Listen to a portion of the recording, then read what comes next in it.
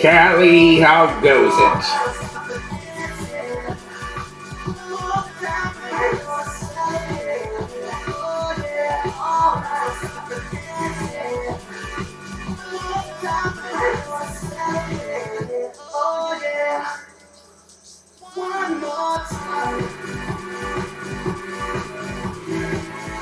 Good, I hope. Good.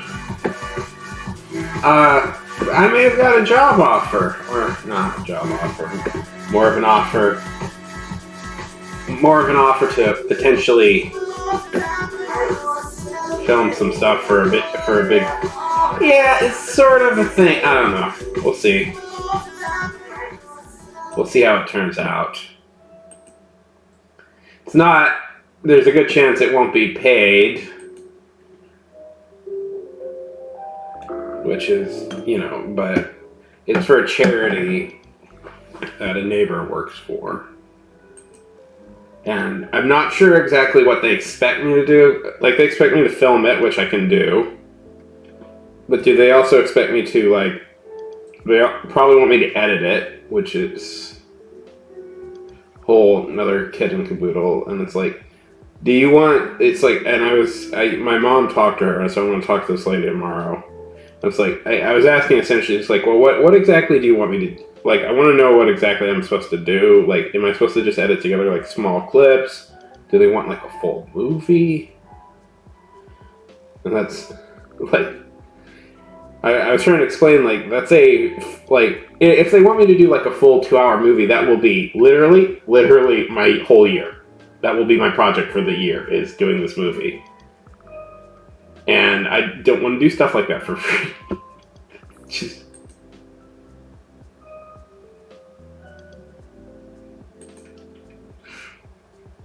Anyway.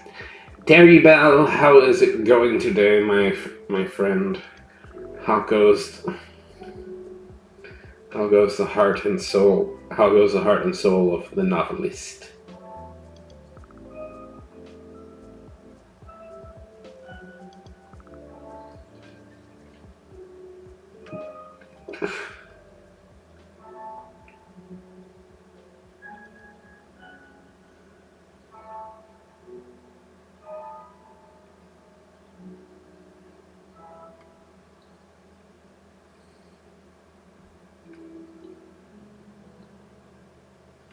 That's good.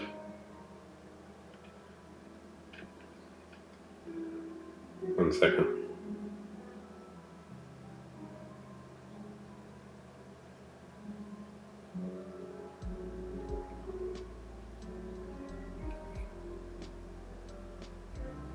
One second. There it is. Ah!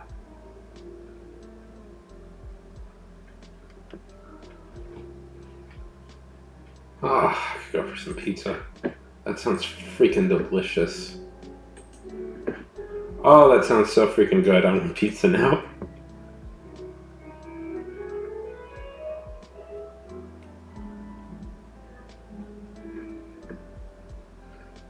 Nice!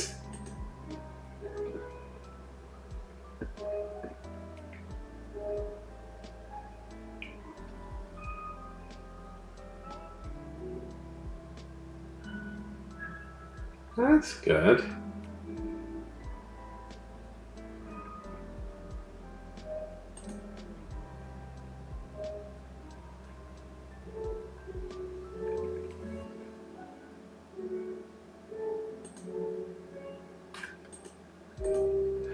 God, I would like... You know what I'd like to do? I would really love... I'd like to make money right now. I think that would fix a lot of my issues if I could just make some consistent money on something.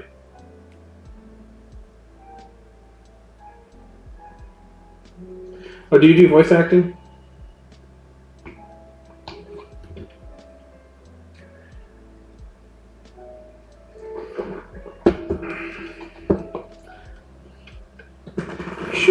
You should. like to do voice acting.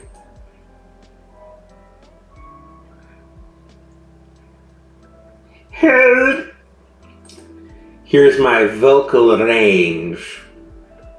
Hello! I'm an evil villain now. Now I'm a sultry hero.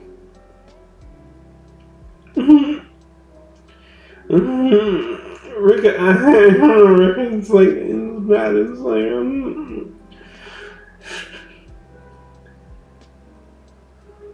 yeah. I think I would be an okay voice actor. Maybe.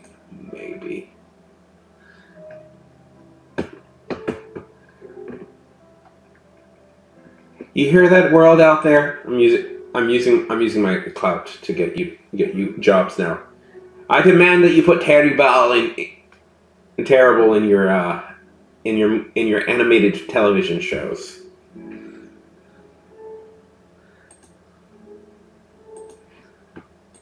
Is Upwork one of those kind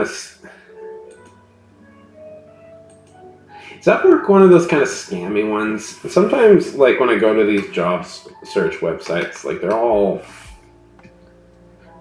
I find they're kind of scams more than anything.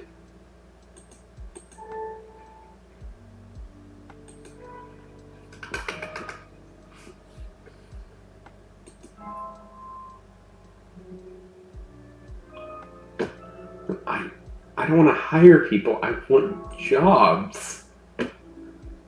I remember I took a job. Inexplicably, there was a job for like a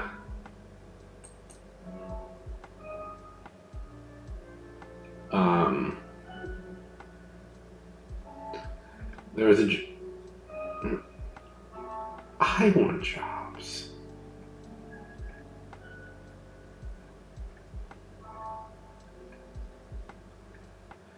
There was a job. I was on the site, and there was this job for like a travel agent. Like they were looking for travel agents. I'm like, okay, I guess I could be a travel agent. I didn't know travel agents even existed anymore. So I signed up for it, and it's like, well, you got to meet at this specific place. So I was all excited. I got an interview. I did a bunch of testing, and then the interview had like 30 other people in it. And novel, you know what it was? It was a multi-level marketing scheme. It was literally an MLM. You had to like, yeah, that's all it was. It's like, it was just like this lady, and it's like, I thought I was going for an interview, and it's just like this lady, and it's like, well, let me tell you how to be your own boss. I've only been working there for 4 months, and I can already tell you, and I'm like, oh, it's like I got stuck in an MLM scheme like right away. Made me real cynical about like.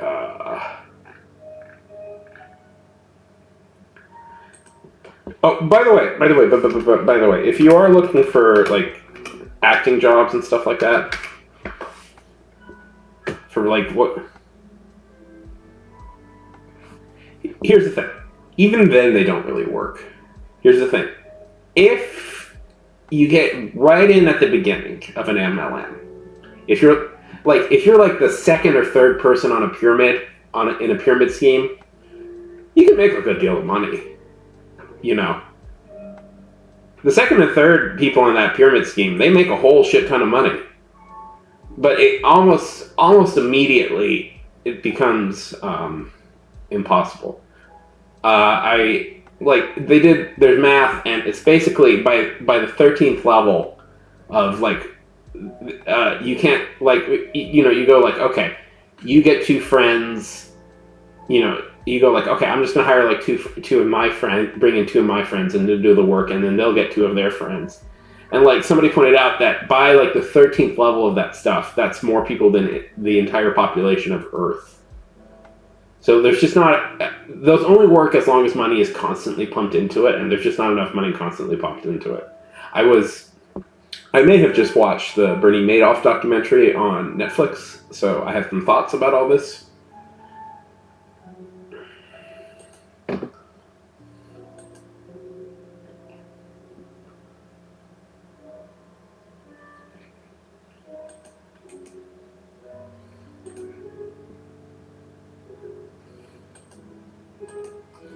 By the way, if you are looking for jobs for voiceover work and stuff like that, may I suggest Backstage?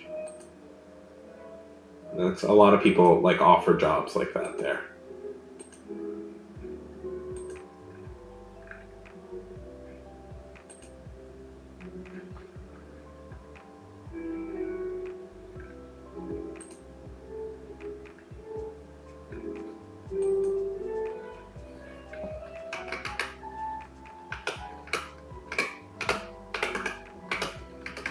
I have many thoughts. I could discuss that Bernie Madoff document. I kept calling him. What's so funny about? Yeah.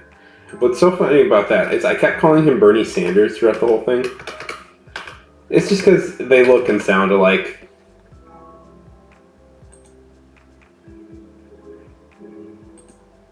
I was like, yeah. I mean, I don't know.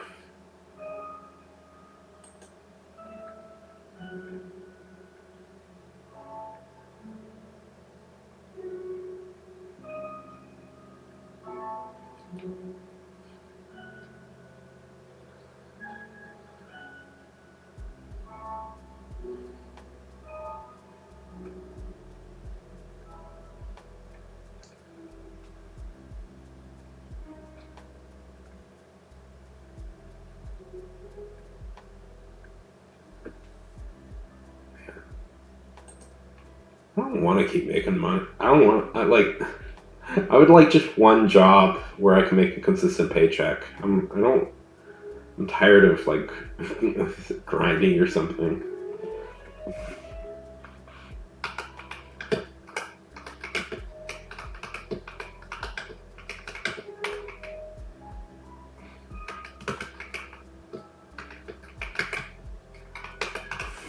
Of like.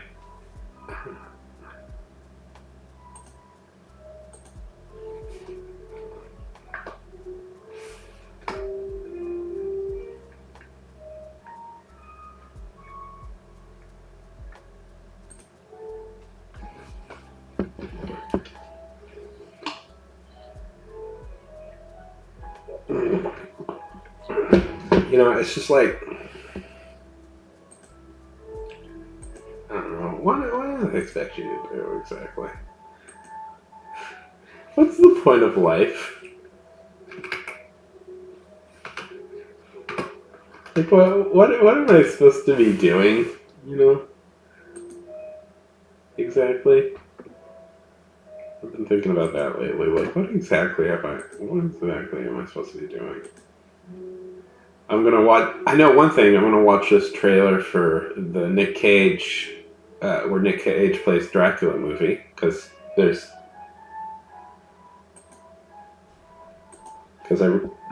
no more perfect casting than that.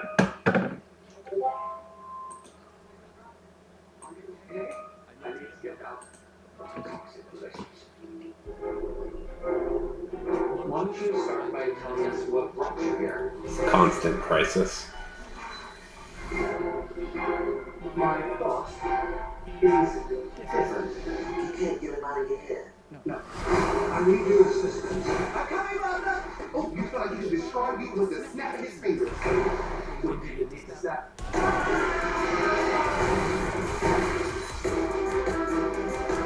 Okay. No, that sounds familiar. Yeah, what?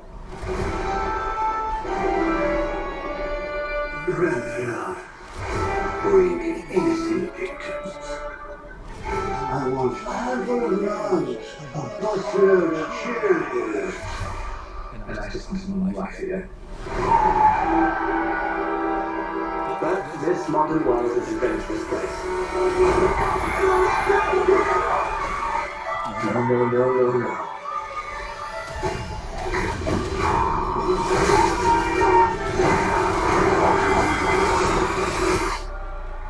Thank you. You saved my life. Did I watch you cut a guy's arms off with a decorative survey fire? It's interesting. Let me explain. My boss gave me this power. In return, I tend to dig things that you care, Phoebe. You bring them people to eat? You're like the guy that gets the villain's Postmates. If you would stop focusing on his needs, what would happen? He won't grow to full power. Exactly, he won't grow to full power. What? That's so weird. Why would you phrase it like that? But yes. Hi, are you here for the meeting? Well, come on down. Don't call me the Dark One. I am the Lord of Jests. To most, I am the... Okay, obviously we're dealing with a little bit more than just narcissism here. Now, that's it.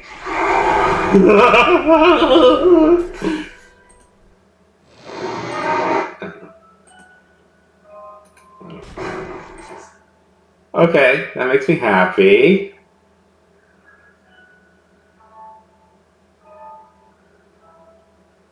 Yes, yes. Okay.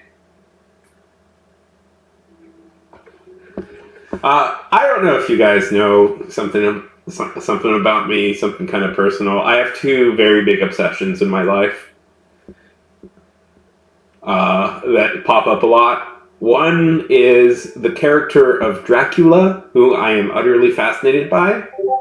And two are the films of Nicolas Cage, another person who I am utterly fascinated by. So it's kind of like the perfect movie for me. I like vampires. I like vampire stories, but I don't like... I like old school vampire. I like old timey vampires. I get very bored by like modern vampires.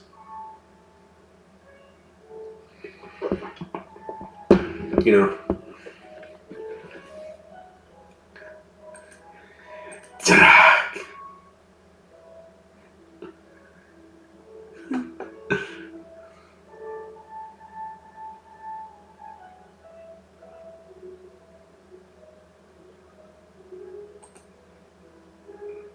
Let's just watch that last little bit again, because I was enjoying that. I like Nicholas Hoult. Nicholas Hoult was a good actor. I like him quite a lot, and I'm glad he may be getting something. But Exactly, he won't grow to full power. What? That's so weird. Why would you phrase it like that? But yes. Hi, are you here for the meeting? Well, come on down. see, because vampires can't enter places if they're not invited. Don't call me the Dark One. I am the Lord of Jests. To most, I am the Dracula. Okay, obviously we're dealing with a little bit more than just narcissism here. Now, that's it. I do like that Universal seems to be like... Right? That's fun. I like it.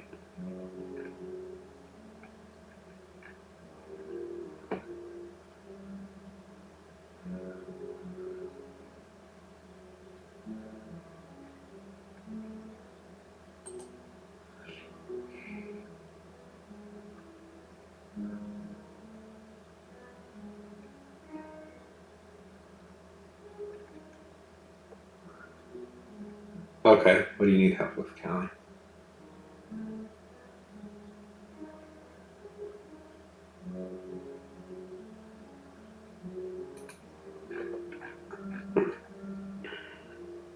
That's a whole heck of a lot.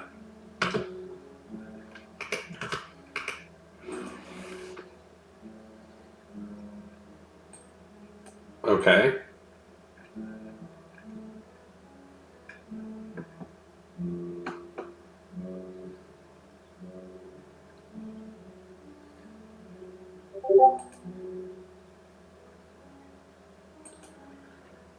Yeah.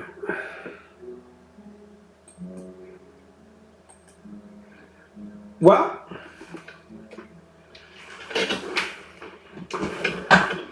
it's a nerve-wracking position sometimes to finish a story. A lot of writers do get stuck at the ending. I know I certainly have, where it's just like, well, what am I supposed to do? I did it. How am I supposed to actually end this thing? Take your time with the ending. Remember, you always have time to go back to it. There's nobody's read this book yet, so you have all the time in the world to fix it. So just be cautious and take your time.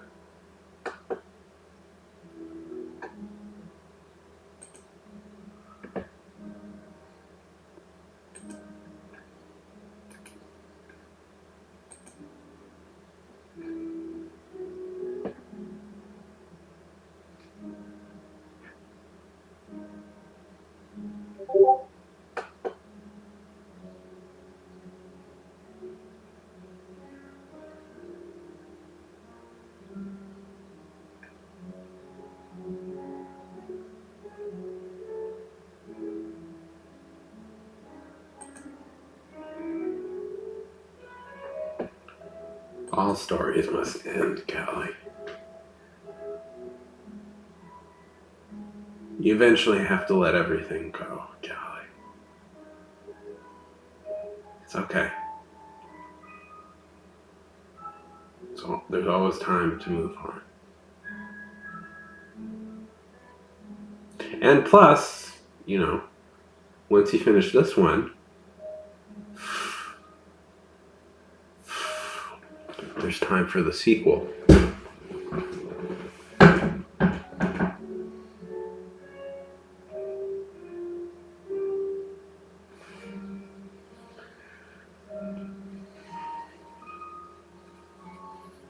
Just make sure that the young lovers find true love. That the villain is defeated or redeemed, and everybody ends on a mildly happy note.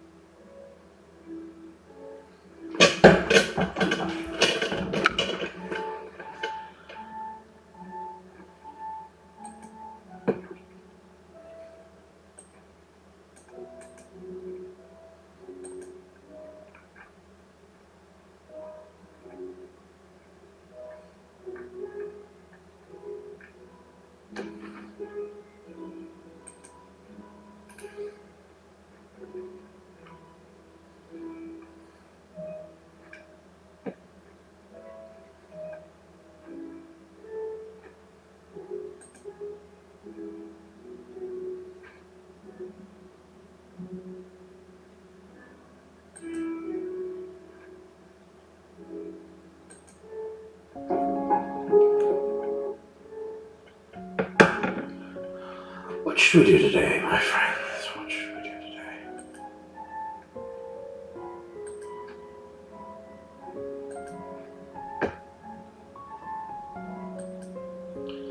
So, funny story about this auto program that I like to use. It has 600 free hours every month, which is usually not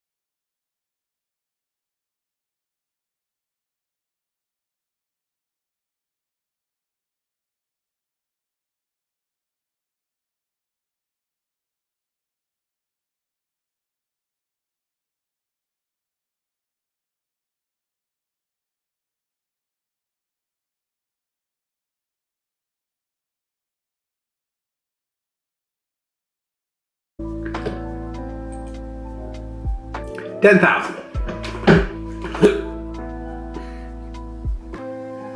So this is a short story.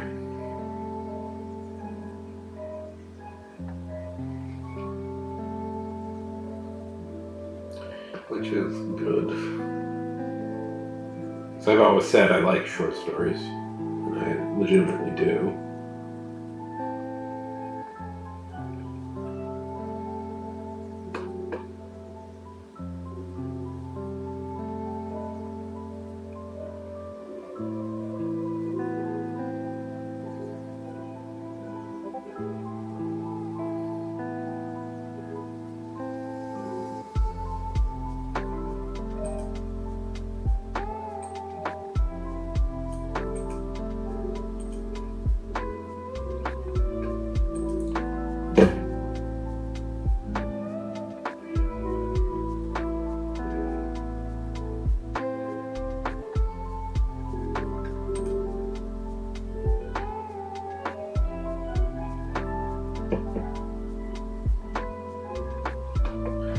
So this is, Callie's here. And Callie no offense, Callie, but you do tend to be a little bit distractible.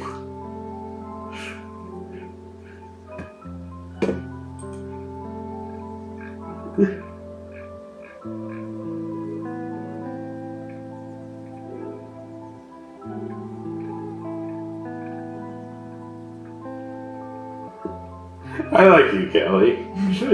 You know, it's somewhat hard to get you to focus on stuff sometimes.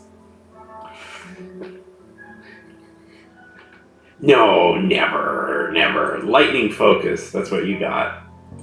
To be fair, I'm kind of like that too. It's like, you know, the thing about it is, it takes me a minute to, like, just get ready to go. Like, you have to, like, just, like, you have to kind of get yourself in the right mindset and stuff like that, and, like, force yourself to, like, start right away is somewhere that, like, just kind of screw it. You know, you can start prepping yourself for stuff, but it's not like you're gonna...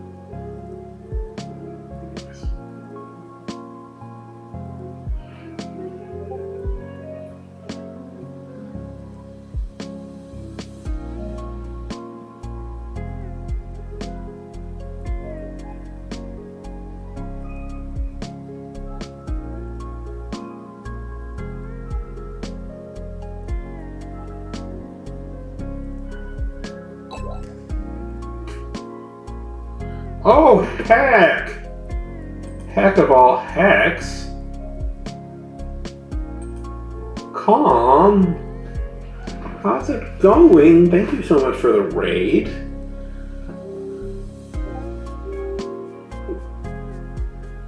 I'm good. It's a slow day. We're slow, but we're getting there. It's good to see you. How was your stream?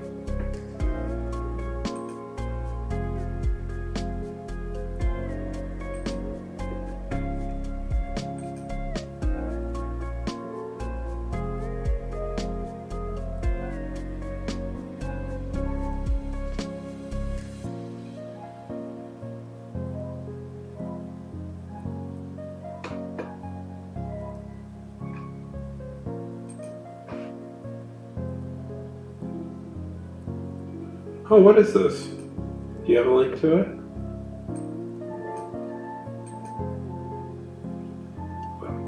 Oh, look, my friend. Look. Oh, money. I don't want it. That's money.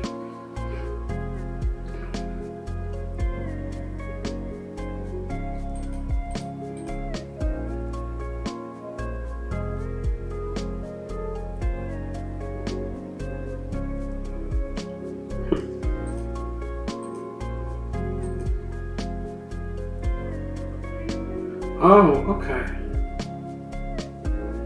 Oh, that's not a terrible thing. Here you go, kid. Huh.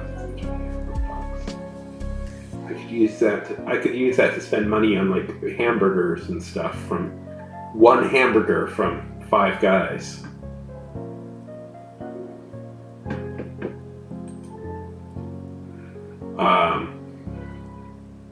Okay. Everybody who's here, everybody who's still here, tell me what's everybody else working on? Who's still here and wants to talk and isn't exhausted?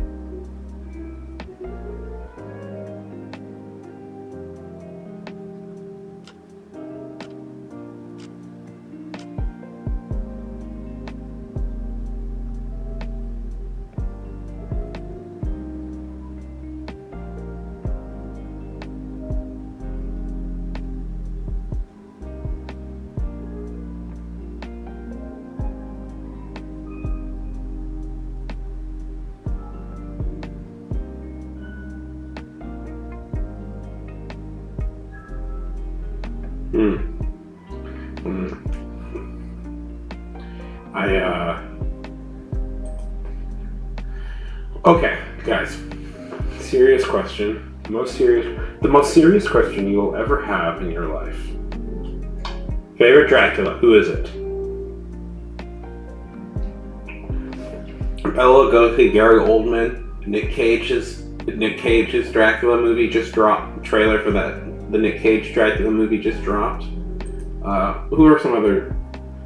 Oh, there's Spanish Dracula. I always forget about Spanish Dracula or Mexican Dracula. I don't know. PC. It was literally made for Mexican audiences, so they call it. It's literally. So, if you guys are curious about things, I'm just going to talk about it because it's something that I'm interested in. Okay, so when they were making the original Dracula movie with Bela Lugosi,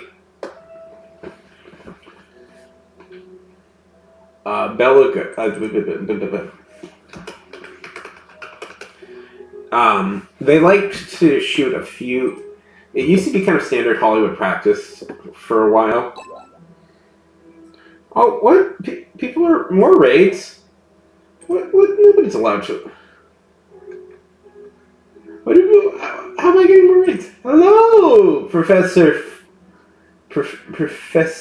X for Awesome. Hello. How's it going on this fine and fantabulous day? What honors, what joys it is to see you, my friend. Thank you for the raid.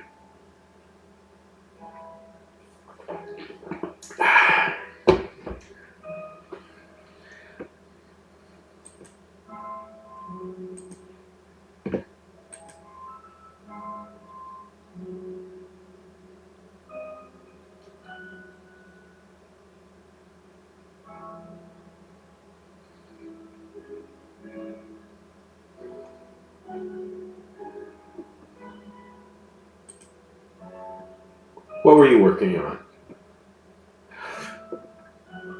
Wondrous!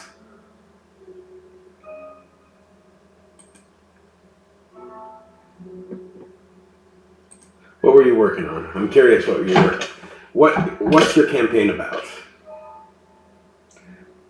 So you're a D&D player?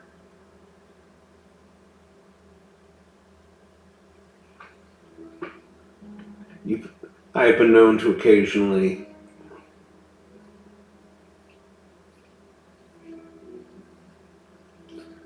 My fingers are a little. Play the D&Ds myself.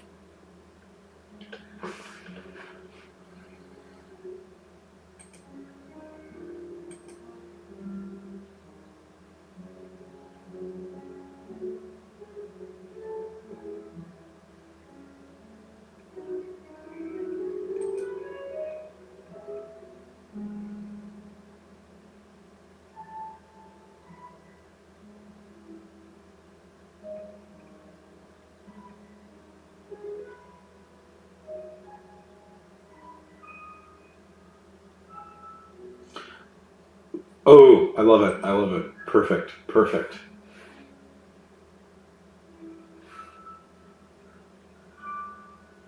That sounds like a lot of fun.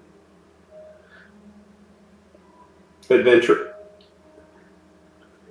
I was just saying, we need more fantasy inspired by. Oh, that sounds super exciting.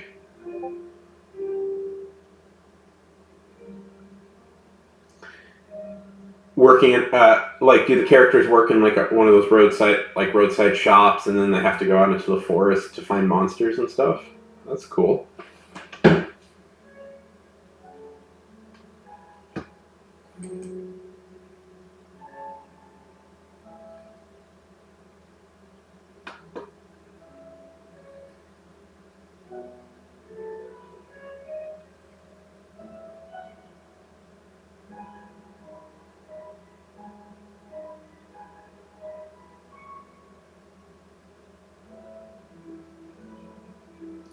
I like that idea a lot.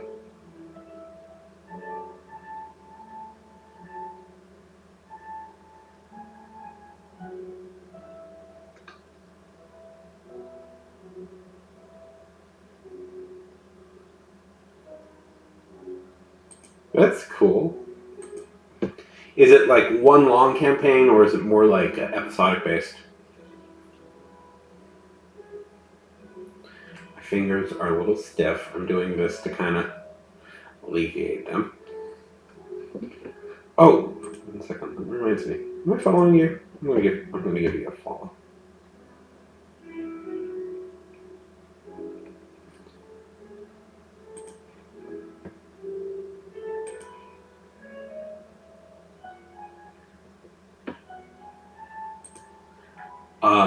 Do you know that you're still on, right?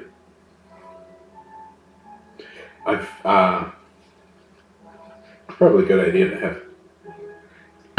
See, I like that idea. I was in a D&D campaign recently, and it was... thank you for the follow. I love the guy, I love the people in there, and I liked the story, but I felt I had gotten pretty burnt out with it. Like, we had been doing it for about a year straight, and like, maybe this is just me having like a shortest attention span or something, but I kind of got burnt out doing the same plot over and over again. And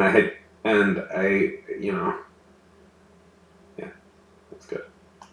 And I don't know, it's mean because I like the people so much, but I was just like, at a certain point, I had just totally lost the thread of what was happening in the story, and I found it so hard to pay attention. And maybe that means I'm just a bad player or something, but it was like...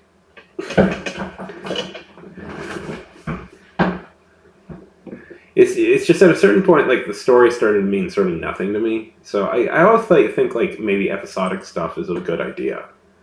Like 2 or 3 sessions... you complete a full story. Not, a 2 or 3. Yeah. Yeah, definitely. Well, I mean, if we want to go to Gravity Falls, there's a whole... Hitch has talked about before about... There was a whole um, behind the scenes thing, and they essentially sped up like 3 years of plans to make it work. But yeah, I don't know. Like, he did not get along well with Disney brass, if from the implications I've gotten.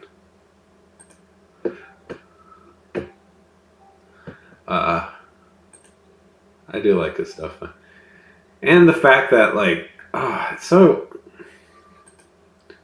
all this people. That sounds like an exciting idea for a D&D campaign. I really like that idea. Can I tell you an idea I've had for a D&D campaign forever? I think this is, I don't know.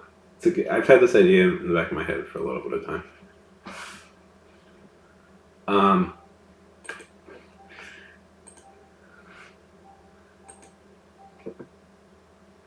Second.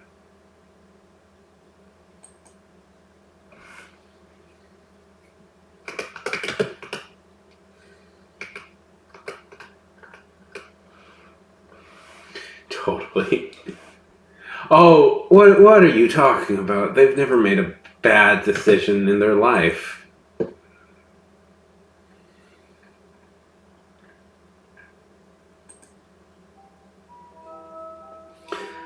Honestly, at least with Disney, it's like $1 billion company that can. Wonderful. I've had this idea for a little bit of time. Yeah.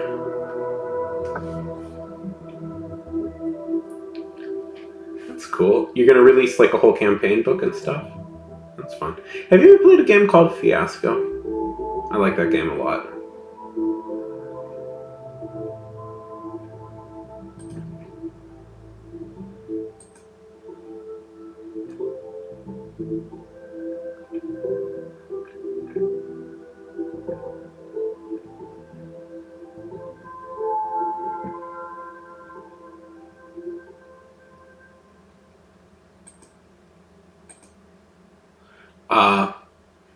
If you could, what?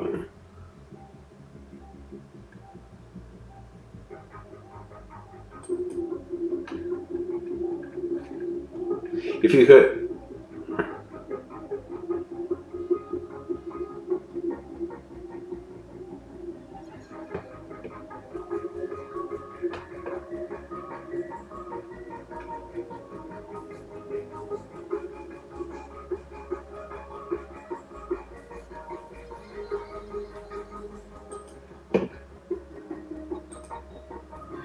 It's funk. Oh, it's a fun game. Hello, Funk. Are you at work? I'll let you lurk. Funk's a good friend of the channel.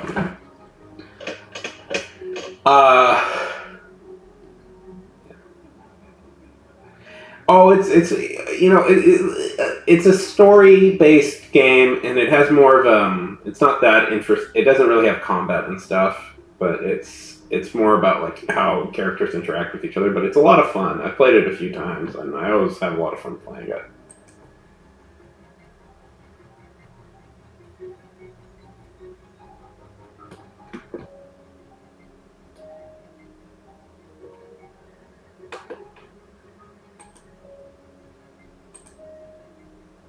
Of course.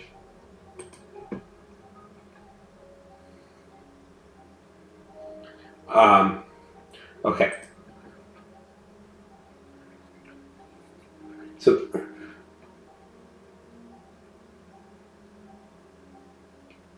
oh, that's lovely. That's lovely. I'm happy that that's happening.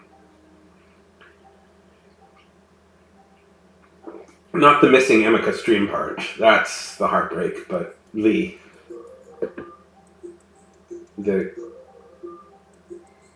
Getting to like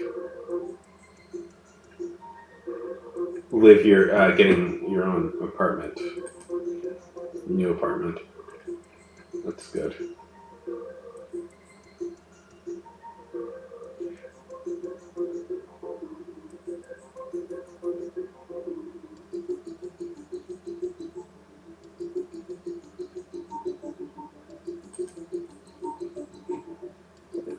There's yes, we love that. Funk, Fox, press S. Well, eventually, hopefully, starting doing something. Press X for awesome here was telling me about his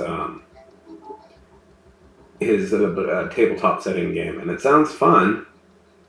And press X, and I was asking if they knew about Fiasco, which is a game I quite like.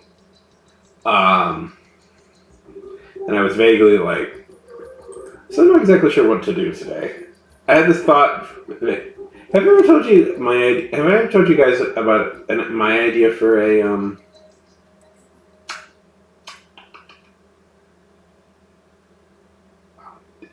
Did you guys just get hit with ads? Tell me, do we have ads going? It's fine.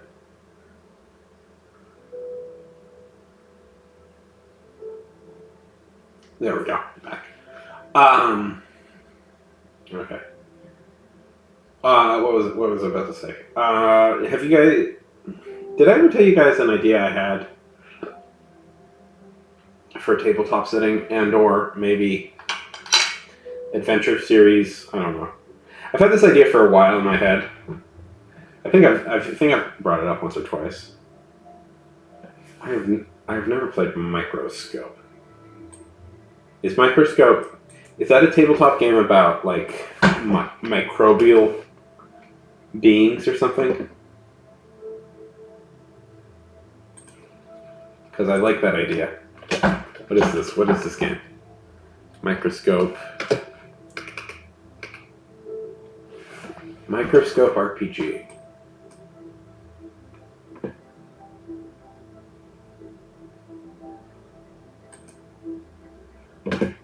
Huh. I'm curious. This is. Do you have? Is this the right website?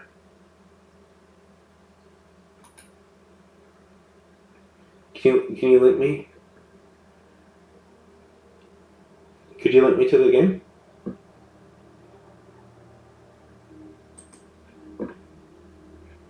Oh, that is the correct one. By Ben Robbins.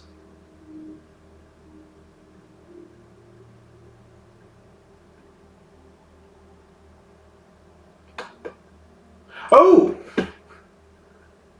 Well, there we go. Jason Morningstar, designer of Fiasco.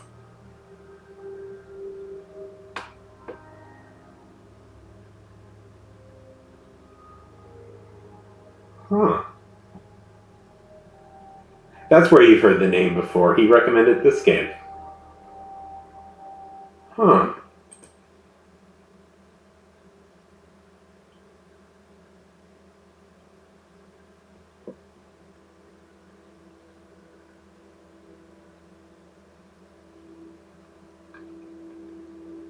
Well, you've kind of interested me.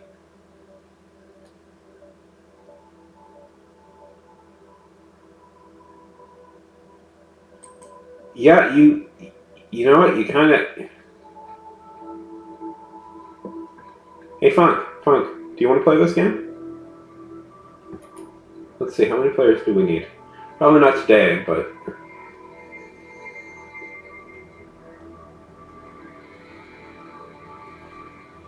How many players? Let's see.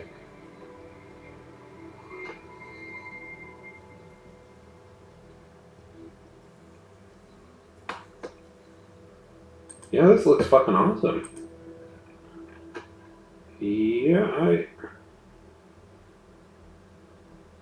Yeah, this looks really cool. 1 second.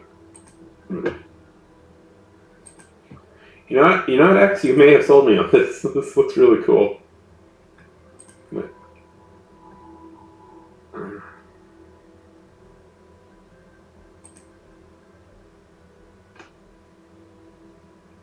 You need at least 2 players.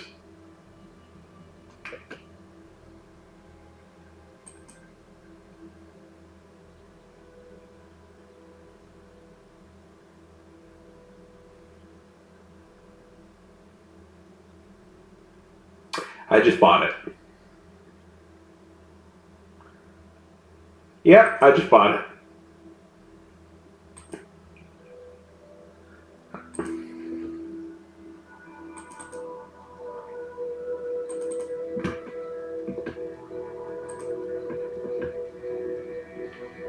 Yeah, this looks awesome. Okay, so how do we play it? Maybe not today, but... Oh. Sorry. That was a mistake. We can play it this weekend.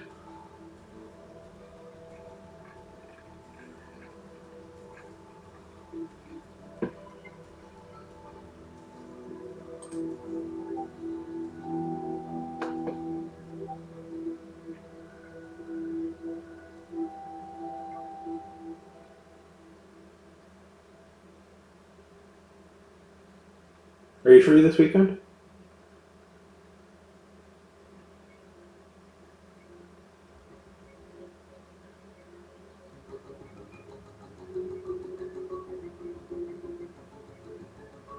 It's for 2 to 5 players, but 3 or 4 are the best.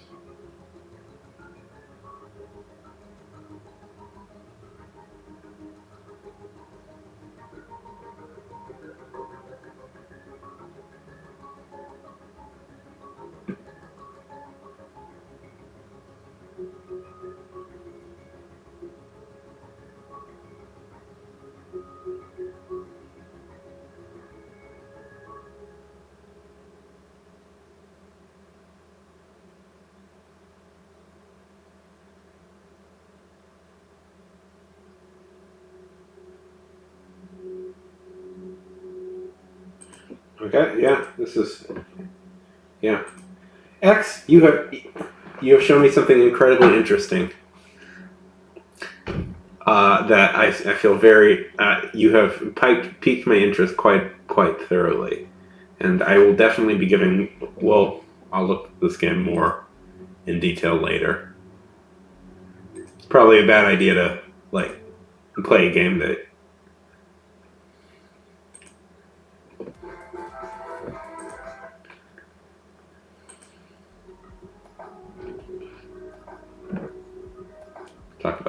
We'll talk about this later, but yes, I am definitely very interested. You have very much piqued my interest on these things.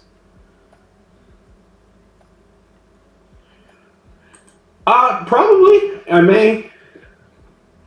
I think I'd like to do like a test game.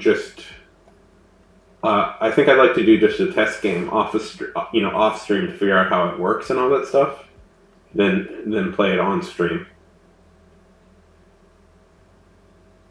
I've streamed some of it. I've streamed like Funk has, yeah. I'm interested in this.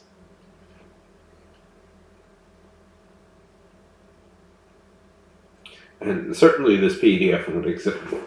I won't post this PDF anywhere. Yeah. Well, X, I would invite you, but I don't know you all that well yet, so... Not that I have anything against you, but it's just I have a general rule that I don't invite anybody onto the talking side of the stream until I know them for a little bit of time.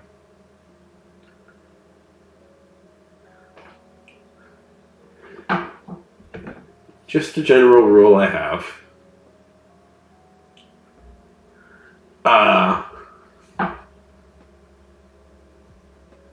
Mostly because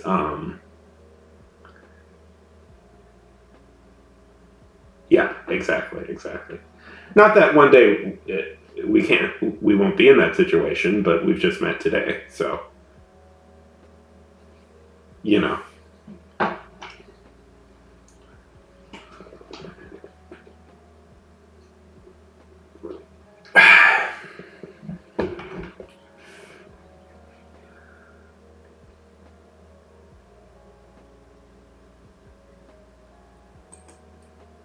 Yeah, this is fascinating. You have sent me to a very, very fascinating degree.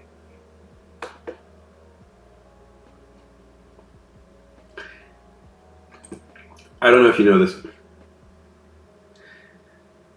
I definitely believe that. I don't know if you know this about me, but I am very fascinated by history. I love history and stuff. And I do occasionally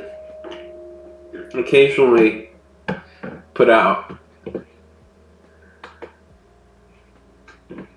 little videos on my YouTube channel about world building. So it's kind of it's kind of the perfect game for me.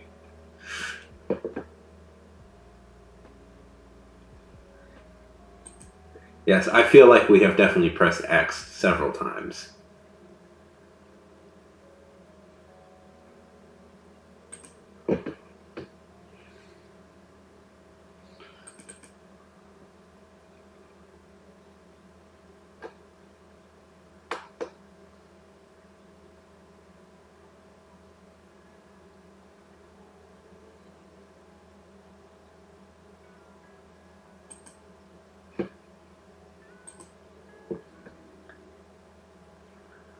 It just looking at. I don't want to play it today. I'm a tiny bit tempted to even try playing it today, but I don't think that would. I think that would probably not be the greatest idea because I have no experience with this. I need to like sit down and read the rule book and go like, okay, this is how this works. And it's probably not the best thing to do on a stream, but then again, what am I doing on the stream anyways?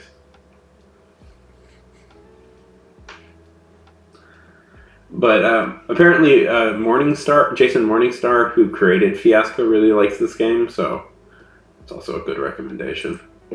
I like Jason. Yeah.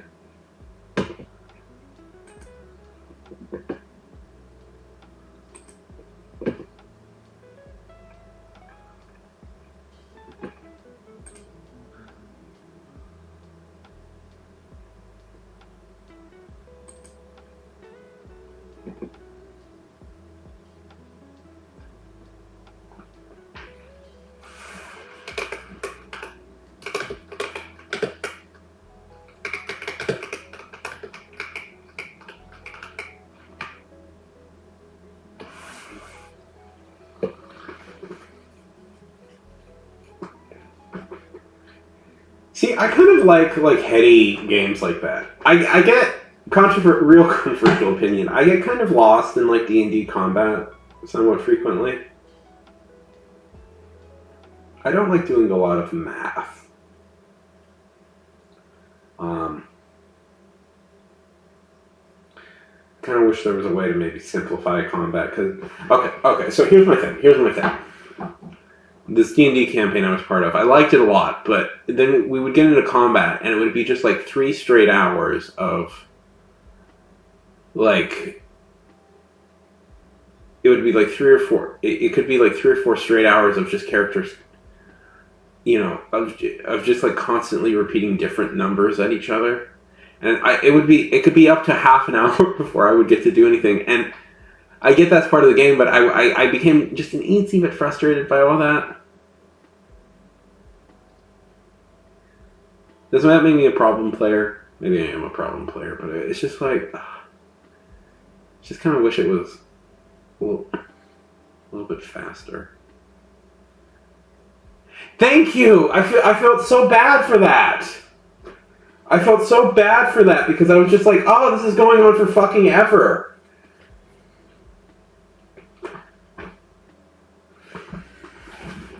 And it was like it was like 6 hours of my day. Every Sunday I would do this. And it's just like and at a certain point you're just like, what am I doing? Yeah, I don't know.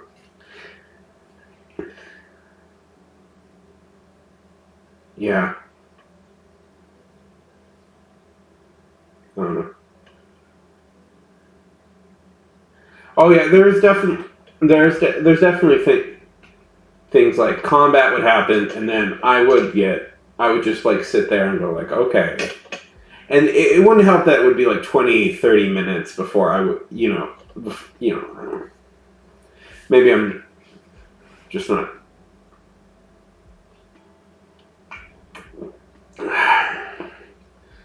And so I would like try and inject like, I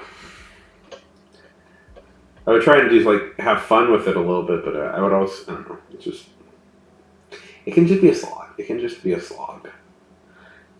And I've never been like that, like anything I've played, I've never been that like sort of a person who like min-maxes or like gets really good at the intricacies of combat. Yeah, that's definitely it. That's definitely one of the downsides. I remember reading about a system that was a lot faster.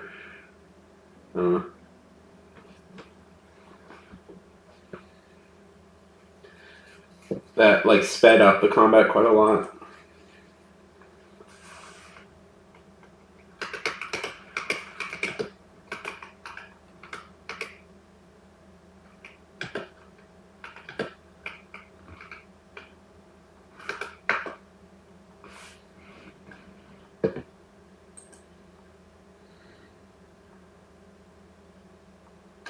Yeah. Well, like D&D is kind of like the default. Not to. Are you? From my understanding, I've only ever really played D&D. I'm going to be in a Pathfinder game this year. But it's from my understanding that D&D is kind of the normie one. Strange Savage Worlds.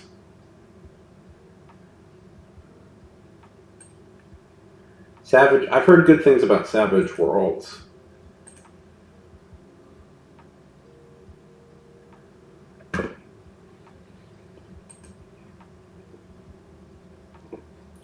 Like I've heard that's the name of the game.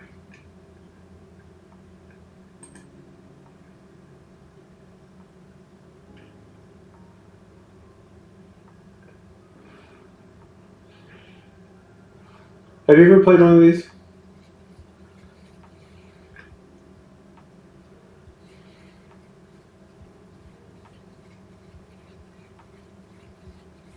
Yeah. I've been wanting to try and organize. I've never played one of these, but I've been thinking, you know what? If I'll get, I'm going to try and organize a Savage Worlds. I'm going to try and organize a Savage Worlds campaign. Although one D&D thing I really wanted to try, is even if the combat is kind of hokey, is the what is it? Spelljammer. They brought Spelljammer back. I've never played a game of Spelljammer.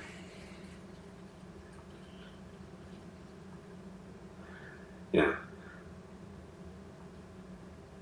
I believe, yeah. I mean, D&D is kind of the default one. I mean, when you think, like, in some ways you can even say, like, the way to think of it is, like, D&D is kind of like I've been thinking about this a little bit. Like, D&D is kind of like the Kleenex of role-playing games in a lot of ways.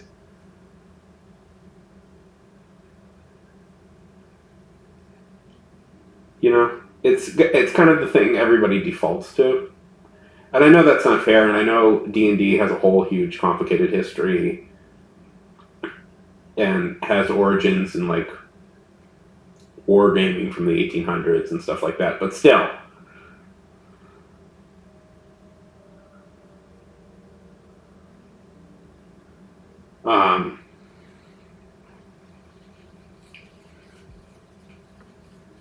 Yeah. It has a complicated past, complicated present, and I'm going to throw out a guess that it probably is going to have a complicated future as well.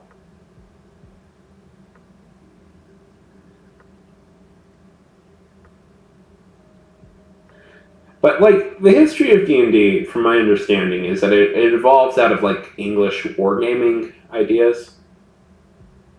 And that can be traced at least back. I know that, like, H.G. Wells and stuff was a fan of that sort of thing.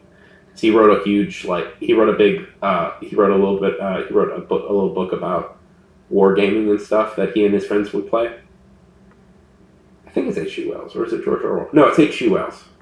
It's George Orwell. I get them mixed up occasionally, even though they did very different things. Their similarity is that they're English.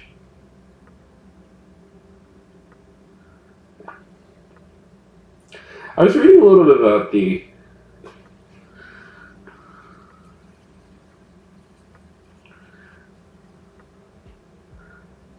What do you think of the movie?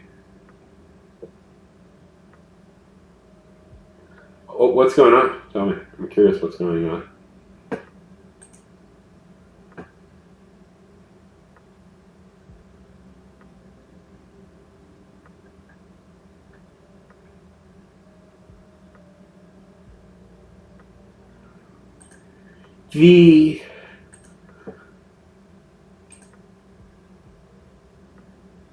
I have seen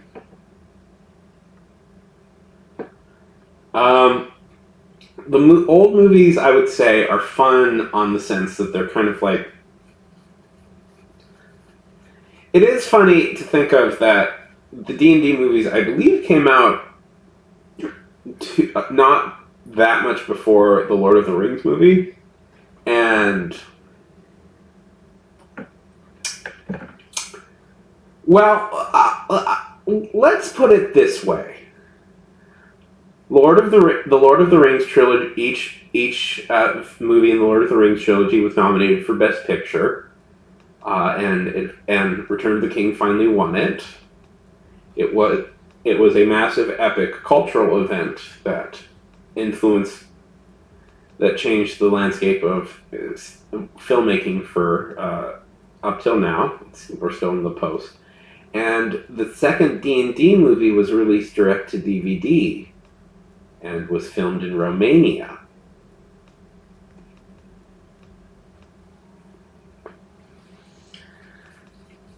And the original one starred Jerry O'Connell from the TV show Sliders, and Jeremy Irons, who was not giving his whole who decided to come in and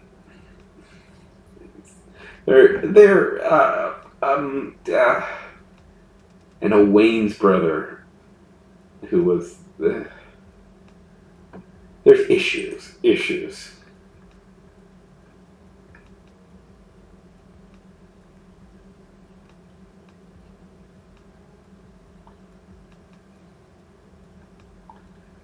Yeah.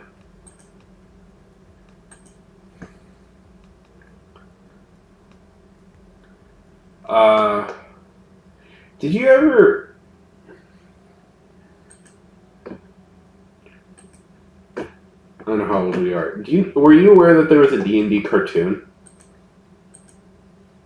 Oh no, I didn't mean to do that.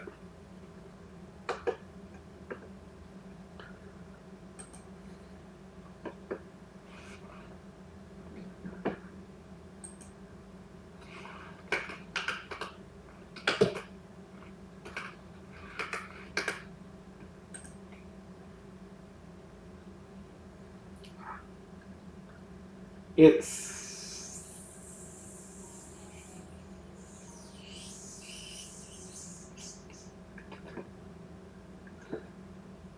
sometimes I think like, okay, tell me. It's very Saturday morning cartoon. It's not bad. There's some fun to be had in D&D. Although I'm always disappointed. Okay, TV shows of the 80s and 90s, especially cartoons. You need to listen to me. Stop making your theme songs just boringly explain the plot of a movie, of your show. I don't like that. I want awesome songs.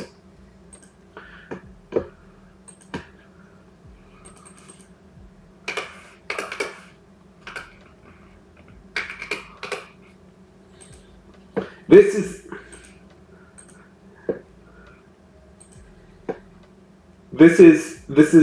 is one sec, no. I'm gonna show you one of my favorites right now. This is for a show called Silverhawks.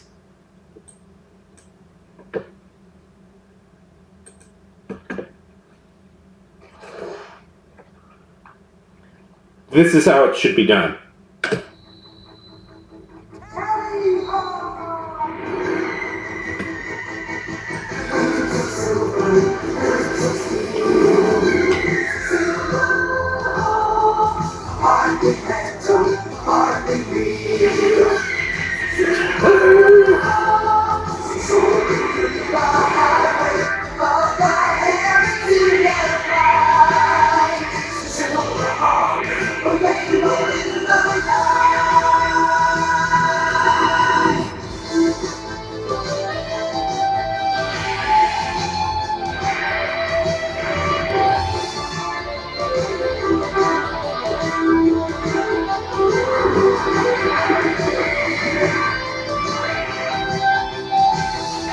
I liked the show as a kid.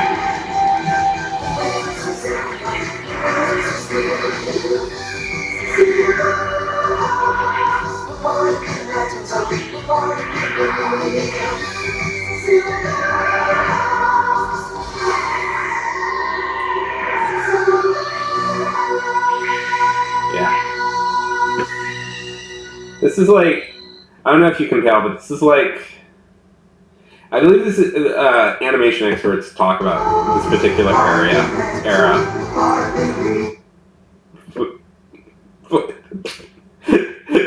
Oh boy, do they, what's that? Talk about this particular era of animation. And one of the things that's notable about like this particular era is that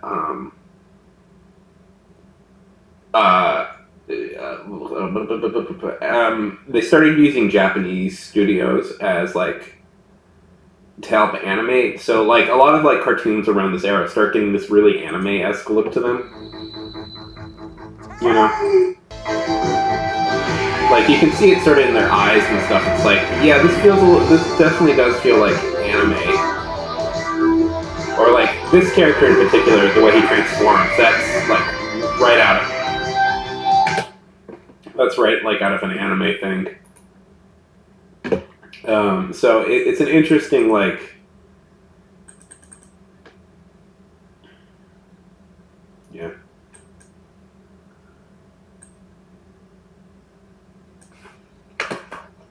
Let's see, Thinner Cats intro.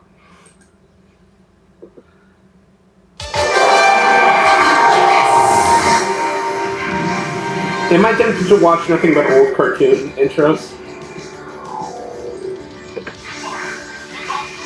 A little bit, yeah.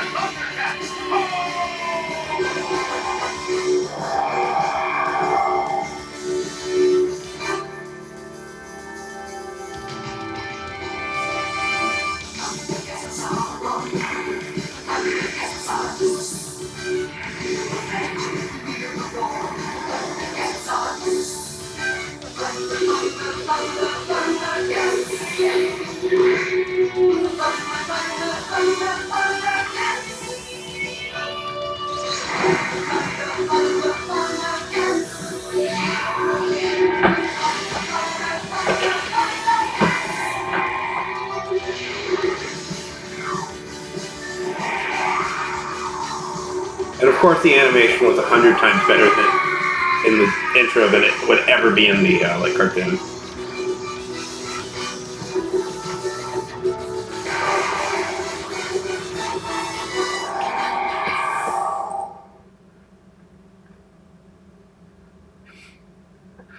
Anyways.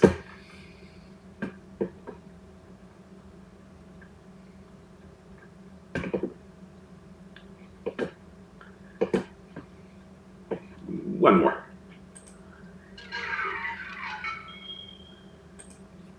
Oh boy, Filmation. That's not a great one. Yeah. Okay, so this is exactly what I'm talking about. These are the type of openings I really hated as a kid. And now.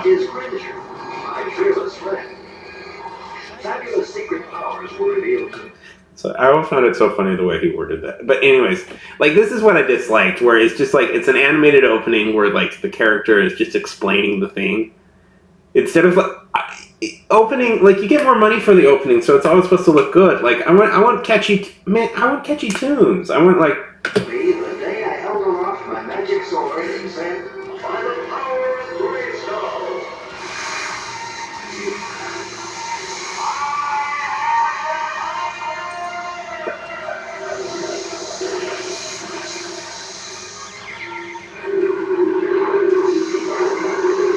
Creature became the mighty See, that's the type of stuff I didn't like as a kid, where it's just like instead of like a cool song and like an opening where like the main characters get to do like fun animated stuff, it's just boring. Like, here's the plot to this television show, children, that you're about to watch. Kids WB was fun.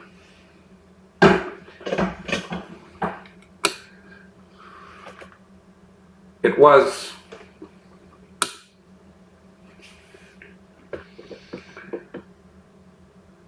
Now I kind of want to like write a story inspired by like old cartoons.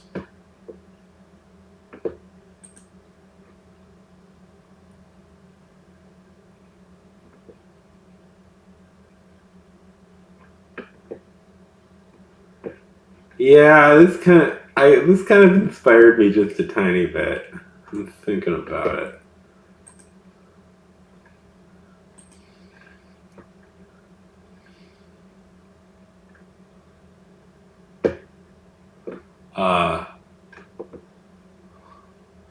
Thunder, thunder, Thundercat. Okay. Let's think about this.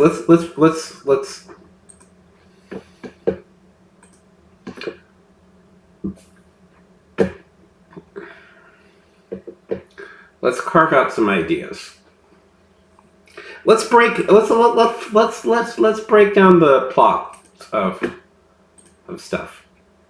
Go to Google Docs. Let's do this. Let's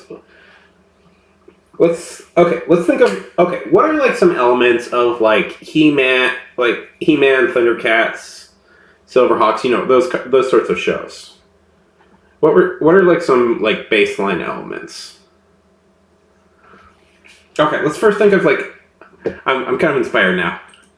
Let's pick a few like shows to be inspired by. I'm gonna say it has to be like 80. I want to do 80s cartoons. He-Man. Okay, we'll do He-Man.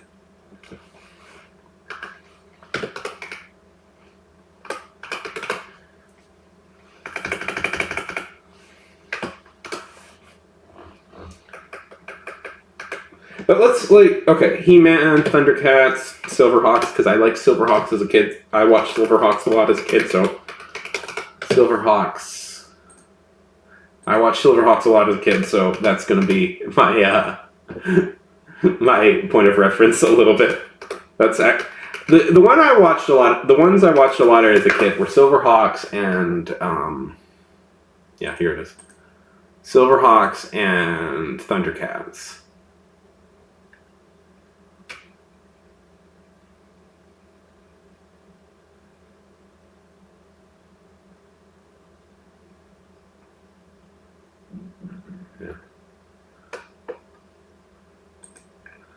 Oh, the Magic School Bus is great. Rankin Bass? This was a Rankin Bass production? It's so funny. What? Oh, I can see it. I hated this character as a kid. Okay, so that's something I just learned. Silverhawks? This show?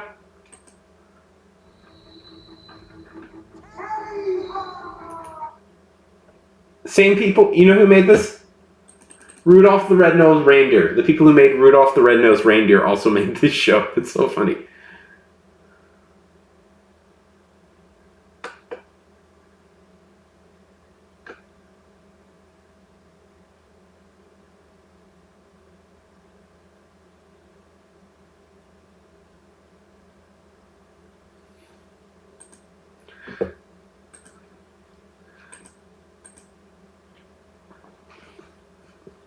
Okay. God, I did like the. My last name is Arnold. It's Sean R. Arnold. My last name is Arnold, so and I had, I've always had curly hair, so as a child, I would frequently get compared to Arnold from the Magic School Bus. I mean, in many ways, he was the smartest because he thought all of this stuff was wild, but...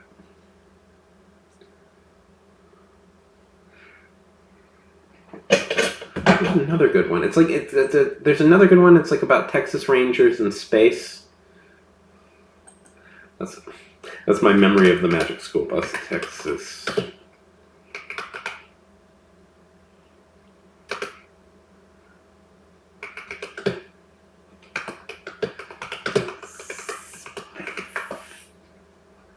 The Galaxy Rangers.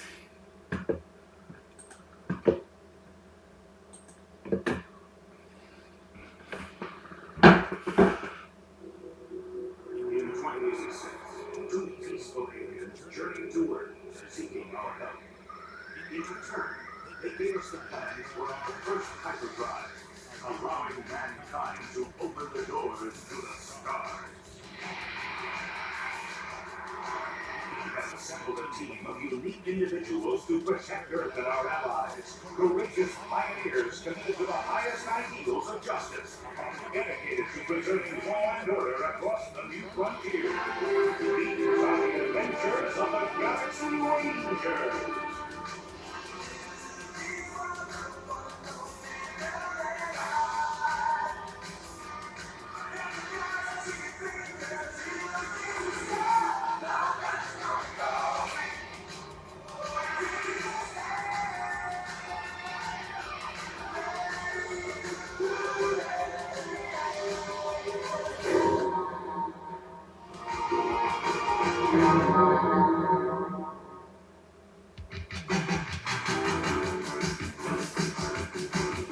Oh, damn it. Galaxy Rangers has good music! It has good music, don't do that! Drives me crazy every time. The Galaxy Rangers is noted for having kind of really good... I think, yeah.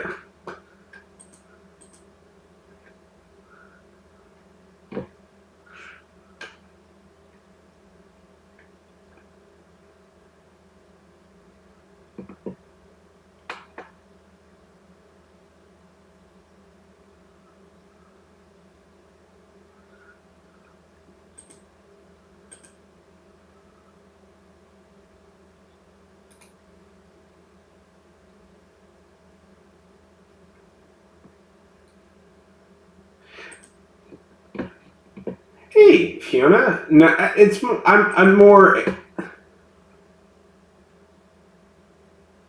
Go to bed, go to bed, go to bed, go to bed. It was lovely meeting you, and thank you for introducing me to Microscope, a game I will be playing because I'm very fascinated by it.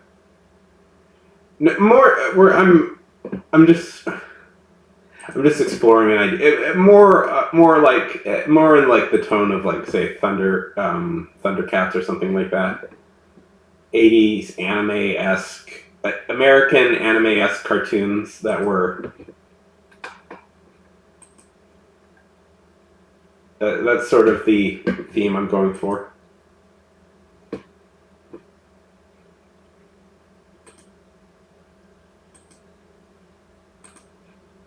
Let's do.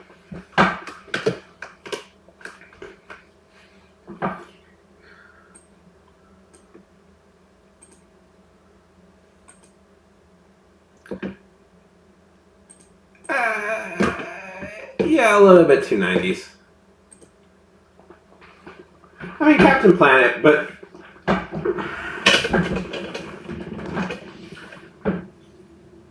all these sort of well, the thing about these is they all sort of share a similar setting and tone. These four shows. Let's see. Okay, so here's the thing. In fact, you could probably describe these as a distinct genre of shows. Okay, so here's like some things they share. It takes place in space.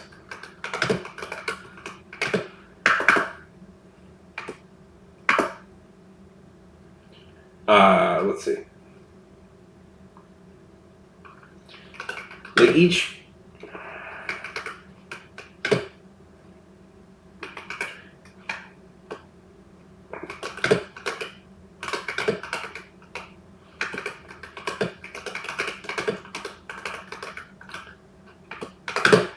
Like, they're all sort of like space operas. They each kind of have a magic themed villain of some sort.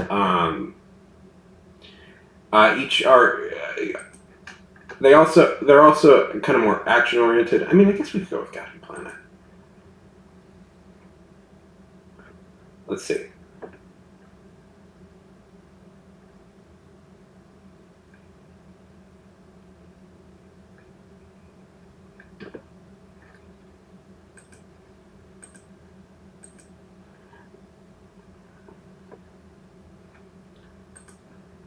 I kind of want to watch an episode or two of these and like...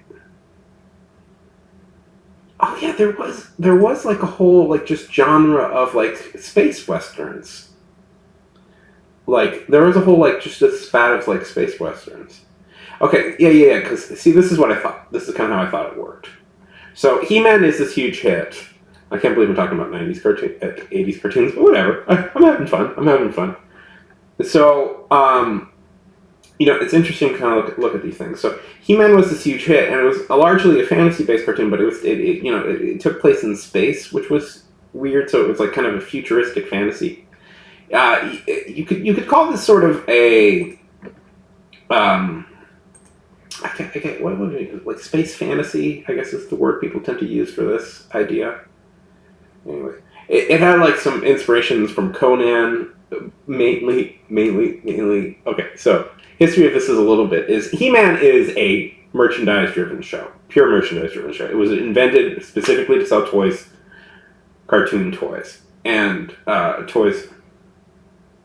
Only so because I can tell you exactly what the inspiration exactly is. Mattel had the Conan the Barbarian license. They lost it, but they still had all these models, like molds and models they had produced to create Conan the Barbarian dolls. So instead of and toy companies don't like to throw away stuff like that because that costs a lot. So instead of stopping that, they made their own character inspired by Conan the Barbarian. That's He-Man.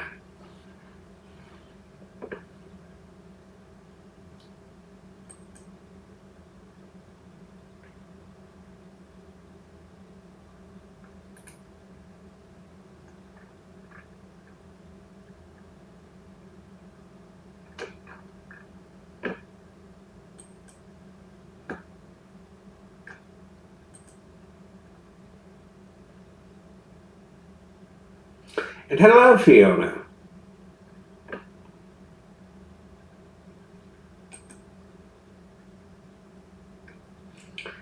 Hi, Fiona. Is it? Hello. Welcome to the stream.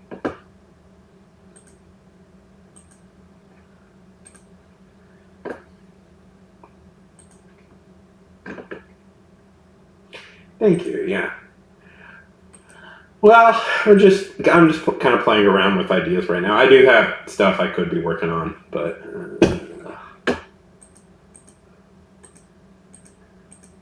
I know editing's important, and I know editing's some. Oh, yeah, streaming, writing and streaming, it's fun.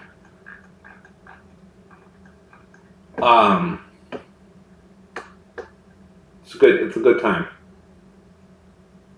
Editing can be fun.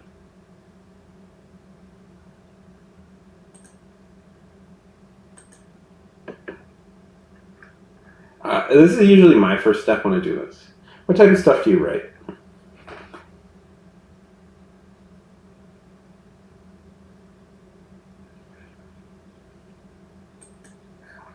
I spelled one of the main characters' names.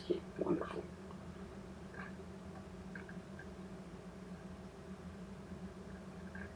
Do you ever use this program? Tell me a little bit about it. What type of stuff?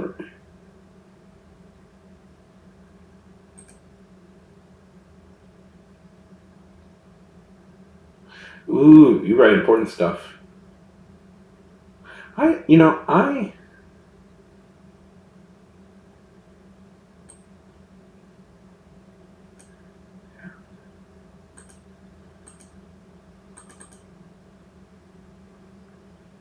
I mean, it's good. It's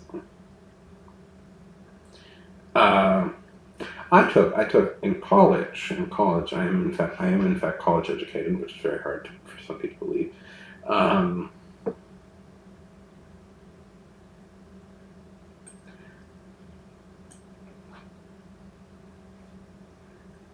I I took a creative nonfiction writing class, and I actually really liked that class. I think it taught me more about being a writer than um,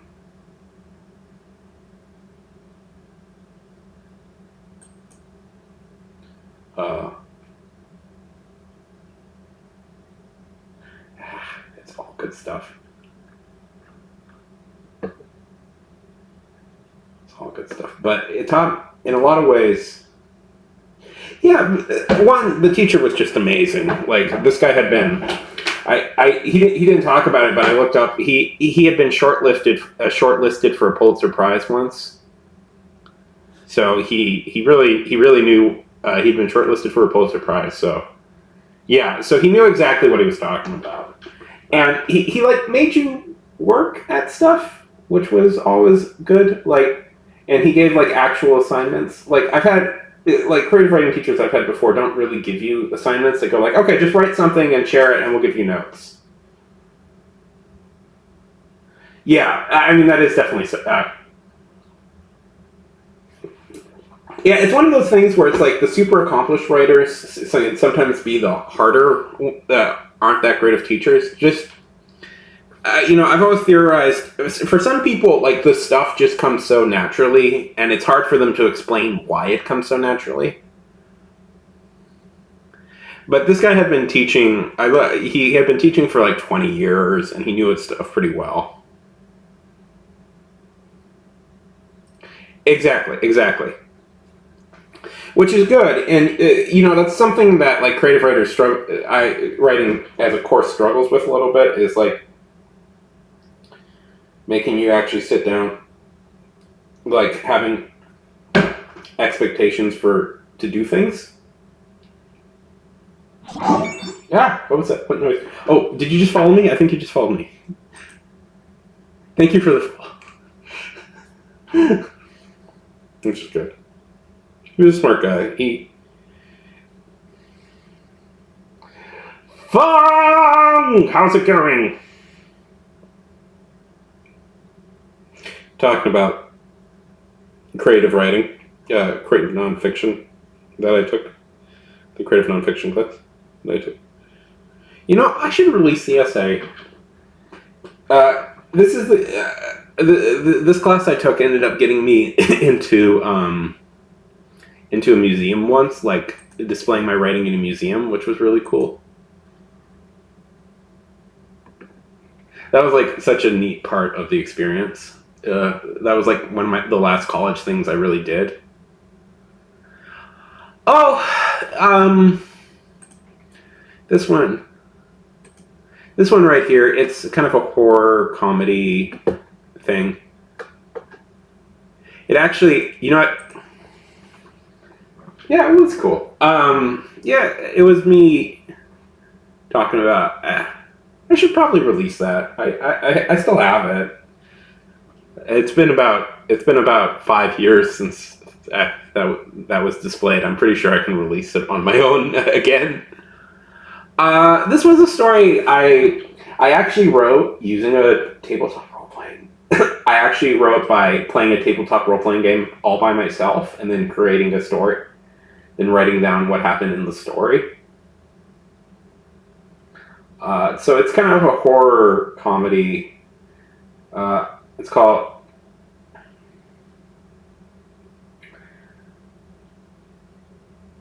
Well, not to.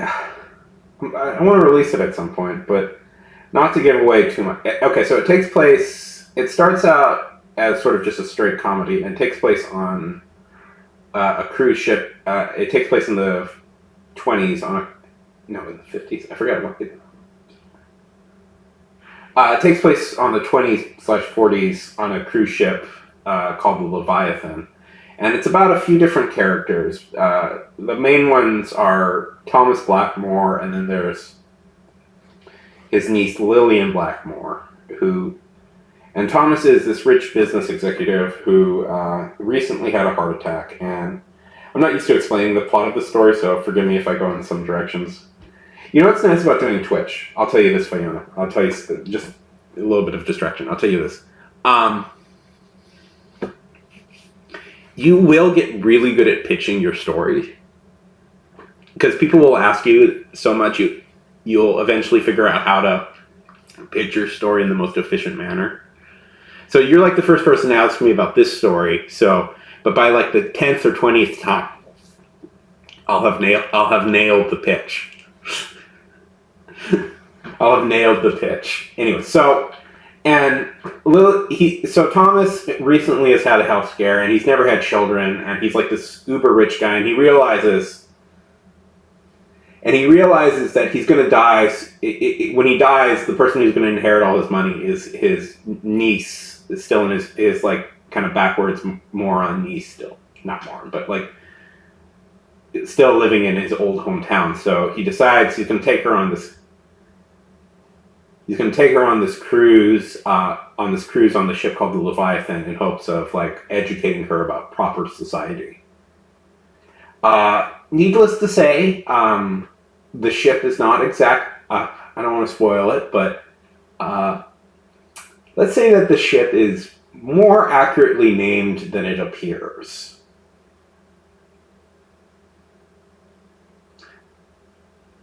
Leviathan may be.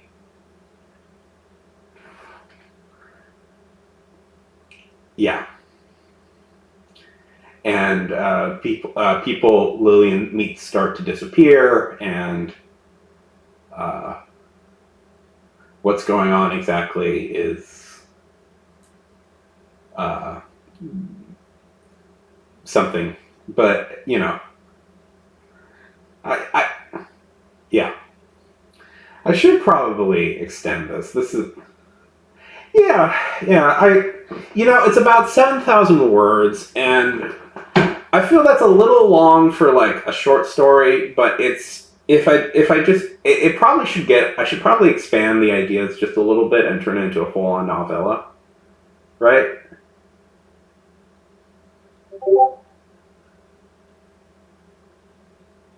Yeah.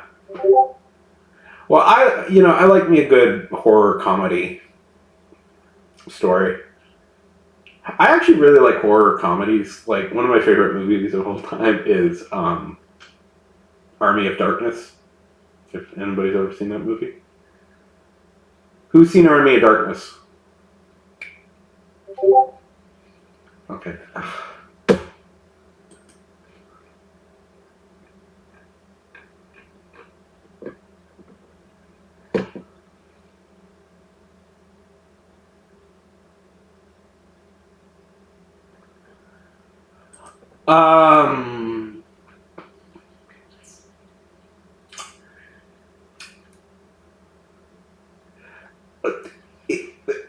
The project may be less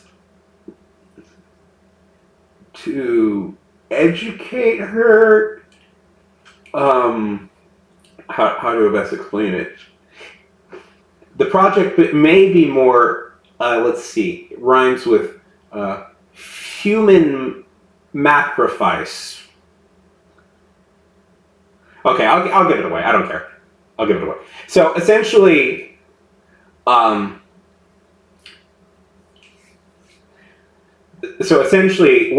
it is that the ship that they're on is actually legitimately powered by an ancient beast, being an ancient like a sea monster by the name of Leviathan. And Thomas Blackmore, her uncle, is actually part of her uncle and the ship's crew are part of a cult that worships it, and he plans. Okay. No, I don't want to. Okay, I won't ruin it. I won't ruin it. Yeah. It's a good idea, right? Yeah. I won't ruin it. Yeah, I like it. You know what? I'm going to turn this into a full-on novella. I think in my opinion, it's a tiny bit too long to be an enjoyable short story.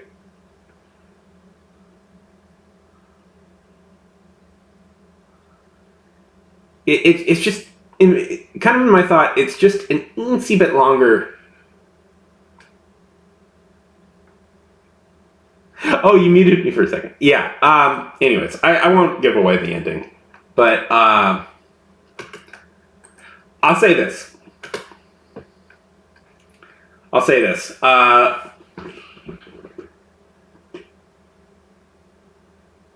Yeah. I'll say this. I expect your sympathies to be with Lillian throughout the story, and not so much with any other people.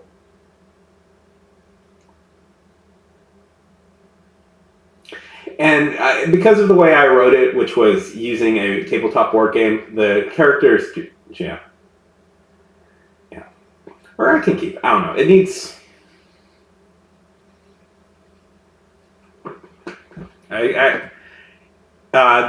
The niece is the main character, really. She's supposed to be the sympathetic one.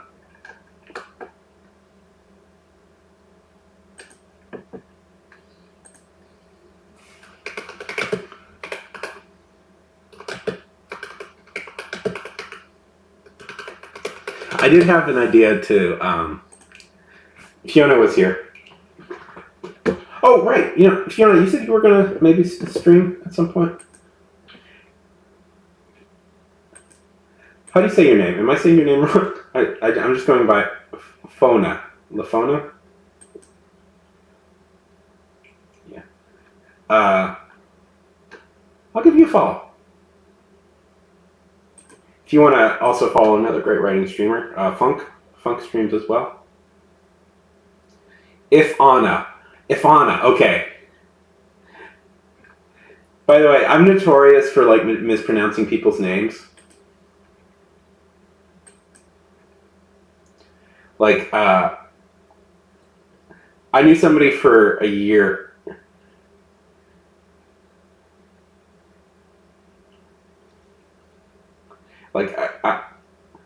Somehow I started calling some. Oh my god! Italia Calvino. Italia Calvino is my favorite author of all time. Invisible Cities is my favorite book of all time.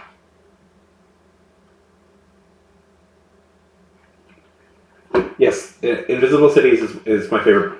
I've talked about that book a lot before on this channel, how much I love that book. Yeah. I haven't read If on a Winter's Night's a Traveler yet, just because it's it's so I don't know. I have such a high opinion of Calvino and his stuff. Invisible Cities is just a straight masterpiece. I read it once, reread it once almost every year. Also, the Cosmic Comedies are so good. If Anna, you have to read it. It's so good. I've been trying to badger Funk into reading. If you don't know, it's also short. I'm gonna throw this out there. I would say read it next because it is a rare book of a rare classic world literature book that is quite short. And honestly, it took me about 2 days to finish reading. It shouldn't take you longer than a weekend, really, to finish it, if that.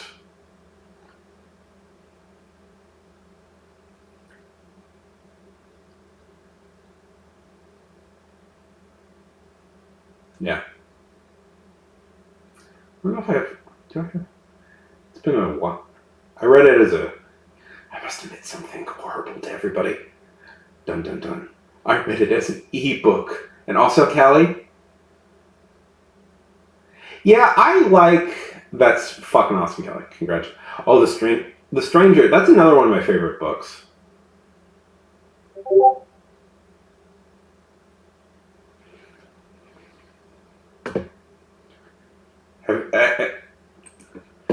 Just talking about cool dude books.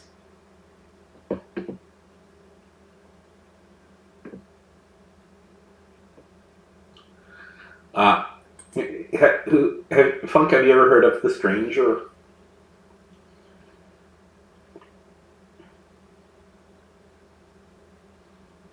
The Stranger is so good. It's so hard to describe. Like that book, which is much more conventional than Invisible Cities, is so hard to describe because it's like it's about.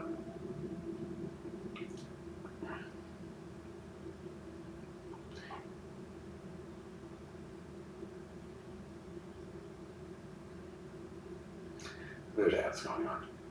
Yeah.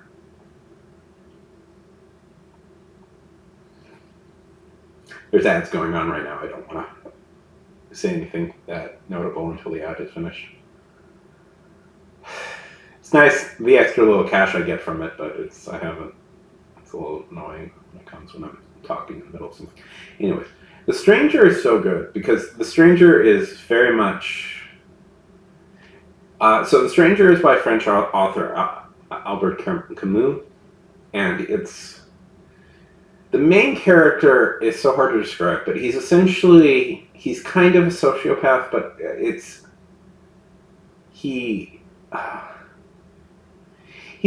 a person that doesn't seem to really feel much of anything, and we'll just kind of do whatever the last person says to do. But he's like, so he's kind of he doesn't like, the thing about him is he doesn't really like make choices ever. It's a whole. Camus was like a philosopher and into like it was a absurdist philosopher and stuff. So like to fully like, so you know, you have to kind of get. It was definitely like the idea of like France at the time, the France Malaise a little bit at the time, but it's like it's this dark, weird, sort of funny story about a person who seems to do like bad things sort of just out of like atrophy or something, where it's just like, and he doesn't even seem to fully understand why he's doing it, but he just does it. And of course, he's like good looking.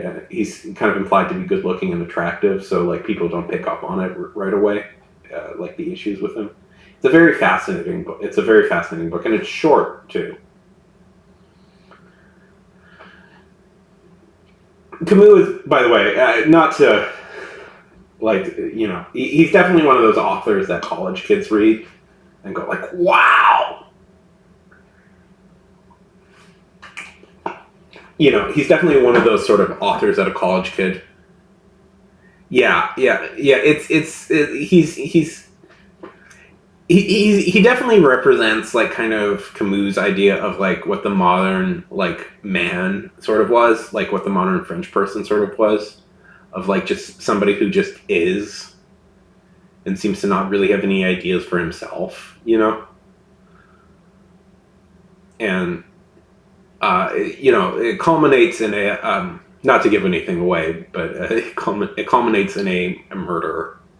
It culminates in a murder, and that's, you know, there's some controversy about who the person. But I actually think it's the fact. Anyways, it's a good story. It's a weird story, but really well written. I do love Camus' stuff a lot.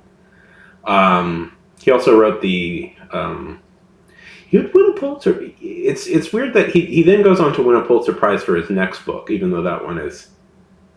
Yeah, it definitely is, and it just happened. It's one.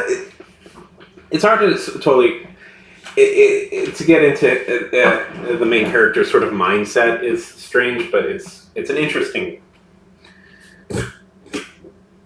way. The Stranger is fantastic. All of Calvino's works are fantastic. Like if If I have impressed anything onto the world here, I want people to read Italo Calvino, a one of the great in my it doesn't yeah one of the greatest in my mind one of the greatest writers that has ever existed.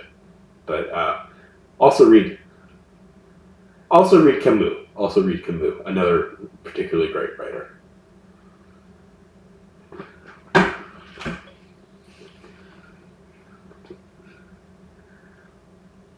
We must impress the computers! Also,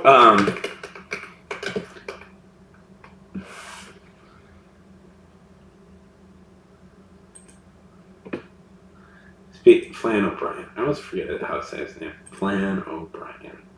Or Brian O'Nolan. Also, if you get... Ifana, have you ever read The Third Policeman? Funk, have you ever... Do you this is, I'll give a third recommendation.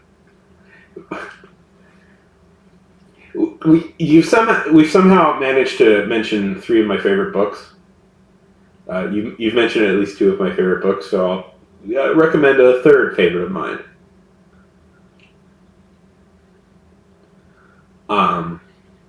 Has anybody ever read The Third Policeman?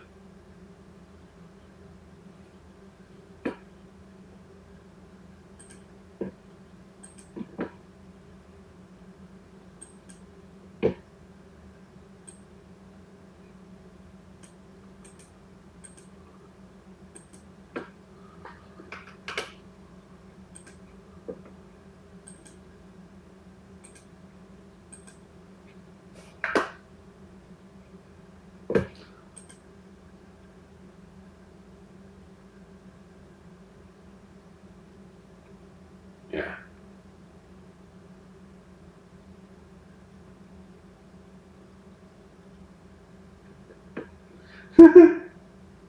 That's funny. I'm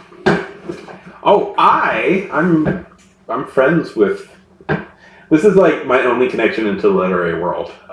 Is that I'm friends with a. I don't know if she still does it. I haven't talked to her in a bit. I'm friends with.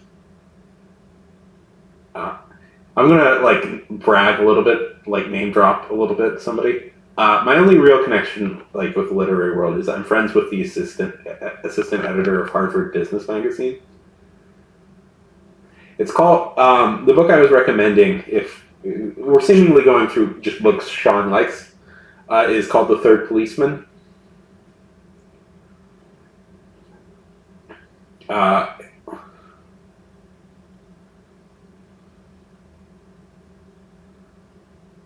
It's by an Irish author known as Flann O'Brien. That's not his real name, but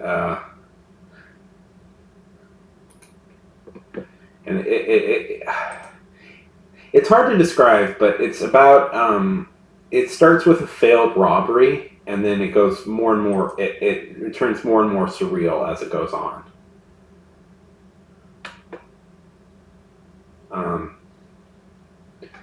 It's considered. I find it funny when I'm looking at this stuff. But it's like I'm looking at the wiki page right now. It's considered an early postmodernist work. So if you like postmodern work, The Third Policeman is a good place to start.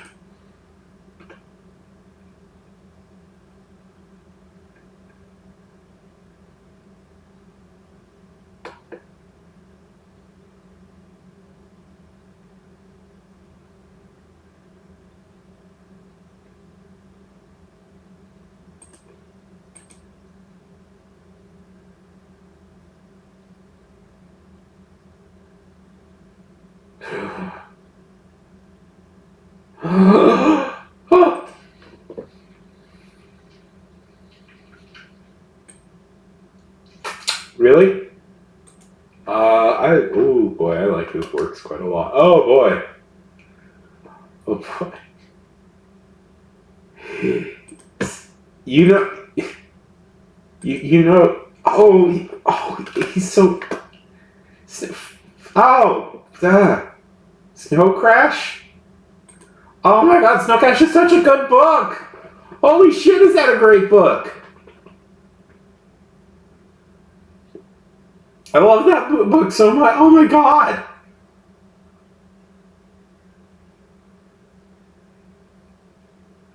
Oh my God. Blah blah blah.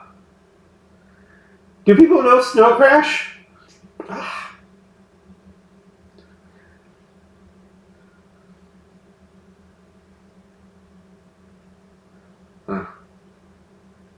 Well, I like it a lot. There's also The Diamond Age, which is a book I've been reading on and off. I should read more of that.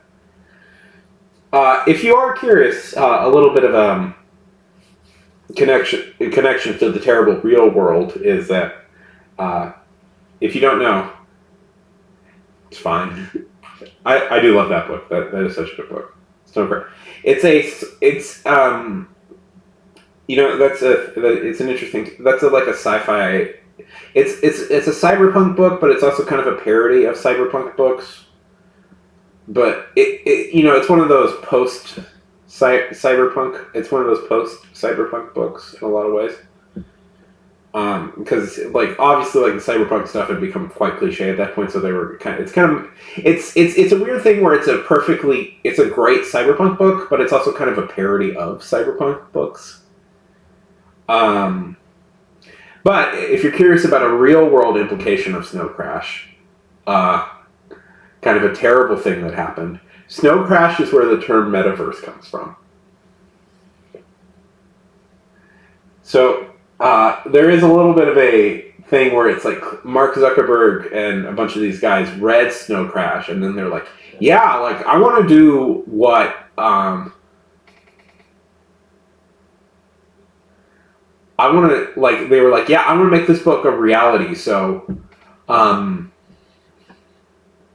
it's one of those books where, they invent a thing, and it's supposed to be it's supposed to be kind of critical of the real world, but they're like, that shit sounds awesome, let's do that. So, if you're curious where, a lot of these weird, ideas come from,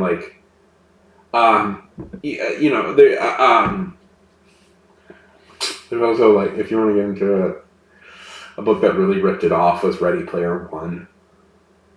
Yeah. Yeah, but it's one of those, Ready Player One is kind of the attempted older millennial version of that. Anyways, not to reveal my opinions on Ready Player One. But,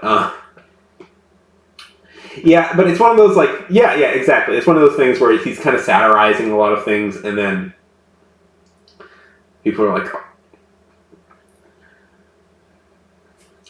so Neal Stephenson is very much obsessed with, VR and video games and stuff, so, any, it's a weird thing where it's, any major multiplayer game, in some way owes, its existence to him. Because, a lot of people then were inspired by his ideas to go out and create multiplayer games, MMOs and stuff, because he had these ideas early on and stuff. It's one of those things. He's a great author, in my opinion. He's a fun. I love his books, but there is definitely a little bit of a if you're into the nerd shit, you're kind of into it.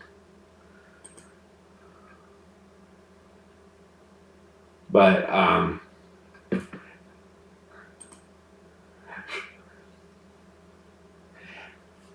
Snow Crash is interesting because it's a perfectly good parody of it achieves what really, truly great parodies do, in that they're in and of themselves, they're a good example of the genre. So it is definitely a parody of, cyberpunk stories. And one of the running gags is there's a whole delivering pizza is considered the biggest business in the world is a pizza delivery company, and there's violent gang fights over trying to get people to pizza delivery people to not deliver pizza on time. so people can get free pizza and stuff. Like there's a whole there's a whole bit about that. And like one of the main characters is a pizza delivery man. So check this. One of the main characters. I don't know if you can tell who the main character would be.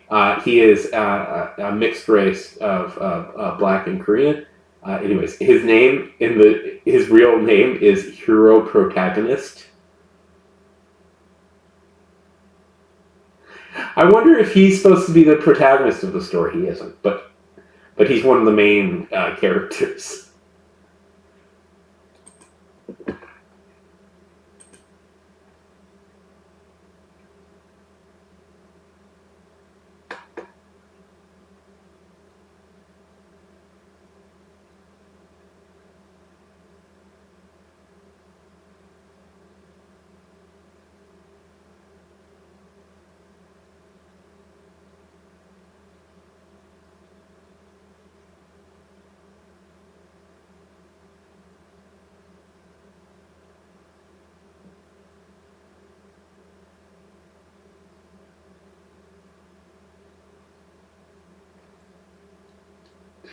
Hiro.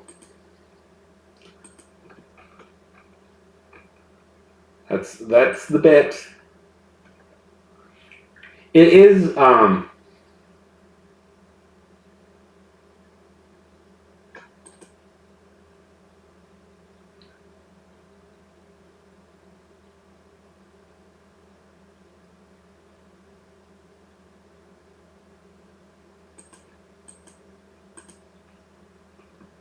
yeah. There is some. I will say there is some there's some dated characterization in there that I'm not a huge fan of, but if you read it, I would caution. One of the characters is I don't know. I was just reading over its TV tropes page and it reminded me of a plot point from the book that I was creeped out with when I read it as a teenager and as an old person now, and oh right, yeah, that was creepy. I forgot about that.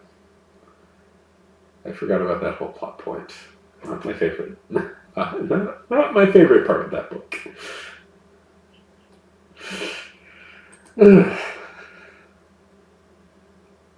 Yeah.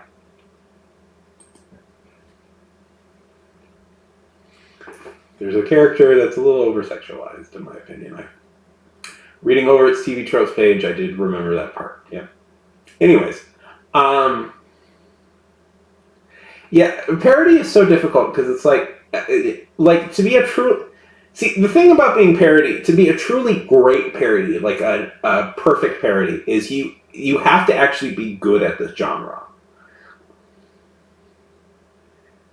You actually have to write a good version of the book, of whatever you're trying to do. So it's this weird thing where to do it right, you have to do it right.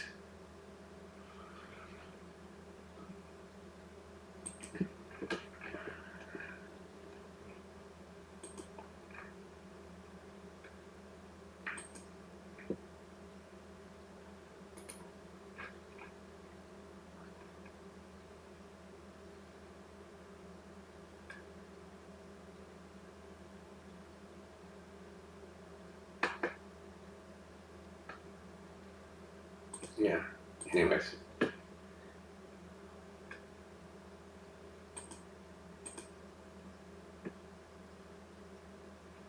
Yeah, exactly.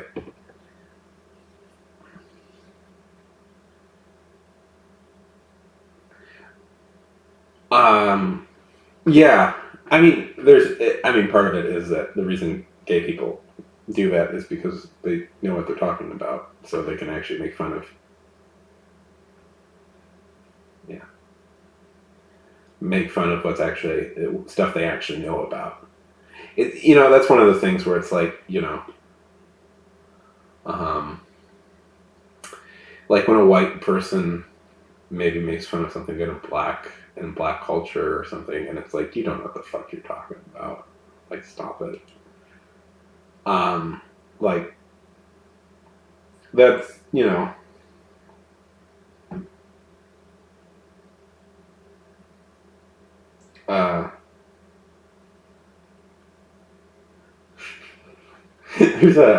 There was a TV show called Review. I don't know if anybody's ever seen it.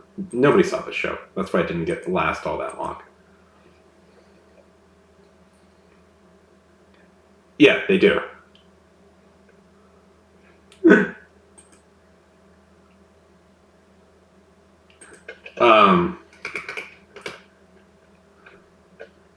It was called Review with Forrest McNeil, and it was about this guy named Forrest whose TV show, his job is to review life experiences for his TV show. It's one of the funniest shows ever, and there's an episode called Review Forrest where he reviews racism.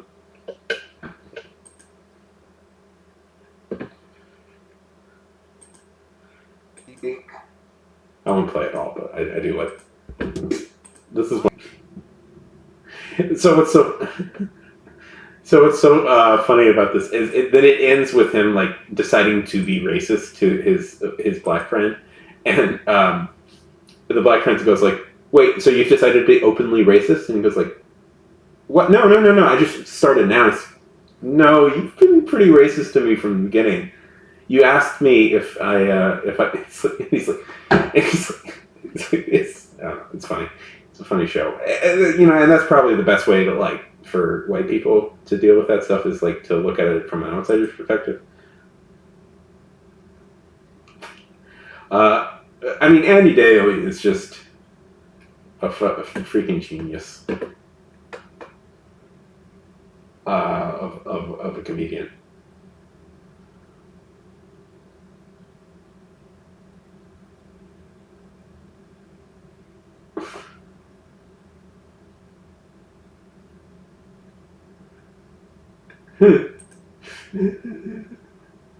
Yeah.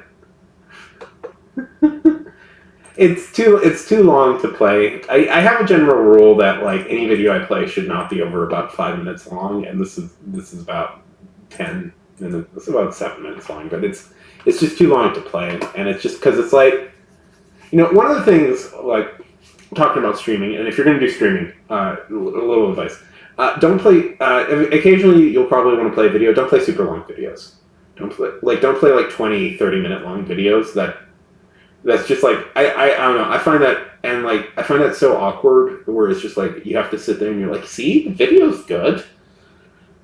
I know that there are streamers out there who like much more popular than me, like infinitely more popular than me, who stream for like 8 hours, and that's all they do is like play YouTube videos that they found and comment on them.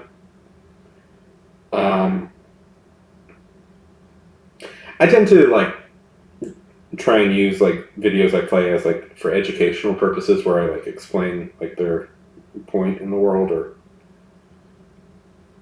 I mean, I'm not free, like not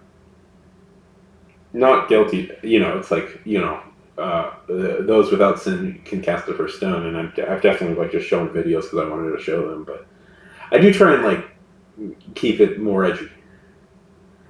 I did not say that, Funk. I did not say that. I don't have an opinion about certain streamers who I feel are kind of lazy, who all they do is play other people's. Yeah.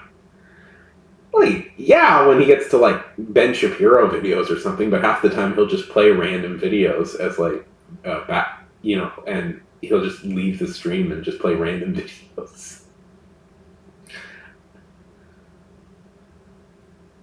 Yeah. Don't nobody report this to him. He's so fucking thin-skinned.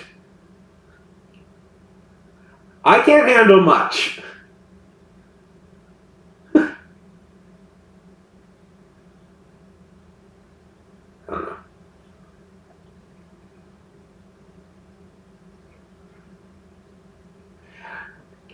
I do. But the VODs aren't. I don't publicly share the VODs till later. They aren't made up. allowed initially. Yeah.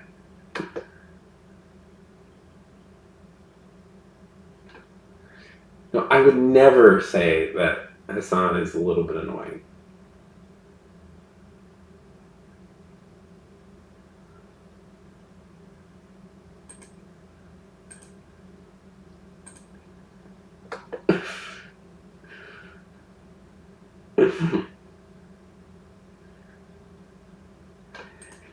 No, it wouldn't be. It wouldn't be. I don't particularly enjoy his streams. I don't really have an issue with him as a thing.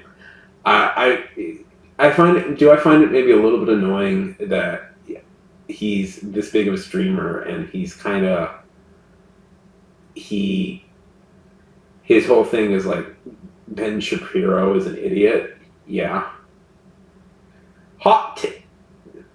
It's like I don't know. I have this whole thing is I don't like how how certain commenters really like to give like these sort of asshole guys like all this airtime in front of thousands of people because they just can't help but own them, and I'm like, I don't know how effective that is because I feel in the end like all that really does is give them more exposure than they would get otherwise,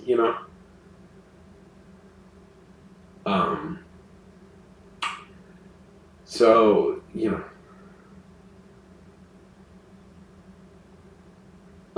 and like maybe with Shapiro it's impossible because like everybody like dunks on him all the time, but I mean,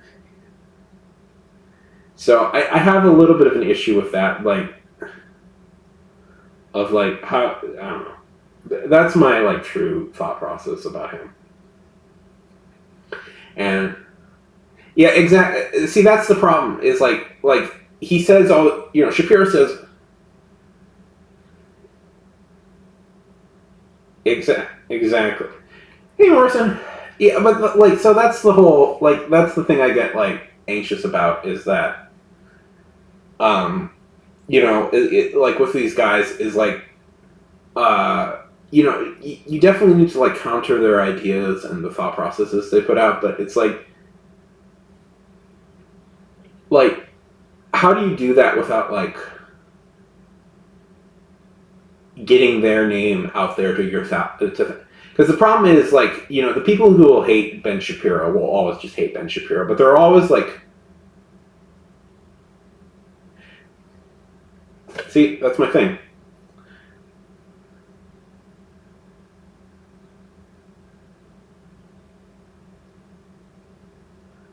And that's kind of my problem with like people who like are like their whole career is like half of their whole career is like noted for like their awesome like dunks on Shapiro, like guys like that. Yeah, exactly. That's kind of my whole problem with like guys like and exactly. Like not to get super political, just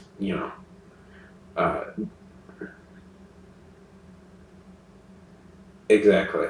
Yeah, and that's the whole conflict, and it's not, and not to say that I know I have the solutions or anything. I just know it's like you can't. I just know it's difficult to like. It's just I know like the tenor of these things. Yeah. That's kind of my point. Yeah, but my problem is kind of with Hassan is that, oh God, see, this is the whole thing. I'm criticizing him on his platform. There very well may be people here who really love his stuff and will report me to him, and then he'll get mad at me and send his goons after me. I can't handle that. I'm a small channel. I would get in a lot of trouble. Anyways. And it's like I don't have good solutions. I'm not even like putting forward a solution. Like I'm just saying it's like I have. He does. Well, that's the thing though. He does that, And I get it because, you know, like 8 hours talking to like hundreds of people can get like I get overwhelmed on here when there's like 4 or 5 people who are all chatting at me at the same time. I don't imagine how like I have no idea how he can do it for like 8 hours at a time and chatting to all like the thousands of people he ends up chatting to. You know, like I have that just must be overwhelming for the brain. Yeah. I don't know. I don't have a good solution to this. I know like people the problem with these guys is they're all yeah. The problem with these guys is that they're all like Shapiro, Jacob Worrell, who's like the new idiot, like Kanye West is yeah. Kanye that idiot like yeah, exactly. I don't really know. Like they all kind of live off of the publicity machine of like you know like bigger liberal accounts dunking on them, and then they get known for and then see it's kind of a like a parasitic relationship. You have these like the bigger liberal accounts will dunk on them like haha you fools you don't know what you're talking about because they often don't, but because they dunk on them they get a lot of engagement and that pushes them up, so that means they get all these huger accounts noticing them, dunk on them. I 100% agree with you, Morrison. I have never enjoyed going to bigger streams. I've done it a couple of times. It's not been fun. It's not been fun, and I always feel like I get crowded out really quickly. It's nice to have like just. I don't mind you know like the bigger streams I would say with Twitch is like you know at a certain point like whatever. Like if you want to get like on those really big streams, I don't even really know like I occasionally watch Yahtzee Crowshaw's streams after he does zero punctuation, and like if you've never watched Yahtzee Crowshaw or Ben Crowshaw, I don't know if he goes by Yahtzee, is a very very very very funny video game critic. He does zero punctuation and stuff, but his streams he will only address people in the chat who pay money to ask a question, and otherwise he'll just talk with his co-host. He's still doing it.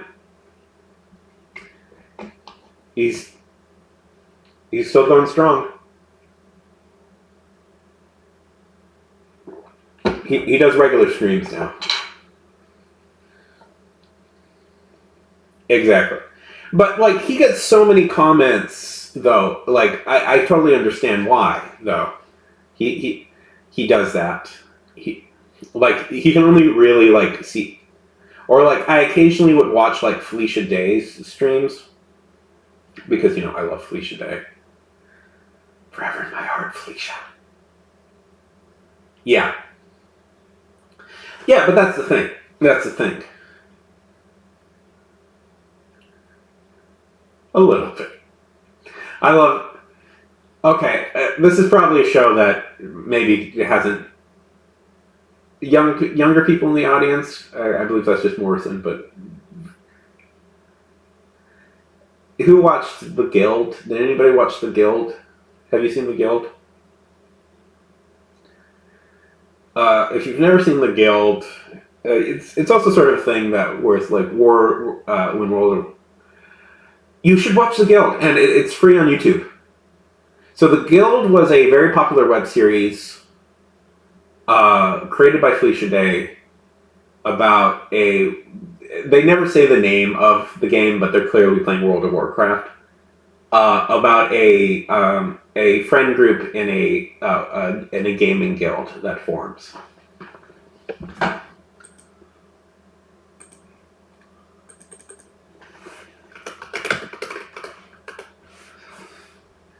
And it's a pretty, let's see.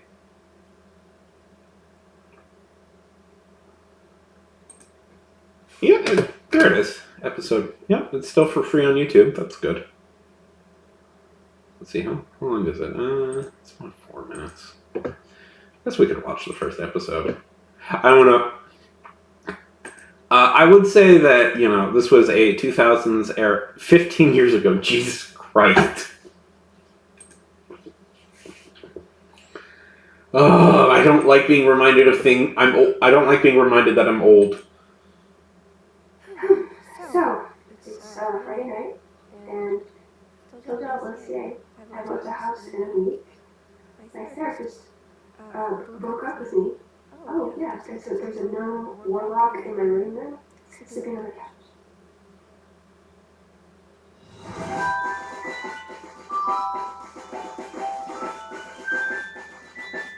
I won't play it all.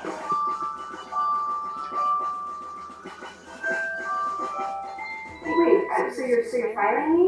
I mean, you're my therapist. Is that even medically legal? How is that legal? I'm sorry, Cynthia, you don't seem willing to work on your addiction.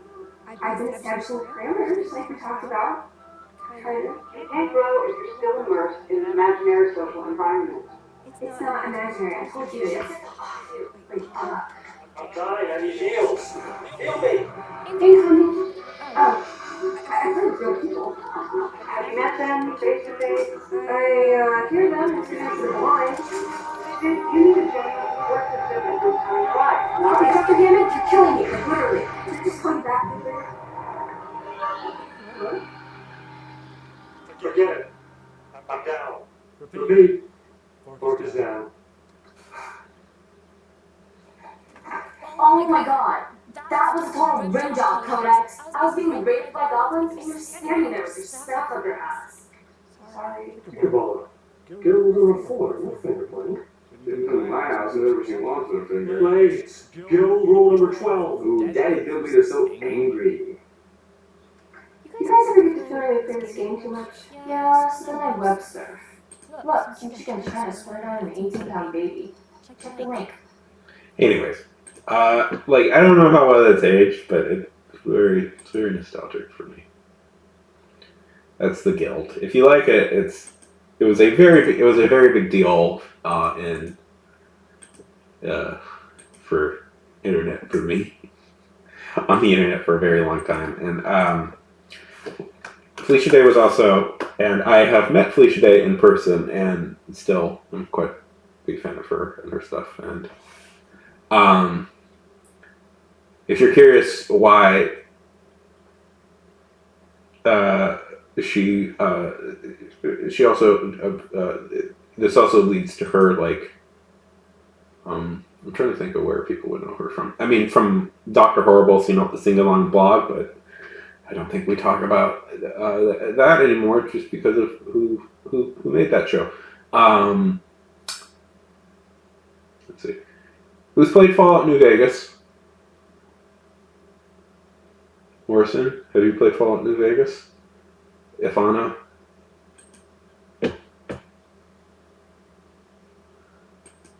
She plays Veronica in that.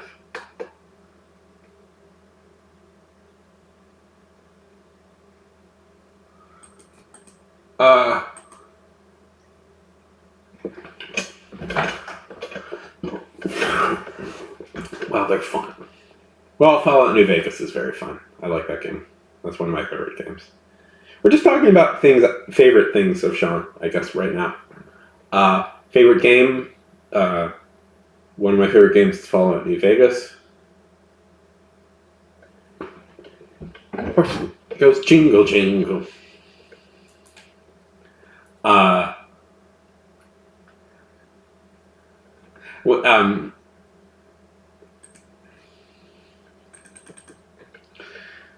They're fun games.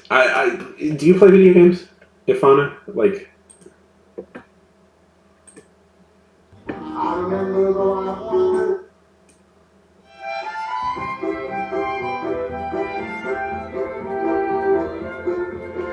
Fallout. Wait, you haven't played. Well, Fallout is a adventure, RPG.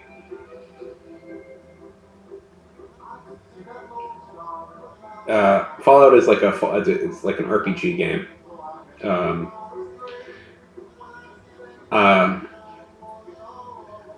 a little bit. You know, it's made by the games now are made by like the Skyrim people. So if you like Skyrim, I recommend heartily Fallout New Vegas. Yeah, I recommend heartily Fallout New Vegas, and then the other ones less. I could take or leave, but I like Fallout New Vegas quite a lot.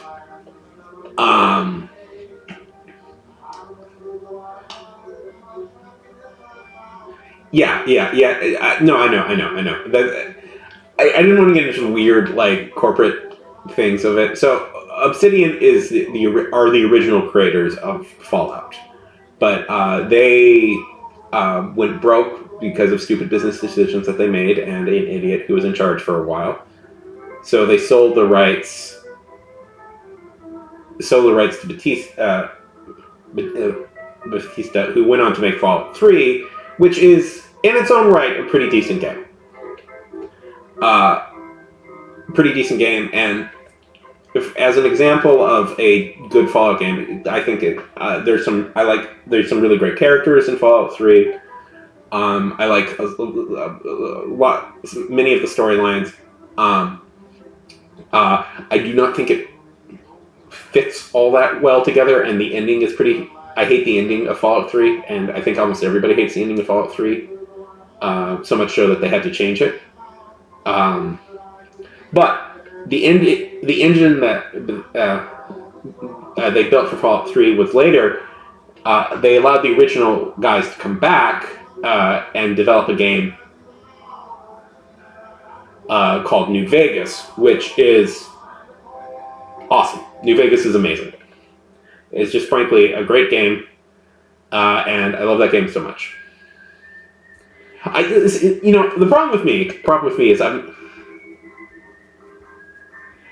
not really I'm not a hater usually. If I like something, I like something, and I tend to try really hard to enjoy things. So I enjoyed Fallout 3 was my introduction to the Fallout universe, even though in my opinion New Vegas is better than Fallout 3, even though Fallout 3 and New Vegas have the same gameplay. It's just Fallout New Vegas just has a more interesting story and setting, and simply more interesting characters. Mr. House is one of the funniest, most interesting characters in all video games, I have to say. Yeah. No, I get that. I'm totally that way too. I'm really distracted. I have trouble focusing on video games as of late.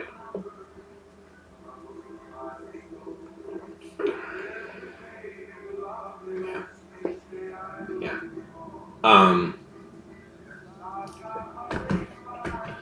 But New Vegas is great. I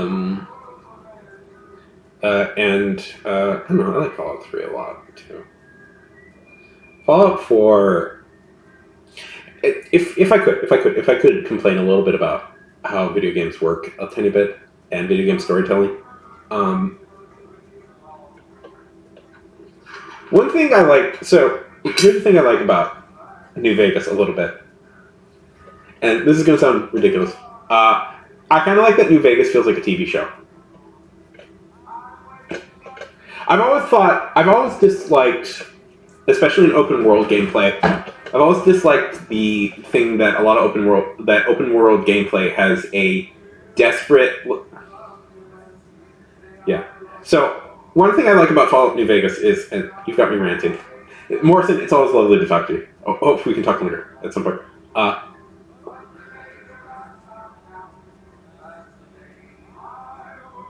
Yeah.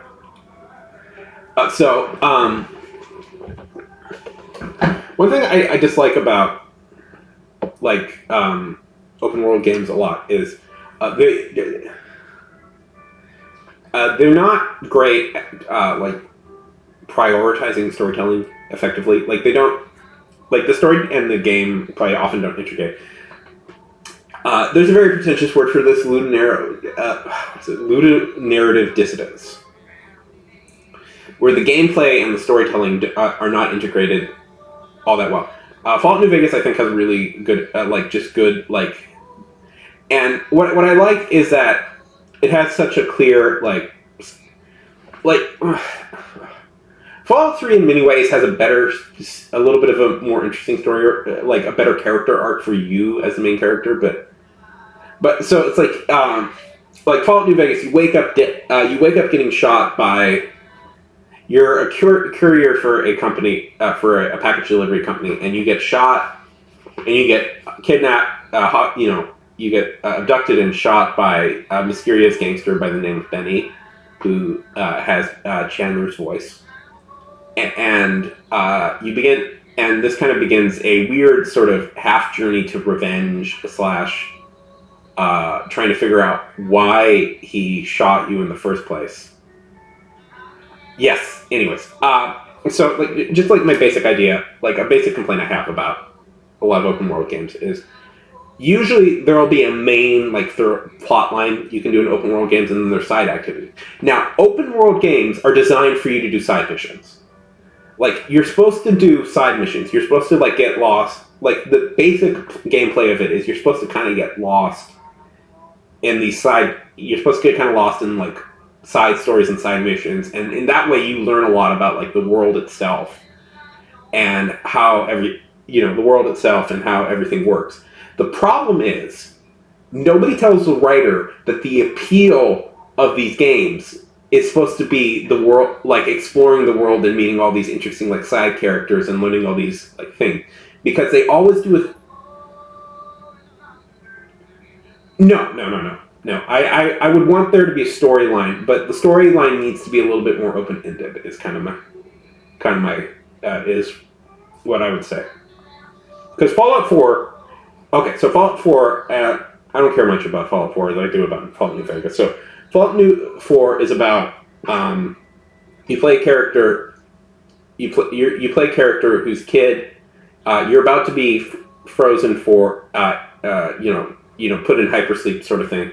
And just as you're about to be put in hypersleep, your partner gets shot, and your your kid gets abducted just as you're about to be put in hypersleep. And then you wake up several hundred years later, and the whole story is about you looking for what happened to your kid.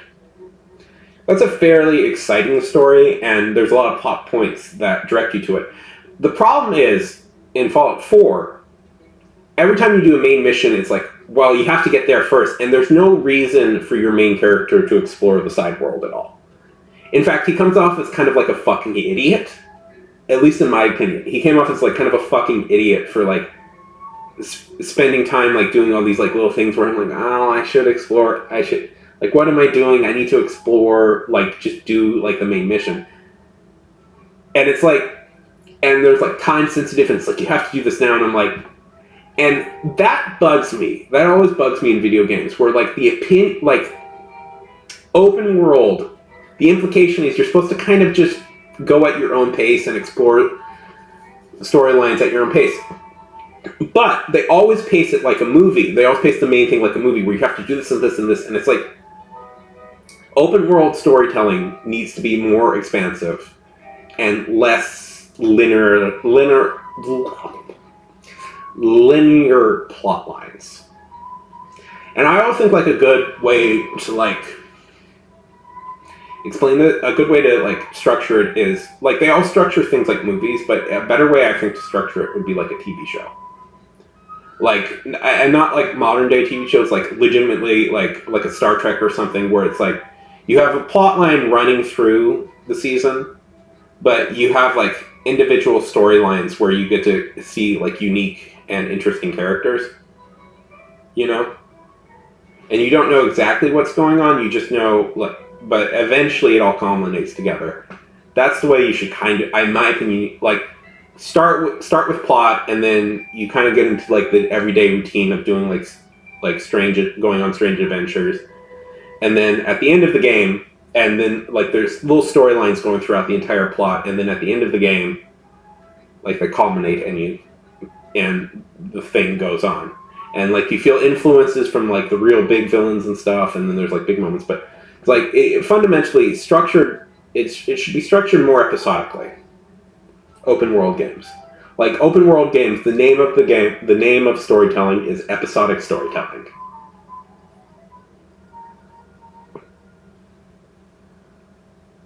Like, I always say, like, structure it sort of like a Star Trek. Like something like Star Trek or something is a pretty good way to structure things. And Fallout also, like, is interesting because Fallout New Vegas. Okay, so you're shot by this gangster, and the plot line, at least for a little bit, is getting to the city of New Vegas. You don't start in New Vegas. New Vegas is way out there. You hear tales of the city of New Vegas, and you know for a fact that the person who shot you is in fact is a big shot in New Vegas.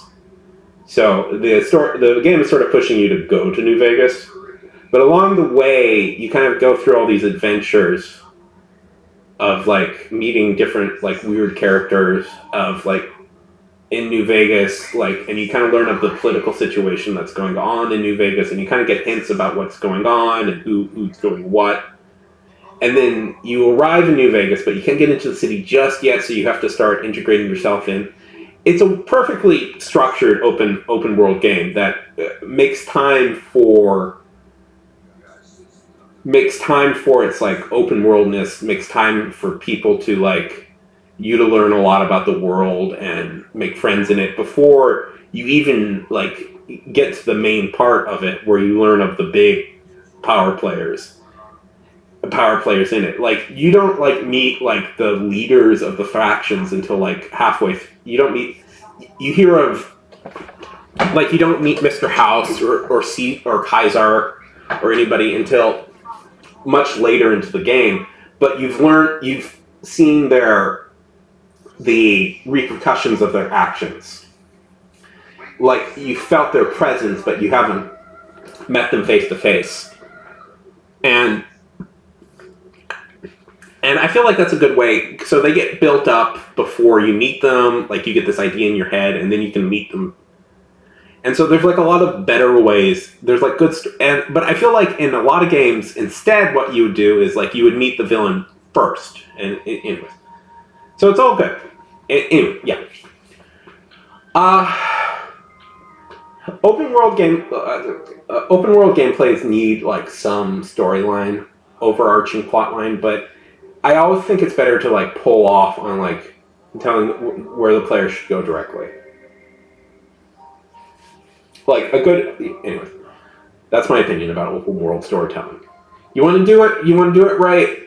Make sure you don't guilt your players for guilt your players for allowing them to explore the world.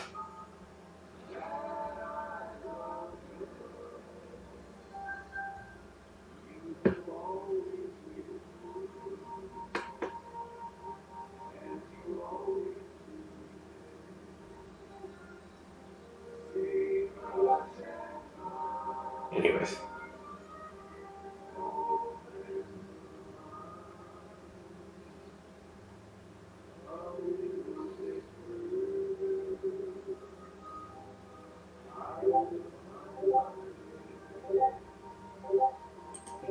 What is this?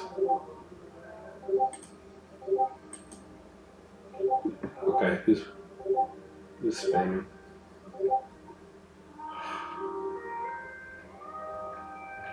Shoot into the fucking.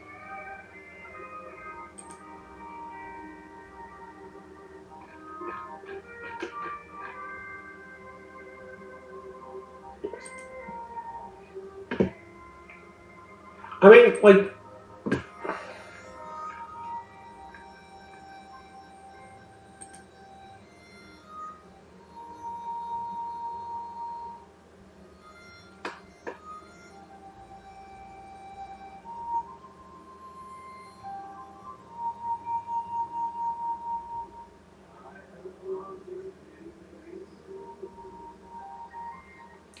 We're.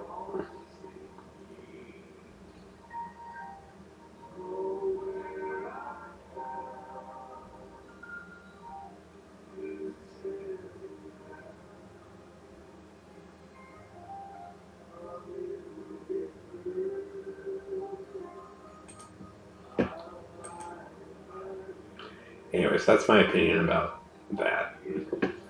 And now that I've way overhyped it, if you guys actually sit down and play it, you'll probably not like it as much. Which is fine. You'll be like, oh god, is this thing fucking outdated as shit? It looks ugly. The graphics are super dated. The combat is not the best. It's functional. It's just functional. That's the word for it. And you're like, by the way, Folding Ideas is great. I like his stuff a lot.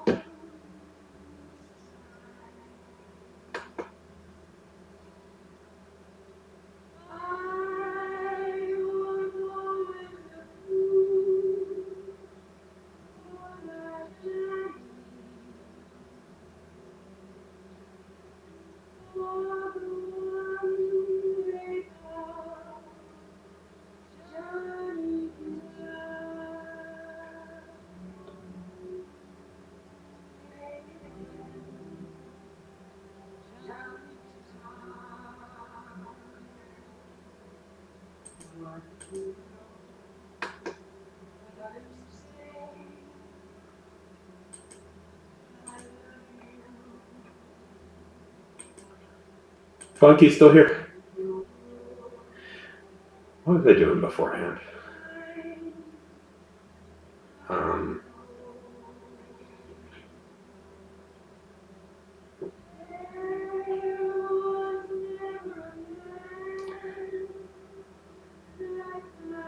Trying to think of open world games that don't really have storylines. It's an interesting one. I guess like Minecraft doesn't really have a storyline, and that's pretty open world. You can kind of go anywhere. Minecraft is interesting because there's like a lot of implied things that you're supposed to do.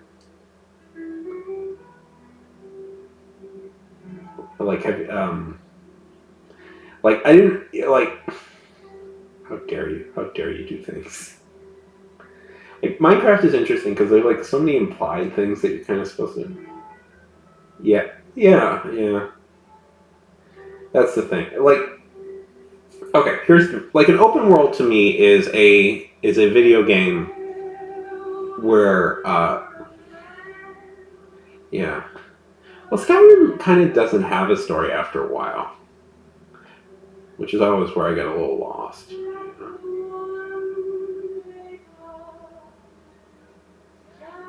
So, like, the problem, like, if we want to really think about this, like,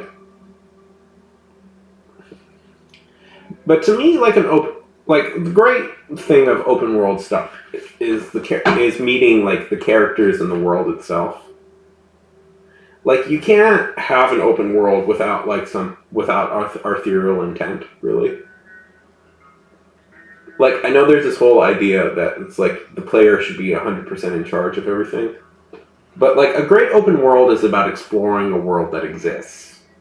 You know, it's supposed to kind of simulate the fun and adventure of real-world travel for people who can't afford real-world travel. You know, it's supposed to be all about exploring places and worlds that you don't know, meeting interesting people.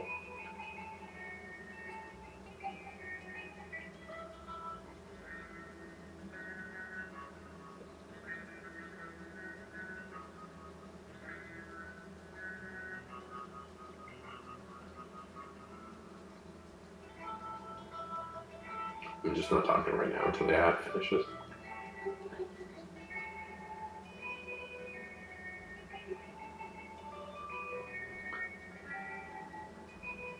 You know, it's all about exploring places you don't know, interacting with like things you're unaware of, and it's like by the end of it, you're supposed to have you know, like I think part of the fun for like people is that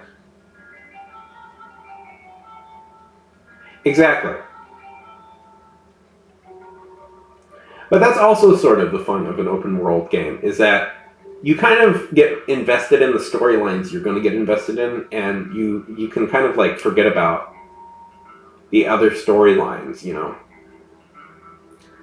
Like with Skyrim, like I got distracted by with Skyrim I got distracted by the magical college storyline. I liked that part. I liked that part of the game quite a lot. How I wish that there was like, my complaint about that is like there should have been more like goofy like college stuff in it. Like no cake parties. Exactly, and but that's part of the fun of it, is that you're supposed to like get into the stuff you get in. Yeah, exactly.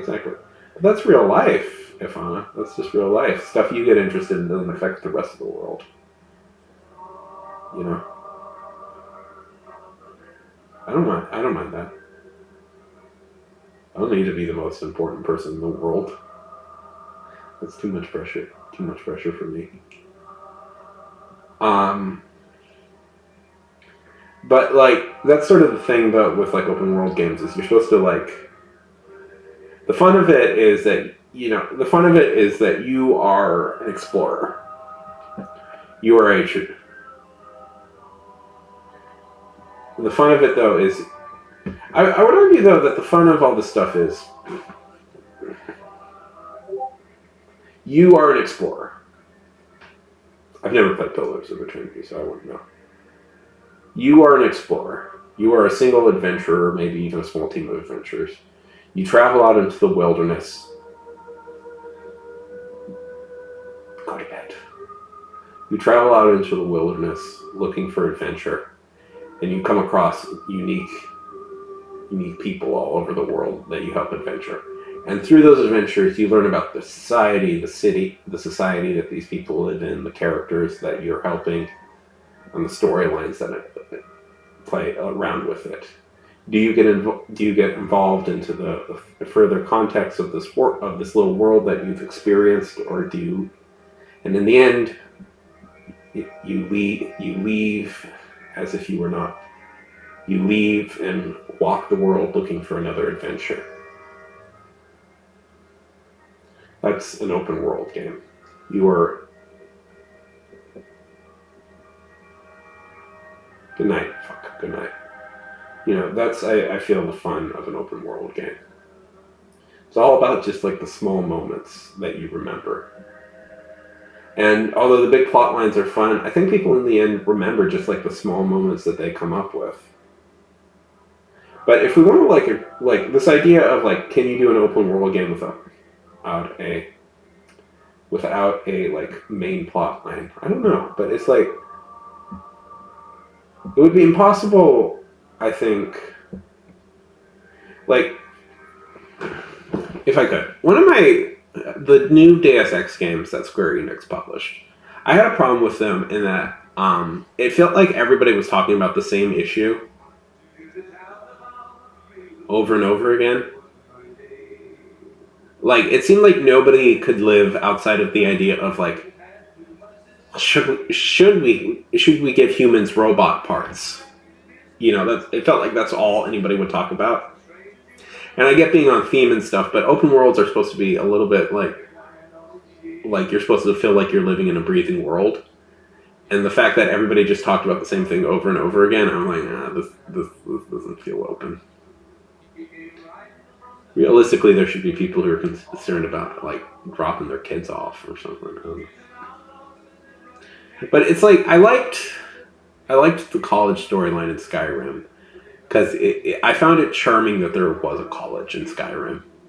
I found it very charming that like suddenly your main character just starts going to school, and I'm like, oh, we don't get to see this often in like games where there's just like we actually get to see how like the normal society runs.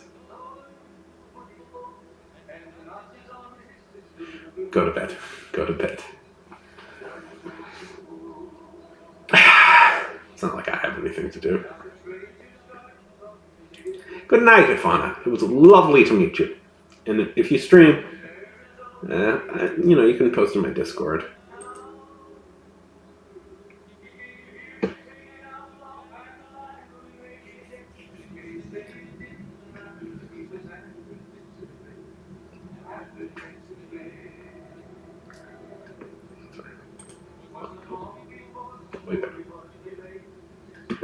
Turtle Man, welcome, welcome, welcome. We're just chatting, just generally. What? I was about to start doing some writing, but welcome. Welcome to the stream. How are things going on this fine and delightful day for you?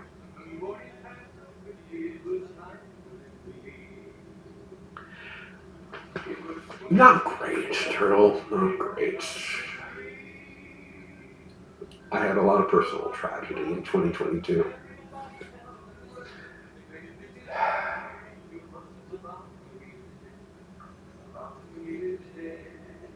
But hopefully 2023 will. Yeah. But 2023 hopefully will be better. Everything's going to go right in 2023.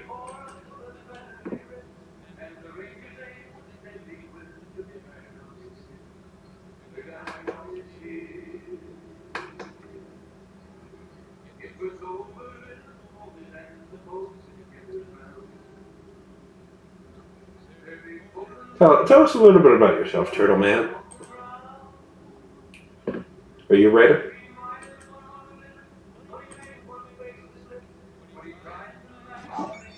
Thank you for the follow.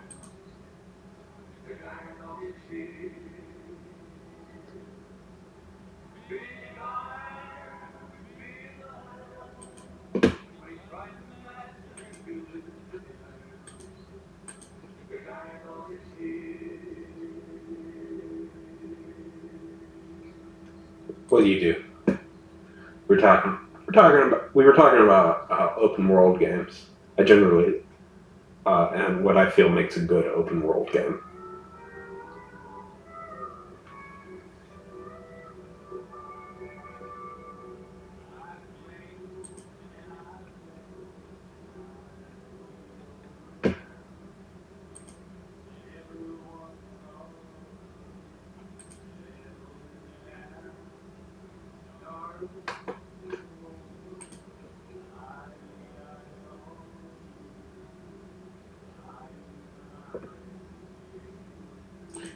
Oh yeah, I mean definitely.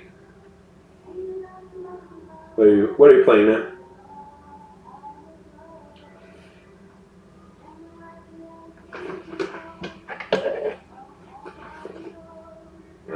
I have two. Although as I get older, I feel I'm playing less and less games, which bums me out. But you know, what can you do? We were talking about Skyrim, and why I was talking a lot about like Fallout New Vegas and stuff, and why I like it. Yeah, just as it happens.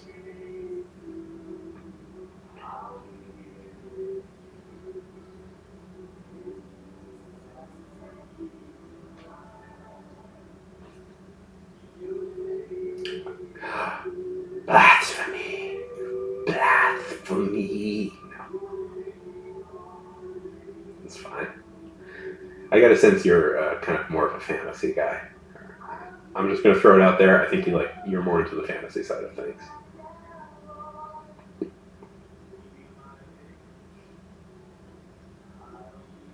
That's perfectly justifiable. I like fantasy. No worries. We all have our preferences. Well, just the fact that you're really into like Skyrim and Dark Souls, I was just like, I'm betting on more of a fantasy. I'd love to play a new fantasy RPG. I don't know. I don't feel people make them anymore. You get a lot of open world games nowadays, but not really any decent. I haven't seen a decent fantasy new, except for Elden Ring, of course. But I was going to say, yeah, except for Elden Ring. But I'd like to see, I don't know, something. Maybe I don't know, a new. I mean, Elden Ring. Truth be told, I'm I'm still really stuck on Elden Ring and stuff.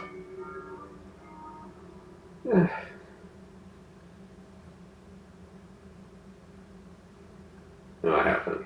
I'm bad at mods. I've tried to get into mods before, but I can never figure out how to install them, and I always find them confusing. How to install? Maybe yeah. Oh, Turtle Man, you do not know the level of shittiness I am at how shitty I am at video games. I love them. I love them, Turtle. I love them. I'm just not. They just don't love me back.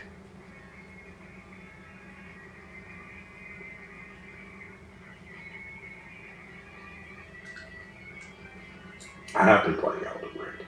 I'm just not very far.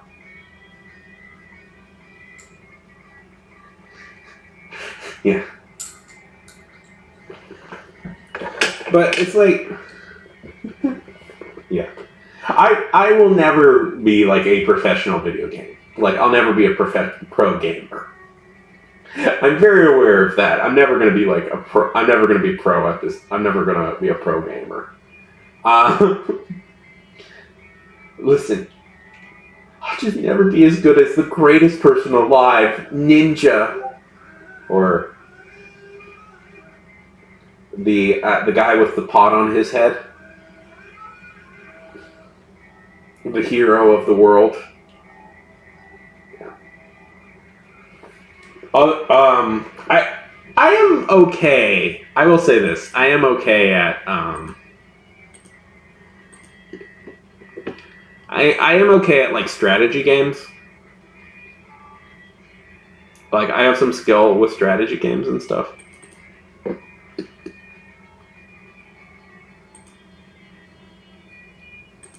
Let's see.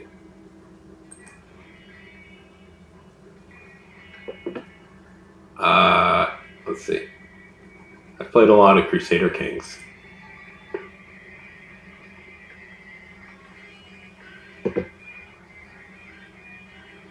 I've got 19,000 hours on Crusader Kings. 1,900 hours, I mean, not 19,000. It's fun. It's somewhat similar to Civilization, but I mean, I guess I could. It's somewhat like, have you ever like played like Civilization?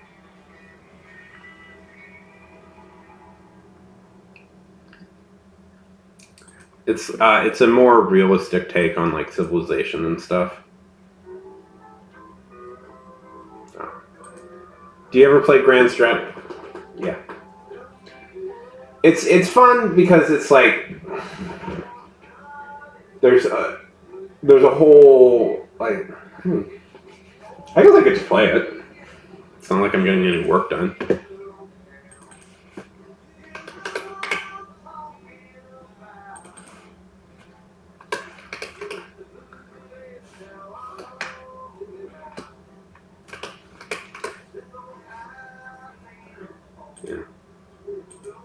I mean, I've played it so much, it's become like sort of background noise to me.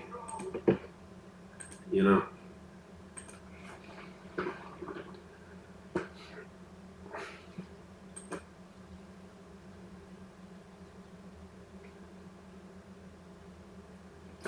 I'm a pretty big like history buff and history nerd and stuff, so it's like I like the ask. And, you know, you may ask yourself, why would anybody play a game like this? I don't know. It's fun. I don't play it that much as I used to. I do occasionally still play it. But it's fun. There's also Victoria 3 made by the same people, which, well, part of the reason I like it, you'll see in a minute.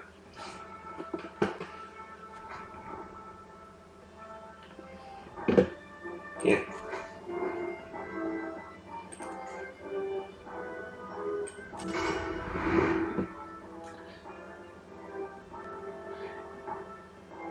Yeah, I've heard some comparisons.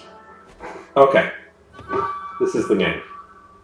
Where would you like to play at? Who would you like to play as? People, we can play pretty much the whole of the old world. I'll let you pick. Do you want to play like Vikings? Do you want to play like the English, the French, the Mongols, the Indians, the Arab world, Africa? All present unique opportunities. Oh, wonderful. Okay. Well, this is a time where Pakistan. We're in 867, so Pakistan doesn't exist right at this moment. But how about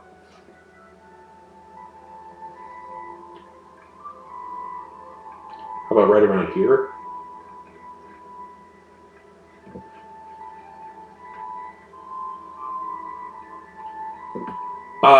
Okay, so this is 860.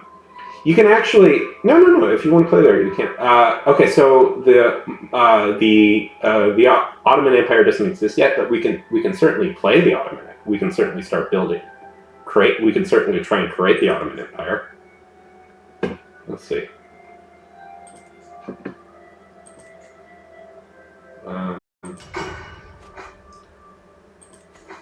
Let's then play 1066. You want to try? Let's try and create the Ottoman Empire. Probably won't pull that off today, but we can certainly start working towards it. Let's see. Okay, so this is Bedouin. I'm trying to find some Ottomans, some Turks. Let's see. Oh, well, here we go. Yeah.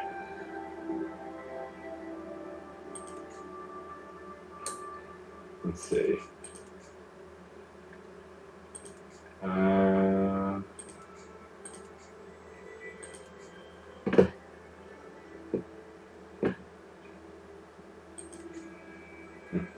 Where should we play? We can still play it here. I usually like playing smaller. Do you want to play as a full-on Empire? I mean, this is the suit. We could play as a full-on Empire. Do you want to play as the Emperor? Or do we want to play as like a minor character? I always prefer playing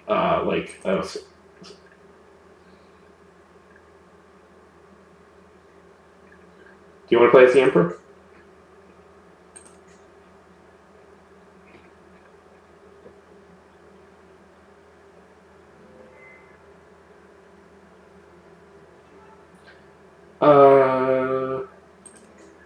Let's play it. I prefer playing as a smaller character. Screw it. Let's just play the Emperor.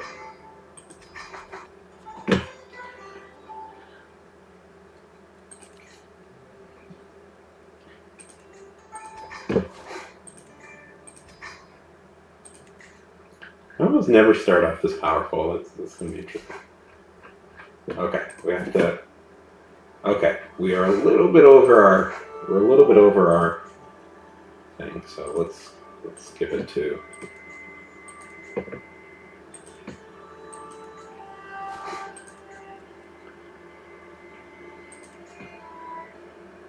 We hold too much land, so we have to give away some. Okay, we'll give it to Kurdish noble so they don't yell at me.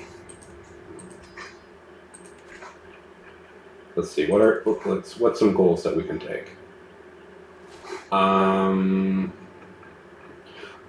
Nope, don't want to do that. We're not going to do that, but we're going to promote cultural acceptance. So this way we can combine two cultures, and I suspect that this will, Turco-Persian. Okay, let's hold some court. Let's see what we got here. Sitting at my throne, I gesture for guards to open the doors. Gesture for the first line to approach. A monster prowls the mountains. Okay. No, the Emperor is not going to deal with that. I'll send some people some money. I'm not going to deal with that personally. somebody's trying to convert the fate. And some creatures going around being a little weird, but that's all that matters. Oh, right, we should.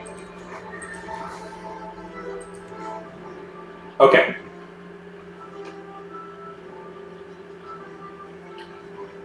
Okay. Let's see. Who can we declare war on? Too few spouses. Ooh! Can't have that.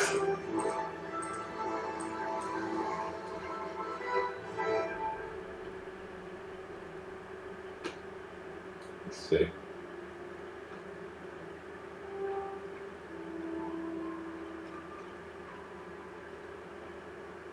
Pick her because she has good traits, and then I'll pick another one just because. And we'll pick her because it's good to form some. See, you can like. Yeah. And also, I probably should negotiate a marriage for my heir. Oh. And I should also be raising my heir. Let's see. Create a kingdom. This is stuff you get to do as an emperor. Oh, right, I'm at war. Oh, I'm current. Right. I forgot. I'm currently fighting. Okay. Okay. I should be leading the charge. Yeah, we can marry girls. So what's fun about this is you play as the head of a dynasty. You follow one like a family sort of throughout. So right now I'm playing as him, but eventually I'll be playing as him. So it's probably good to get him married off to somebody. And you can pick who you want them to marry, but it's you can pick alliances or you can pick traits that the children can inherit. Okay, so let's see. I saw somebody with a really good trait just a second ago. Okay, her, a Uyghur here. Yeah, she's 19, he's 14. They get married at 16. It's good.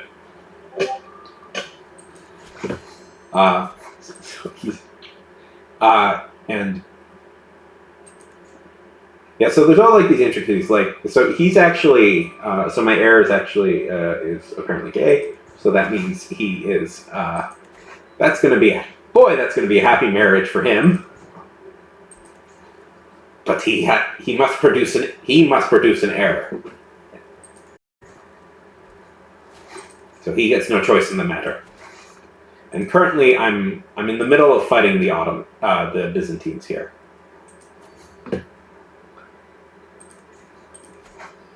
But you can also. Do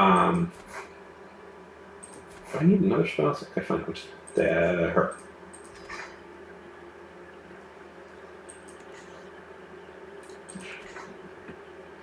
He is. See.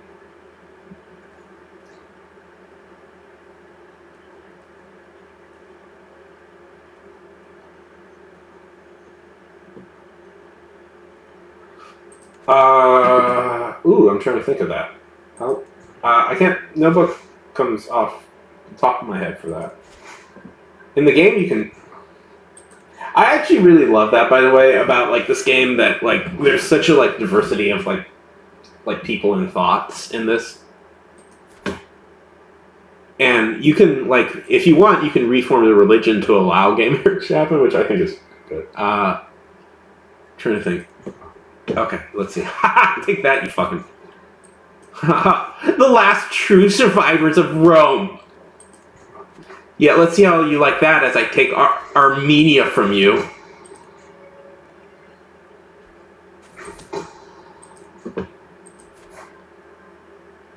Hearts of Iron, same people who made that. It is the same devs.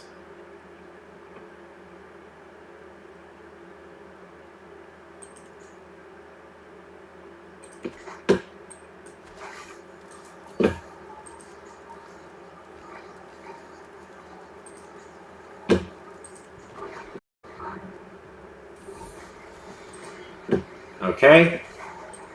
Marry him off. You will produce a child.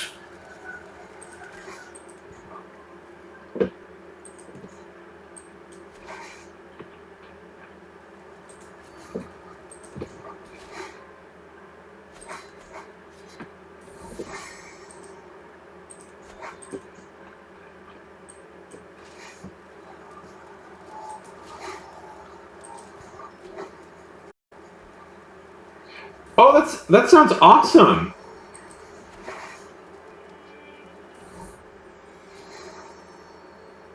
Hey, Megla. Yeah, you told me about that. Hey, have you told me about that? I'm not. Oh no. Oh no. Boy, oh boy. Okay. We need to marry. We need some allies.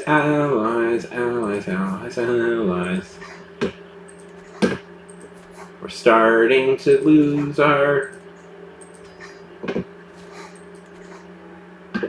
starting to lose a little bit, and I'm going to hire a mercenary team to come in to help me out.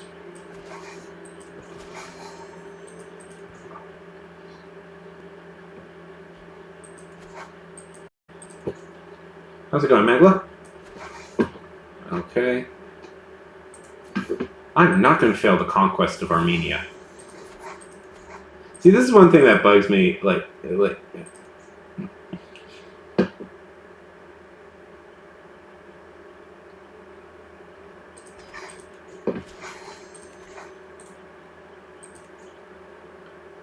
Switches.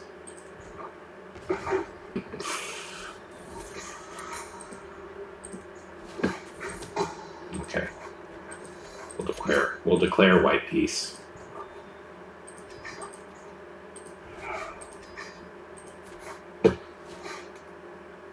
I'm doing good. So that's kind of how the game works. I like building up to like a... I usually like building up to like an empire, though. I don't usually like starting as one. I don't know. It feels like less of a story. I'm doing good. We were chatting and hanging out, and then I got to talking about Crusader Kings 3, and then I was like, oh, why don't I just show Crusader Kings? That's good. See, I like usually like starting as like a real small player and then like manipulating my way up into power. Where should I play? Where do you? Our friend Turtle Man here is from Pakistan, so I thought maybe it would be fun to play. Play in where Pakistan would be.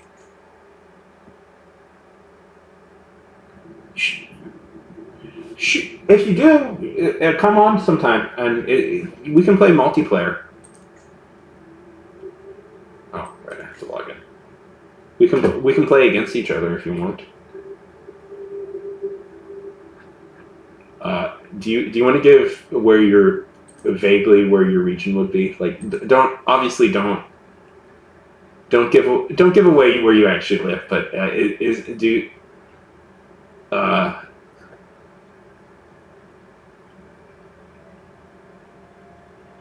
and I'm glad to hear that you're doing well, Megla.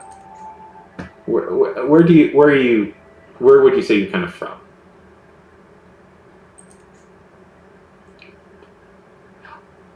Here? Would you say you're kind of from here?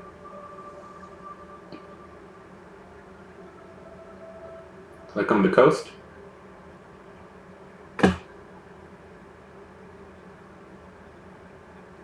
Okay. Here's a fun thing we can do. Create your own ruler. If you want to play as your own original character, you can. It's usually better to start them off as young as possible.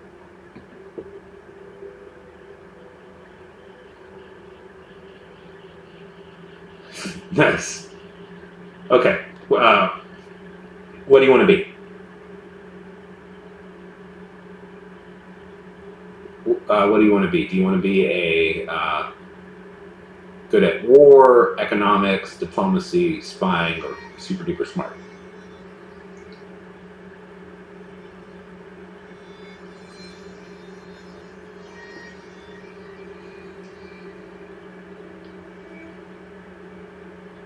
Diplomacy. Okay. Do charismatic negotiator. You can kind of endlessly customize yourself. But if we're going to be a negotiator... Perfect. If we're going to be a negotiator in real life, let's make you handsome. Which I'm sure you are. Let's make you... Let's see, where is it? Let's make you a famous reveler. Personality trait. Let's give you gregarious. Ambitious is always a good one to have.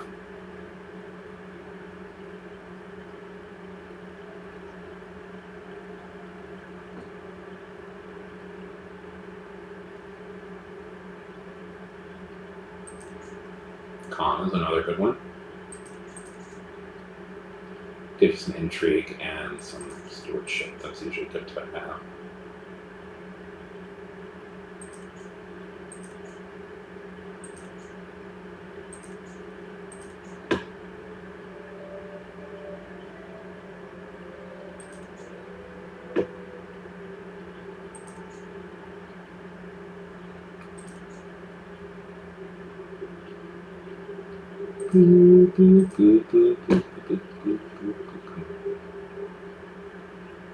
Where is it?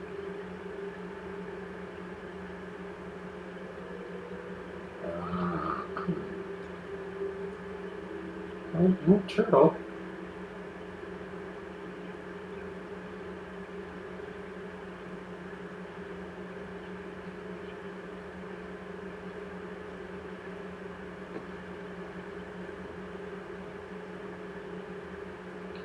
Okay, we'll go for alignment.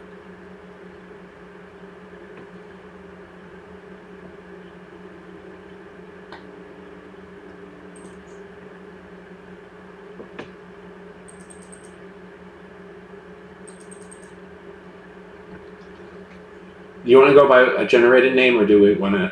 I was going to put Turtle Man.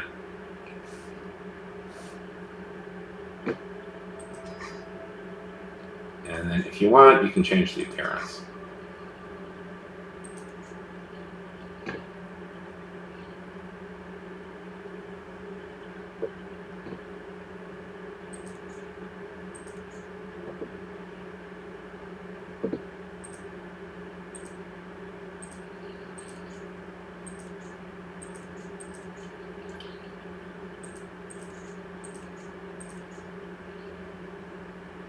And then we can also... See, this is what's fun, is that you can change, like, the religion if you want. Like, different... You can change the religion, and then you can actually start your own religion. You can do kind of, like, almost anything, really. A lot of things. It's really fun.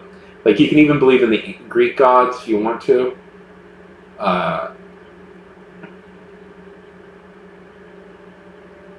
Ooh, this one has reincarnation. That's a fun one.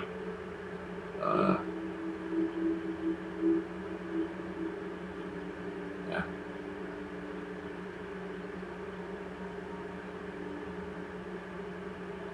What do you want? Yeah.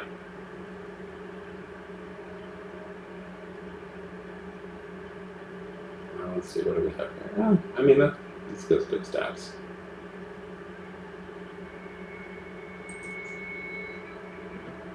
You want to go with this guy? You want to make... Oh, you want to make him a Viking? Yeah, we can make him a Viking. Yeah, fuck it. Yeah. Let's see. Culture. Let's change his culture. Yeah, no, we cannot. What do you want him to believe in? Do you want him to believe in? Do you want him to believe in the Norse gods? That's... I always forget where that is, but it'll take me a second. Let's see. There it is. There we go. Yeah.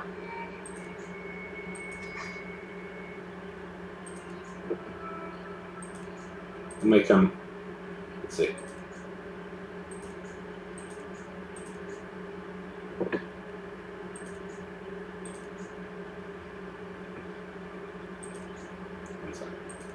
One little thing that bugs me about this is, okay, change appearance, customize further, beard. Let's see, we'll make him a proper Viking.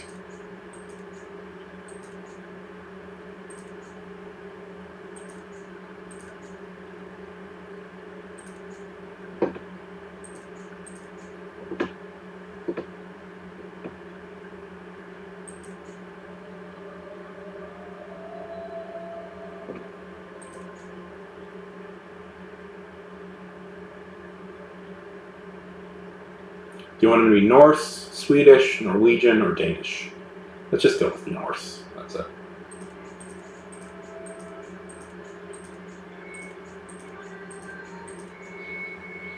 What's fun, if we really want to do this properly, not just have a random Norse believing, is like you can actually have the Norse invade India and turn them into. Let's see.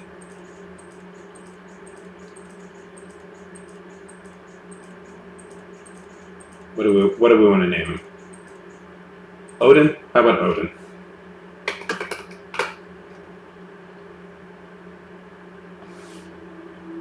Okay.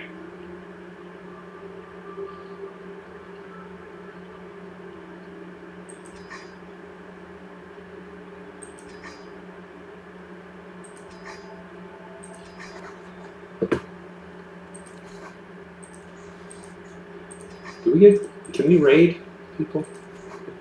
Yes, we can. I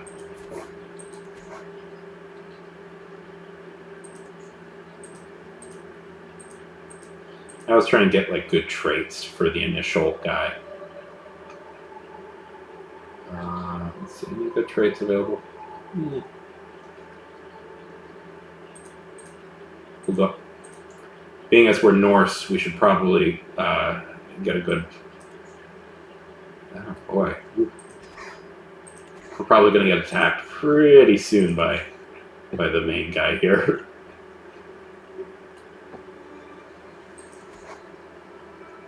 Okay, raise army.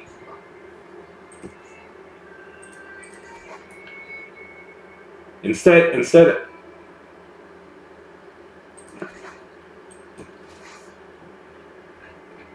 Okay, we should not raid our own people.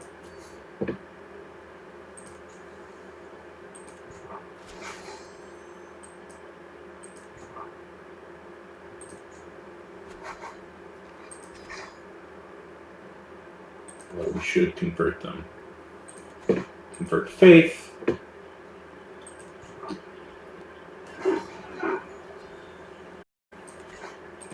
Oh shit. Damn it. See, there it is. There it is. See, the problem with this is you have to the problem with this stuff is if you change the religion of the thing, they very quickly attack you if you don't have enough manpower to back it up.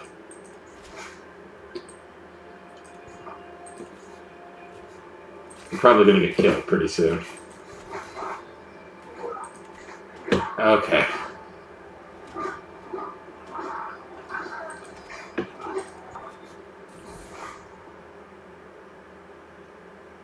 Yes, you did. You did. This is very hard. He does not have a power or ability to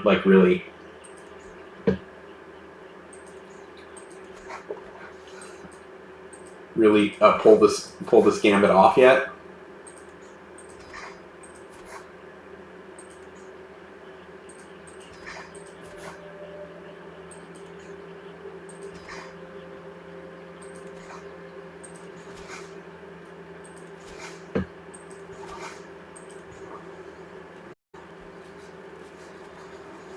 Here to it. Okay.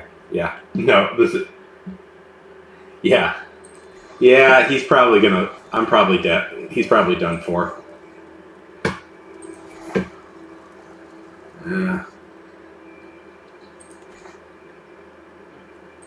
want to try and bring in some allies, but there's probably no hope. There's ways to pull this off. Like, what I could have done, I probably should have started out with Vikings and had them raid a place. Okay, we got a quick move. No, okay, he's gonna try. Watch. Yeah, I'm screwed.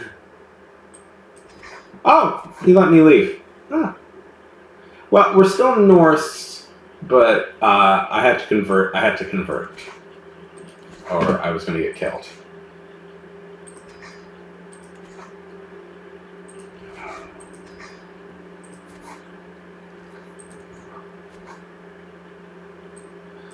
Oh, now I get to be in charge of things.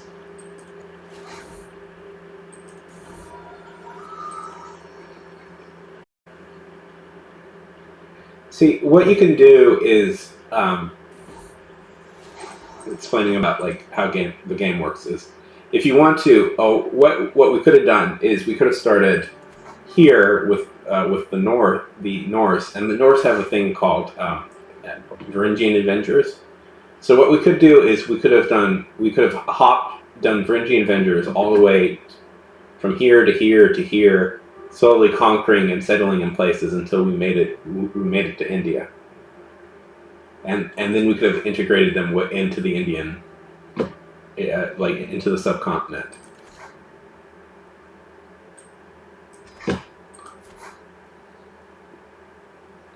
Anyways. Okay. So I'm pissed at him. I'm pissed at my liege for screwing me over like this. Oh damn. Here's what we do. Here's what we do to like really stick it to him. I'm gonna try and sleep with his wife.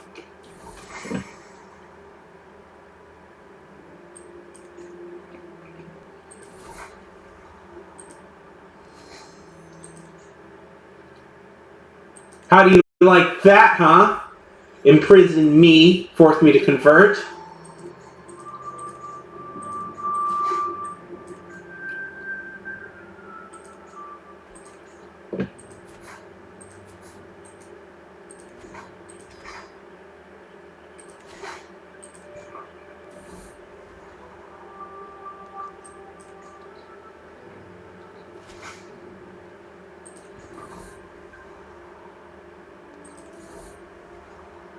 And he discovered, oh boy.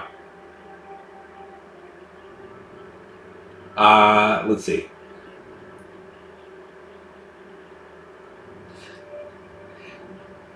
Okay, the trails below, assaulting window look less sturdy, but nothing will come between me and my desire. At the end of the perilous climb, my fingers curl around the windowsill. Open up, my songbird. It is I, Odin. I tap on the shutters, but no one answers. What did you just call my wife, you worthless philanderer? Look up. The Sultan is leaning out of the window above me. Yeah, he found out that's what I was trying to do.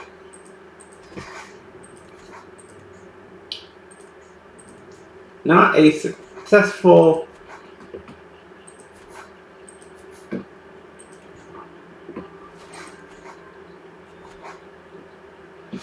Uh-oh, he's mad. He's very, very mad. He's decided he's going to try and revoke my title again. Just because I tried to sleep with his wife. Bro can't take a hint.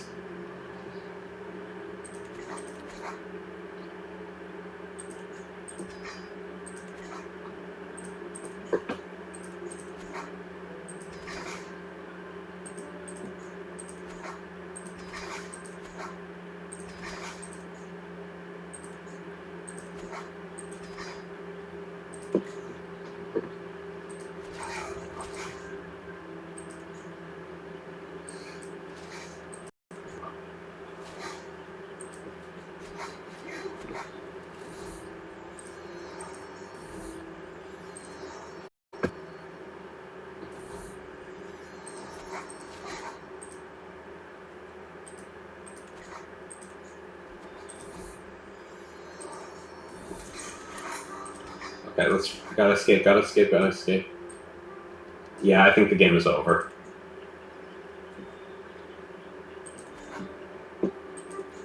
Wait, is he not? All he's doing is ransoming me off? Dude. What the fuck? Anyway, so that's the game. Eventually this character would die and his son would take over. So there's also a lot of like planning around like there's also like a lot of planning around of like who your heir is, and like you can marry, like there's a lot of game in like getting married to the right person. It is. It's a very fun game. There's a lot of like. There's also a lot of like tension around like, if you can marry your heir off to like somebody who will have a claim, like somebody who will have a claim to a throne, then you can like press your, like there's all this manipulation about like how you can get like your heir to eventually like, you can kind of get your heir eventually on the throne of a major thing, or you can try and conquer it yourself. And there's a lot of fun to be had in like dynastic policies, and like the character you start off with will eventually die, and the new character you replace it with a new character. So you got to kind of figure out how to like you either want to try and get a character with like a lot of good claims, or like a lot of good stats and stuff. No, it never really does. You can just kind of play it forever.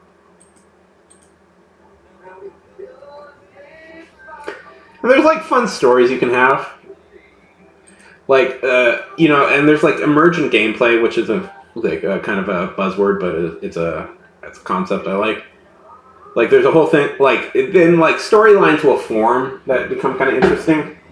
Like there was a time where I was playing it, and I was playing like the one I like to tell. Like my favorite game ever with this is I was playing in the Kingdom of Sicily. And just as I was being attacked by like four different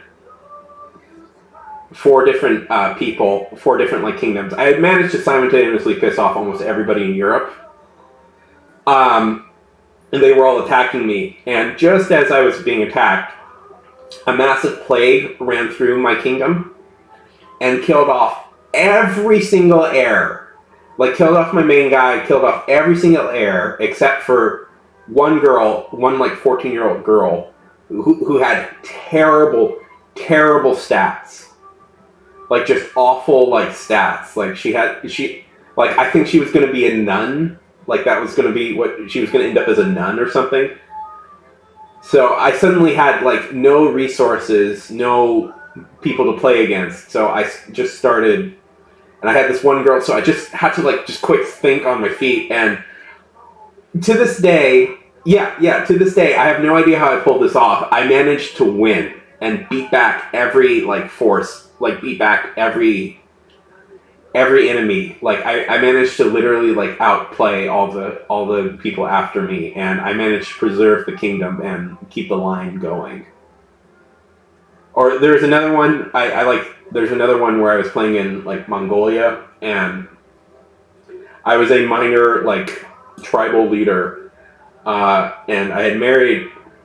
Yeah, it's fun. Or like I was a minor tribal leader, and I married this one girl, and you can make, and they had a good relationship, like they had fallen in love. So he'd fallen in love with this girl, and they'd married, and it's like a romantic story. And then a much larger tribe abducted her and abducted her and made her his wife. So this led to that whole run through. I was so mad, and I spent the entire game systematically like obliterating that kingdom to the point where he was one of the more powerful people in the game. And out of revenge, I destroyed his entire kingdom. kingdom, killed all his heirs, and then and my last petty bit of revenge, I killed him. I obliterated his line out of revenge for him killing my wife in a raid. Ooh, who are you related to? Are you gonna blow my mind here, Turtle?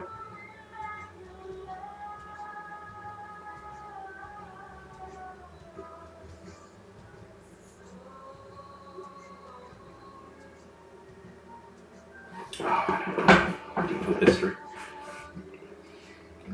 I will. You know, with history, it's always this thing where it's like I always want to know more.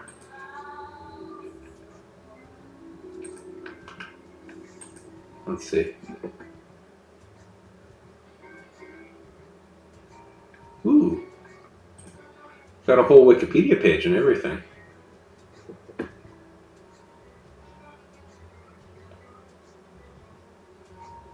Prominent Islamic scholar of Delhi, he was known as...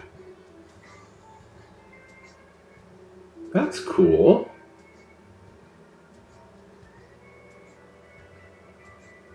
That's really...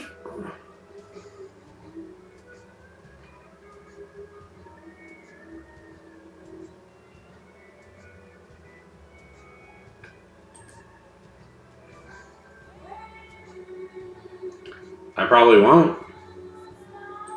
Tell me who.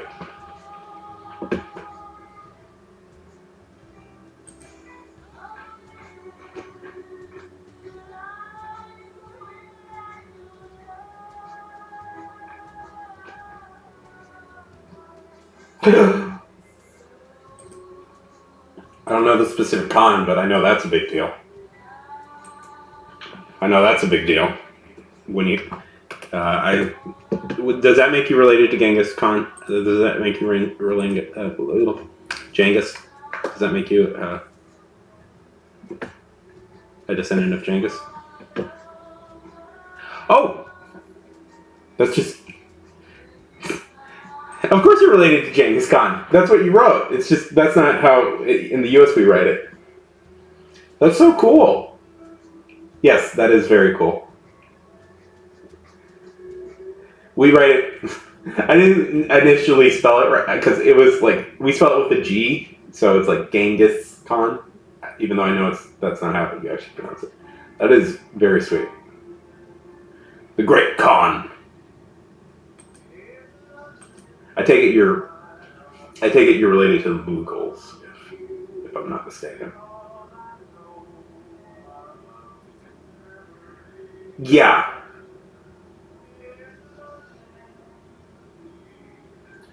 I believe you share that with like, isn't it like 0.5 like 5% of the world is related to Genghis Khan of some sort. Europe has, by the way, their own equivalent of that. If people aren't aware, if you're Europe, I mean that's cool. That's really cool though. If you're not aware, though, and Europeans out there, we actually have our own version of that. There's a good chance if you're European, there's a very good chance you're related to Charlemagne. You have some relation to Charlemagne. That is cool.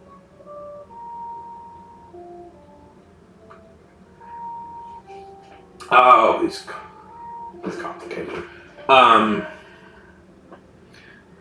Charles, look up Charles the Great. That's Charlemagne. It's a little bit hard to explain. He was Charlemagne was the king of the Franks. I'll link you directly to his Wikipedia article. Charlemagne was the king of the Franks, and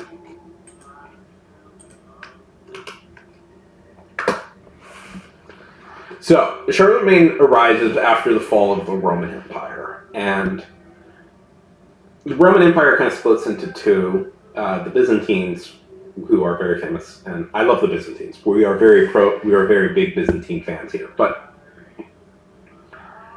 That's Eastern Europe. In the West, is kind of chaos for a while, and then there's different countries, and eventually a tribe called a tribe of people called the Franks rises up, and the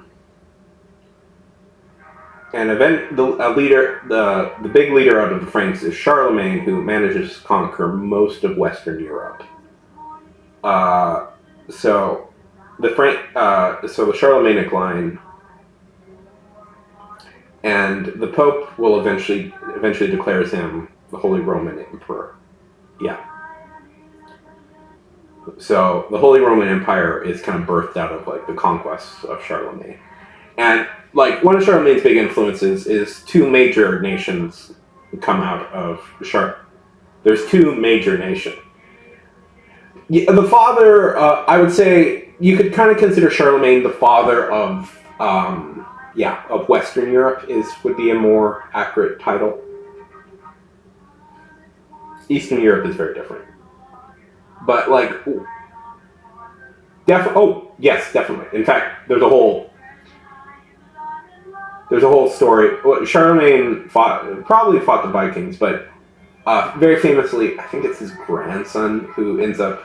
No, it's his great-grandson who makes a very famous deal with the Vikings that kind of changes the entire world. But he conquered most of Western Europe, reunited it. Yeah. And Charlemagne is considered the important founder of two very major nations. If you can guess French, but you pronounce it kind of with a French accent, you can kind of guess where the French.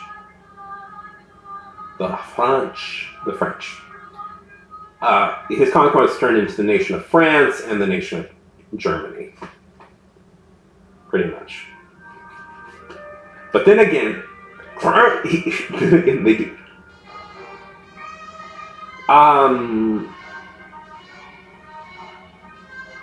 Well, the Franks were one tribe of what would end up being France. There's a few other major tribes that eventually they all combined into France.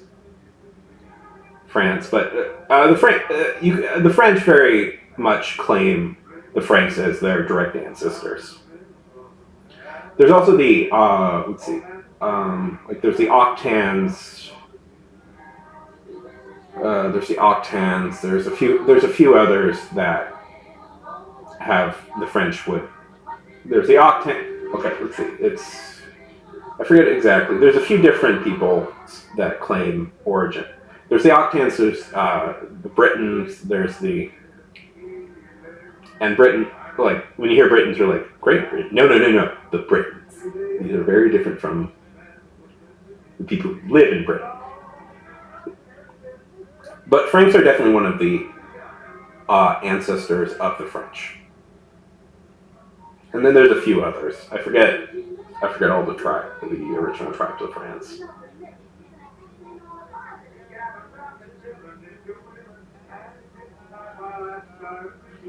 And of course, whatever Romans were, and the Gauls. That's what I was trying to think. The Gauls were another one. What was that? What was ever left over? The Gauls became the French. Also, my ancestors.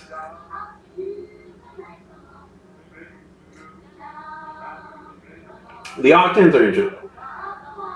It's confusing after a while because, like, the Octans, you could argue are, and then whatever Germans were also there at the same time. Oh, the French would never admit that there's a heavy Germanic influence in France.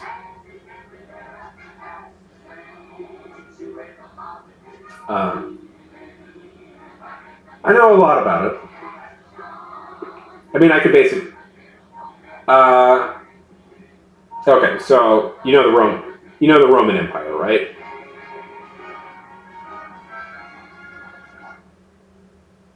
European history is. There's a lot of European history, like, is kind of defined as there's like three major eras, and they're all sort of defined by each other. And it's like pre-Roman, post-Roman, well, post-Roman, and then kind of the whole. It's complicated. I mean, it's complicated. It's a whole thing. So there's. I do know a lot about European history. I know more about European history than I do know about like Asian history and Middle Eastern history, which is not great of me. Or African history. Fun story. Fun fact about me: I actually grew up in the Middle East. I was born in Saudi Arabia.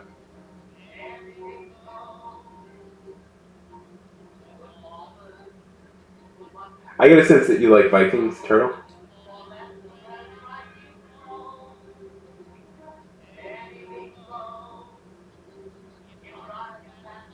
Yep, I grew up in Saudi. My parents worked for the Saudi Aramco oil company.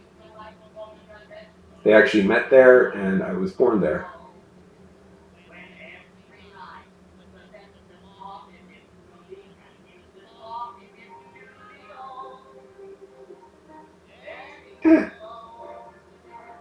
Sort of. I wouldn't describe myself as rich, but we're comfortable.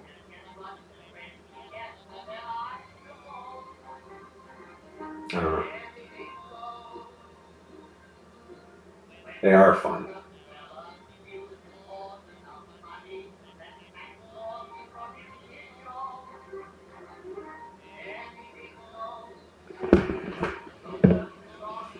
Let's put on some more Viking music. Let's put on some Viking.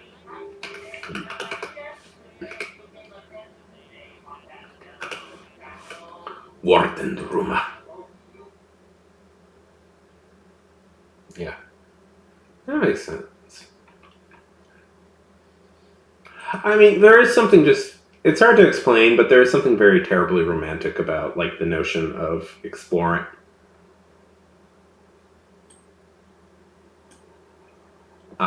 You know, going on a ship and exploring. What is your religion, if you want to talk about it? I do find stuff like that fascinating, like stuff like religions share and stuff like that.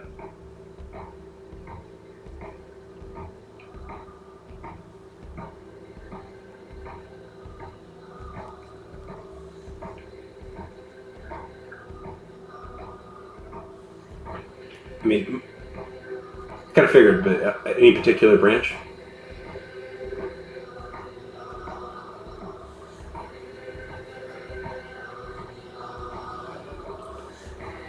I mean, you're from Pakistan, so there we go. You're from Pakistan, so I figured 9 out of 10 chance you're Muslim.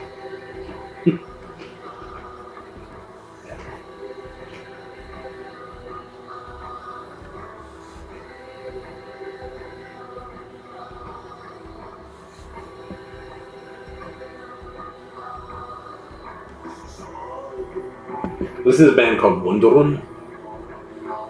I hope my pronunciation is saying it right. It's they're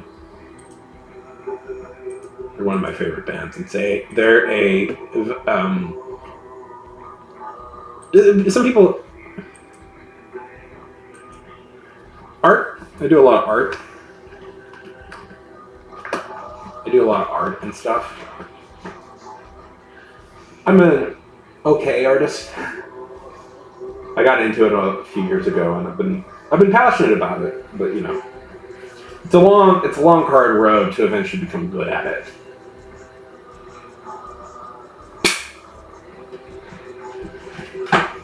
Let's see, do I have any good drawings available?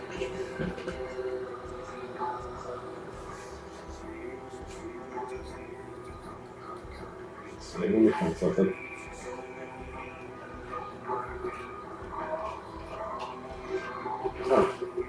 Yeah, this isn't bad. Like, I drew this a few days ago.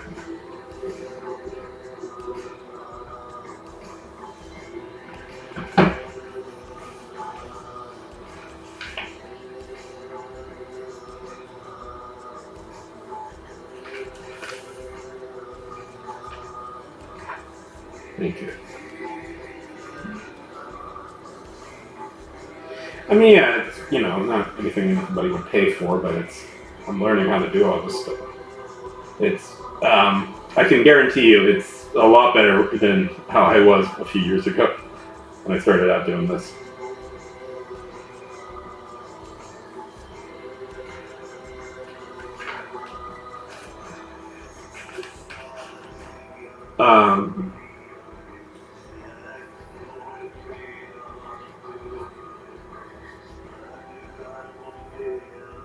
Yeah. What about you? What do you do?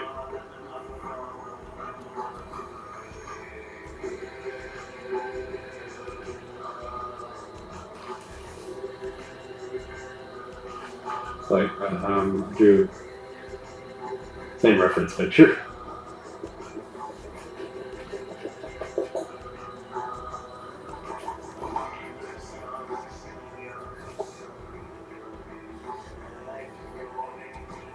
Do this a couple days ago.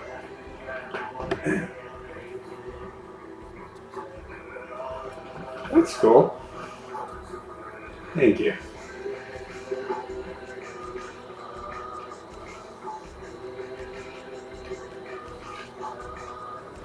Yeah, it's a learning process.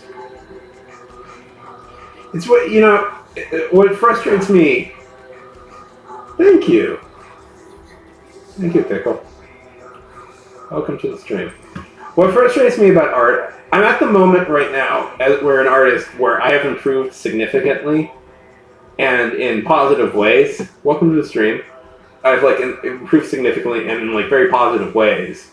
But I'm not at the moment now where I'm like, I'm like super badass at art, you know? Like I'm somebody who's getting it a lot, but I'm just like not somebody who's super there yet. I was trying to draw like world leaders. This is my attempt to draw Kim Jong-un.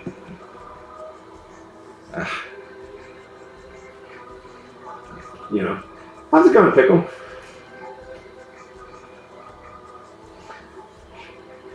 Welcome to the stream.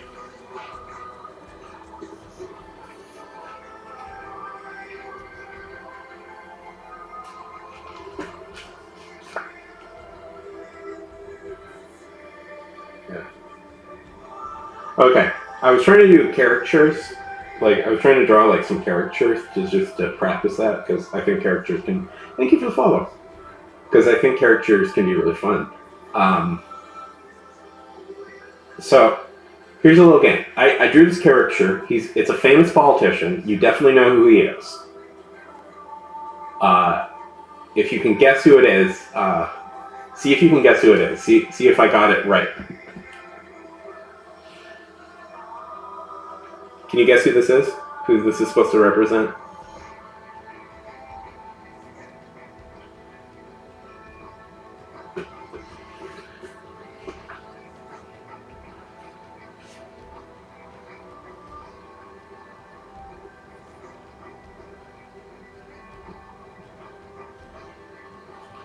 Okay. He's an American. He's an American politician. He's a very famous one that I guarantee you know who he is.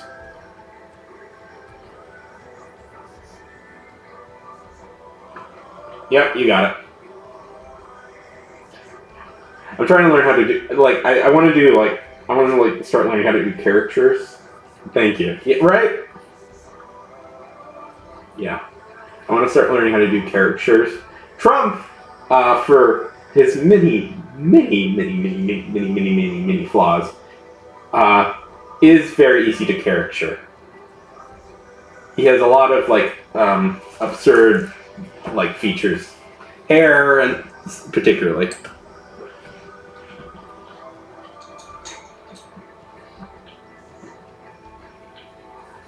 Yeah.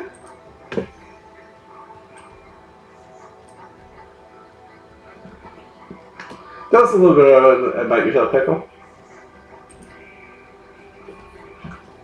Okay. Blank page. Let's see. I don't think I have. What is it? Welcome back, Morrison.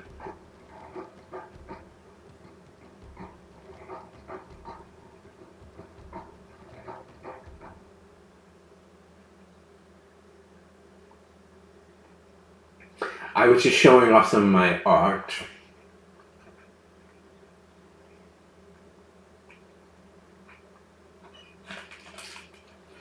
Are you all tired out, or have you? Oh, I didn't know you streamed, Morrison. How did you fall? Am I not? Oh, you streamed.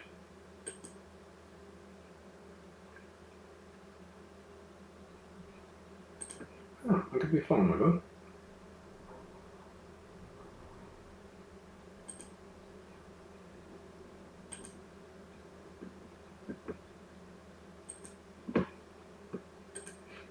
Everybody go follow Morrison.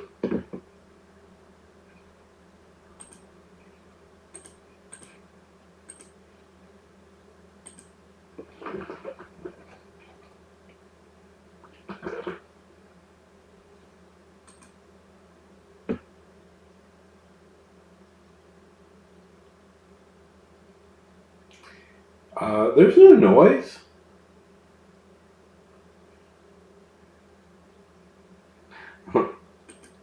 Well, you actually got in trouble a little bit. Just a tiny bit. Because I guess you were playing copyrighted music right here.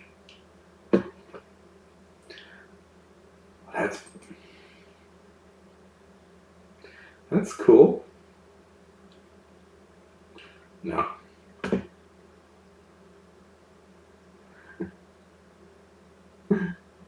Well, that's very cool. See, you do cool stuff.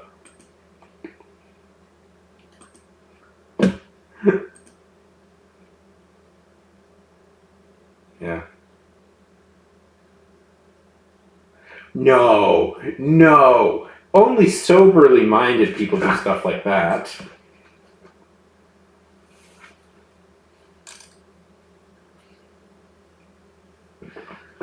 I drew this a few days ago, if you're curious. I haven't done an art stream on here for a while. Thank you. Yeah. I haven't done an art stream on here for a while. I'd like to do one. It's just it's a little bit of a pain to set up the apparatus to do art. You know?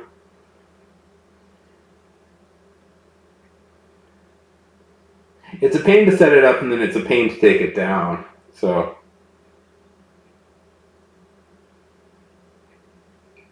who's everybody's favorite superhero? Is there a character anybody would like to see me draw?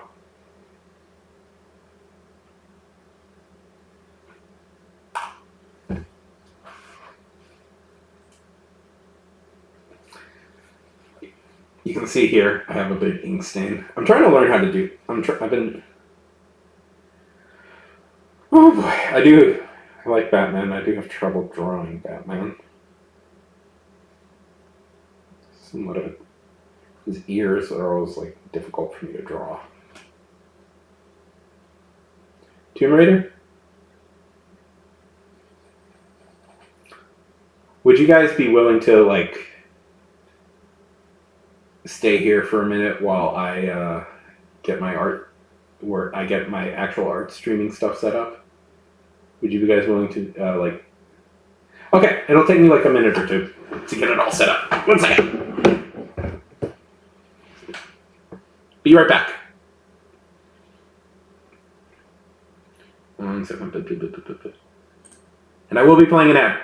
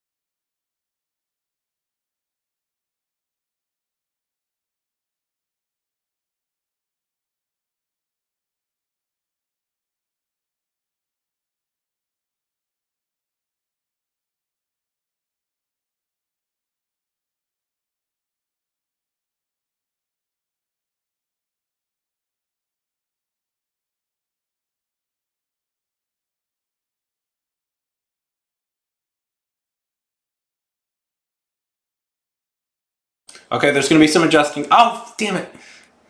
That's wrong. 1 second. There still needs to be some adjusting.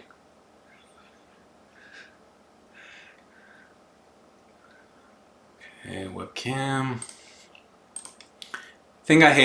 One thing I hate about like Twitch's whole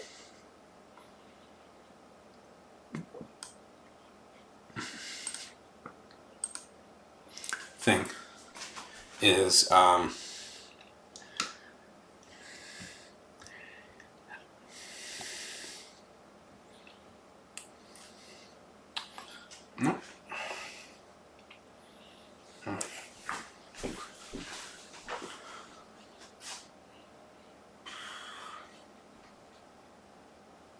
We need just like a big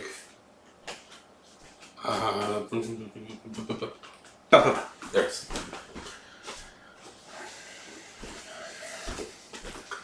is that you can't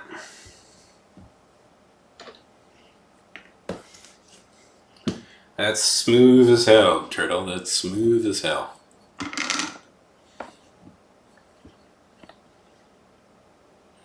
There we go.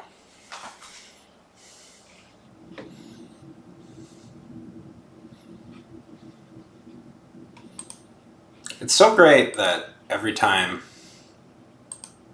I do this,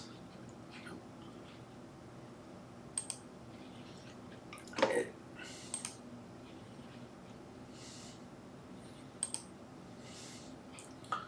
and then let's change it.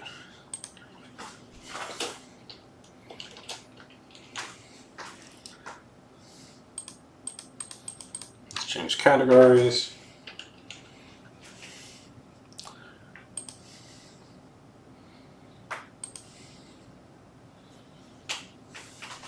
Okay.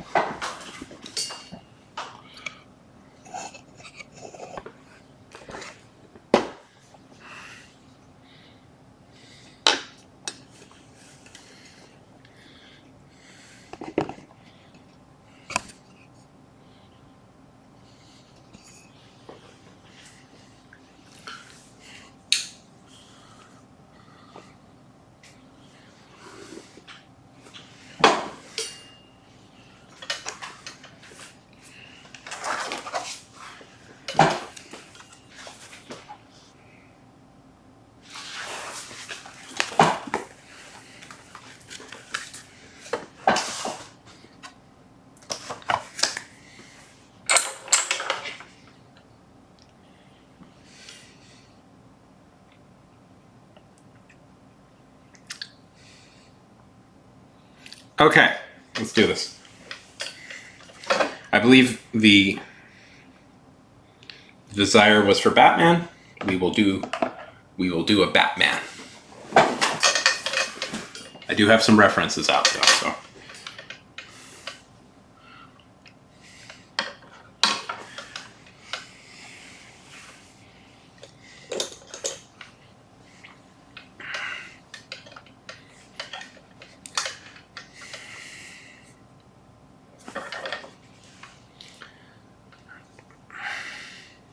Oh, let's get some music on. This can be a little boring without music.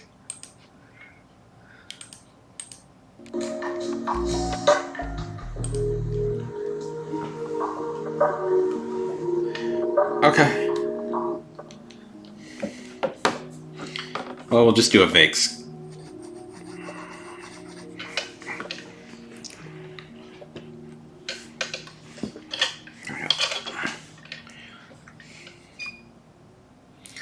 Well, Pickle, it was... If you're tired, Pickle, go to bed.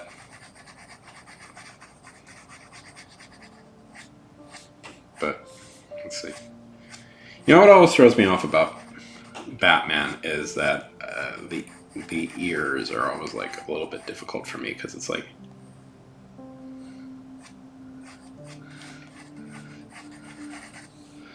now I have so much pressure.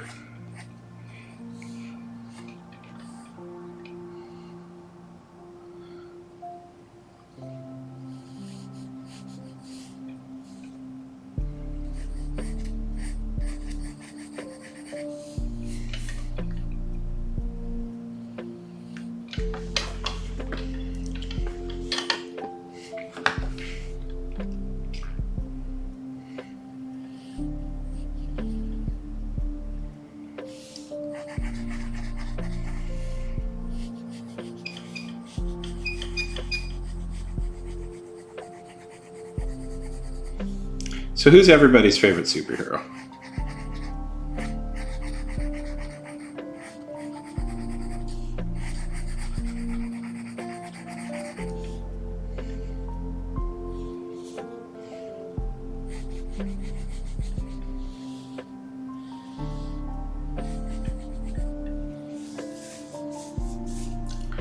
I haven't seen One Punch Man. Oh, the character from One Punch Man. I kind of thought you were misspelling. True story. I kind of thought you just misspelled Tomb Raider.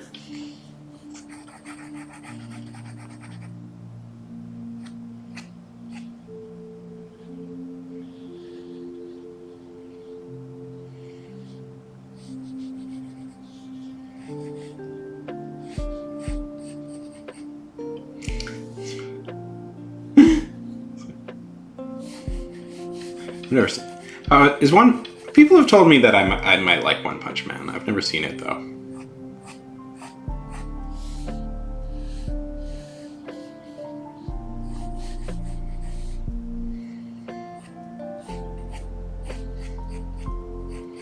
You're gonna force me?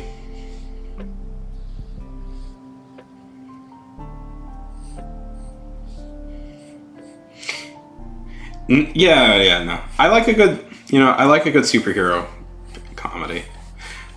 I like superheroes just in general. In fact, one of my lifetime goals for the longest time was to write comic books. But here's the story. Here's kind of the thing, though. Comic books are expensive art is expensive to produce. So I decided, hey, you know what I can do? I'll be a very clever person. Thank you. I'll teach myself how to draw, because in the end, that'll be cheaper than actually just hiring an artist. Thank you. At some point I will. Whether it's drawn by me or drawn by a professional. I want to start producing a webcomic at some point.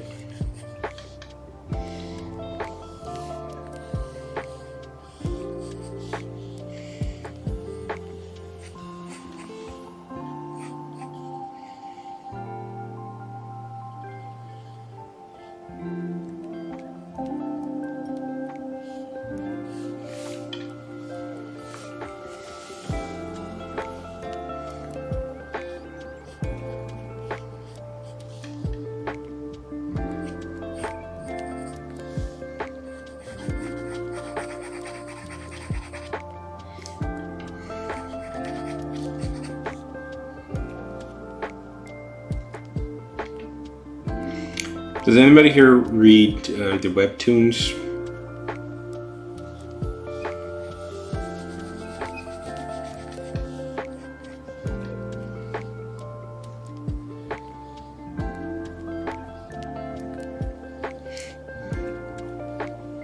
Any ones you like? Tell me, why did you stop?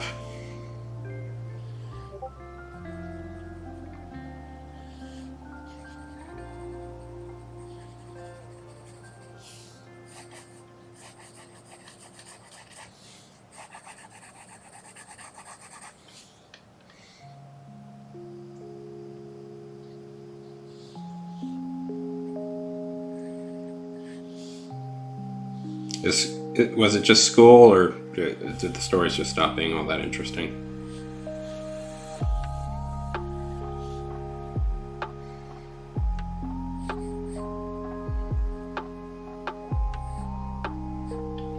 Because I did find when I was in school that I had trouble keeping up with stuff I really liked. Don't like where I put his eyes.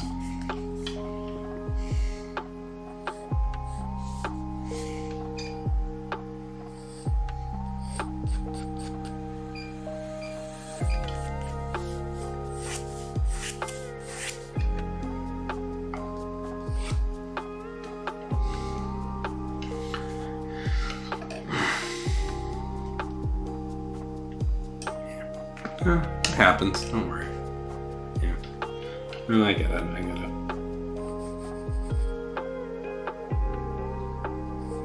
What were some of your favorites, though?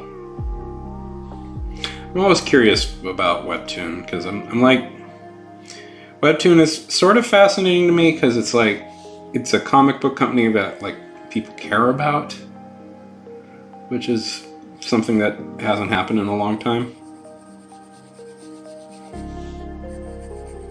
Like I don't see comics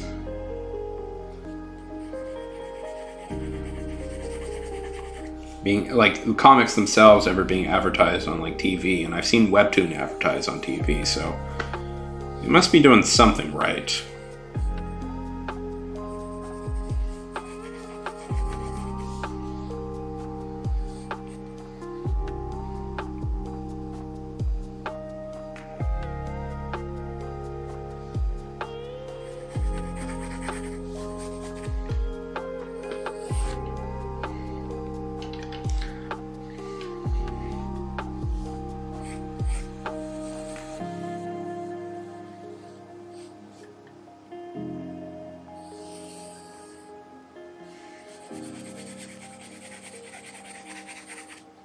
What was solo leveling?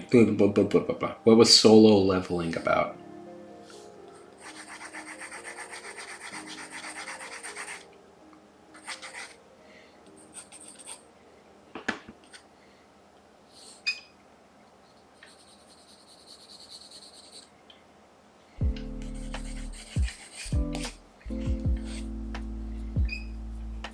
And what's magician?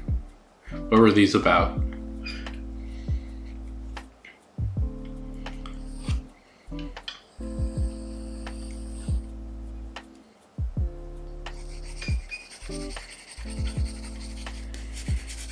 Morrison, are you still here?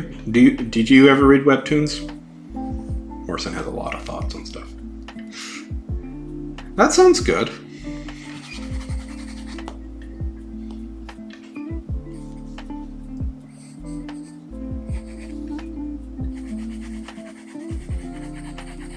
Would you recommend that to me?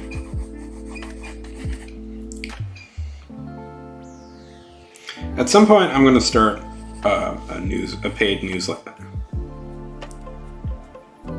At some point, I'm going to start a paid newsletter with Go for Solo Leveling. That's the superior one. Okay, better than mine, I assume.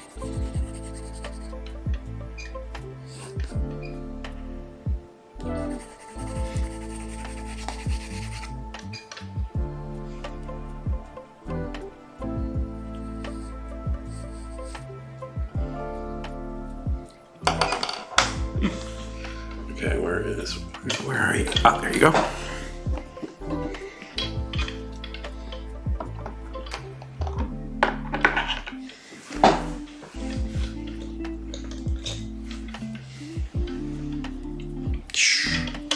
Did we lose Pickle Ticket?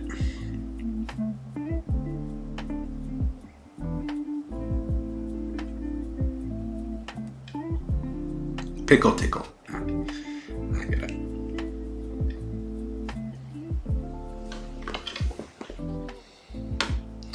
I don't really particularly like this angle, by the way. Oh, holy heck! Yeah, that is cool. That is good artwork. So I used to do this where I would lay it flat and then I would have the camera directly over it. And, you know, you could get a very clear view of the art when I did that. But the problem was that was fucking up my back like crazy, Turtle. And every time I would do art on here, I would have back pain for like days afterwards. So that's why I do like this very particular setup, so I don't have that much back pain.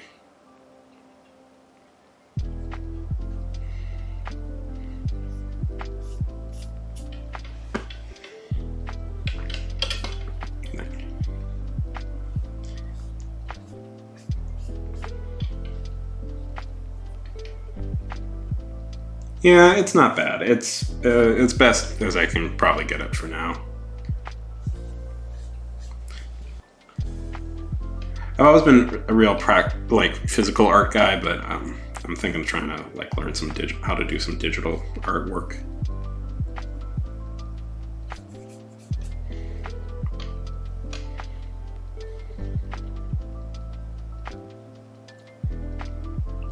just prefer physical art. I don't really have like a connection like.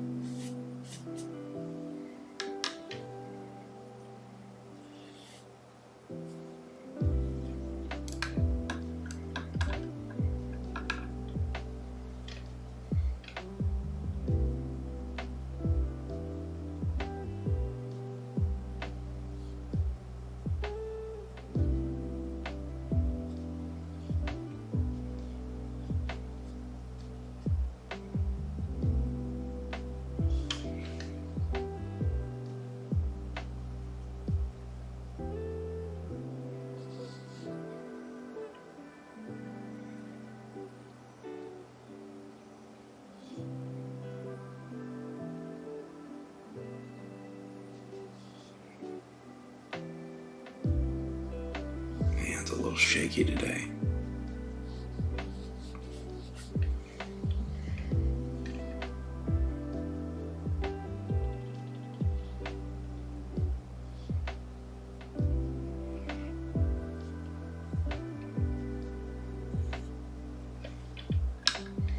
You can talk, by the way.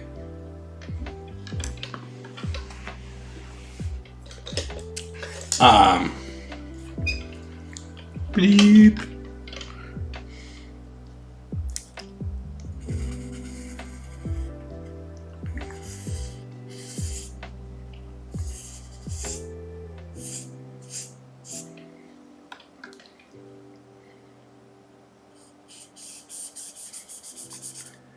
Go to work. Go to work. Go to work. It was lovely meeting you, Turtle. Oh, hopefully you pop by again soon.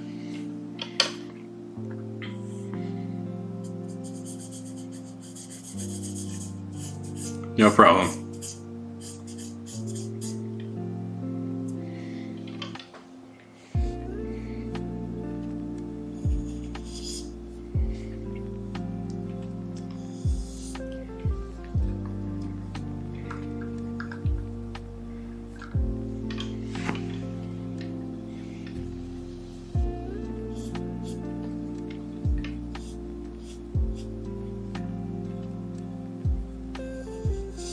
I'm still learning inking, by the way. Like, this is a new skill I'm trying to develop, is this inking stuff.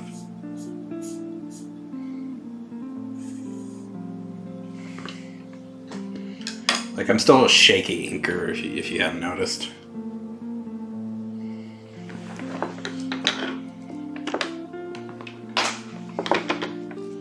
Like, I don't like all these like, splotches, but I'm getting better at it.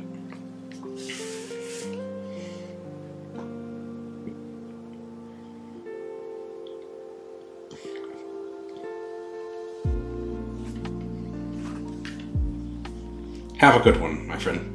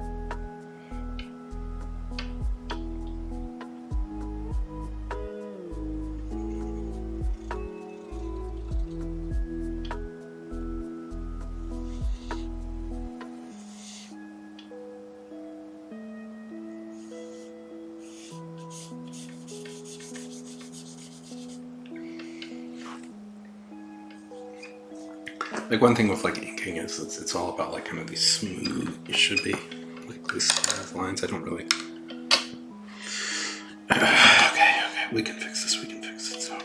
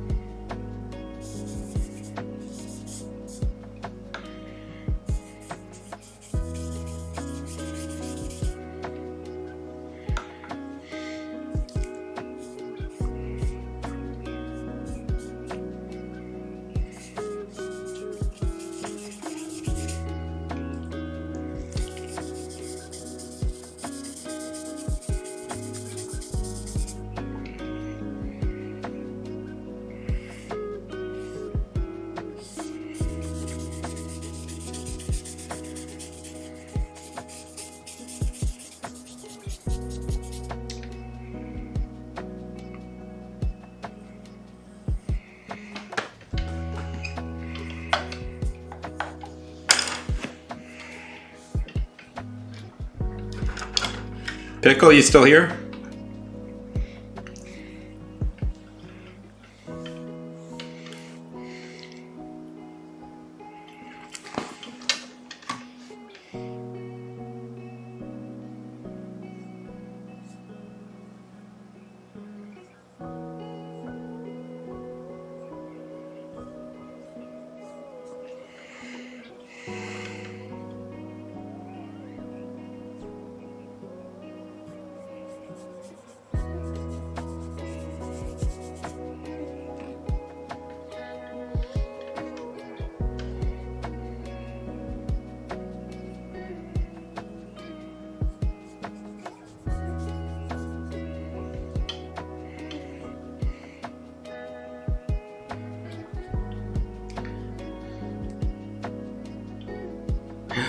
Dio!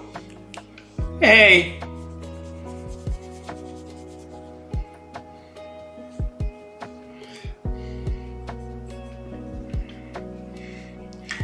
Hey Cal, how's it going?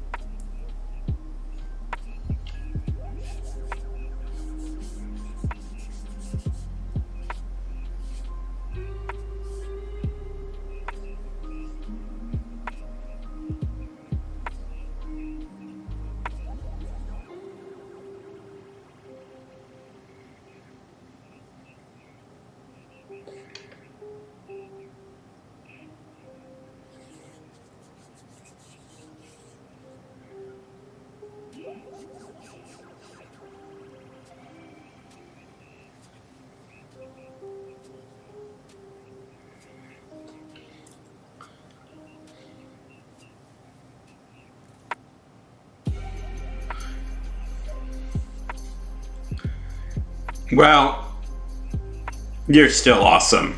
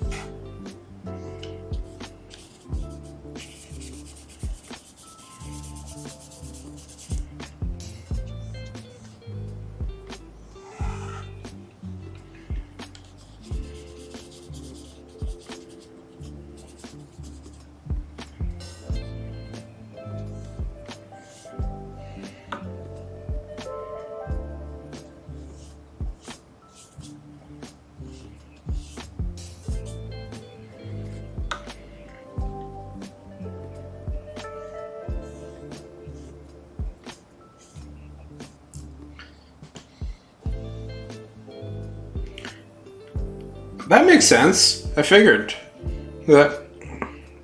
I can see that. That's cool.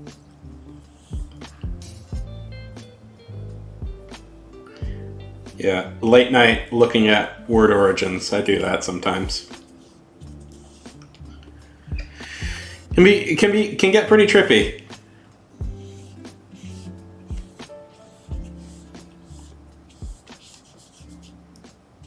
Do you know that fuck and science apparently have a possible word order?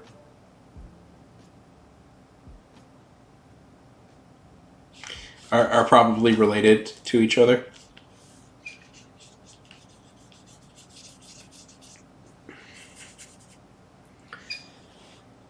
Yeah. Also, focus.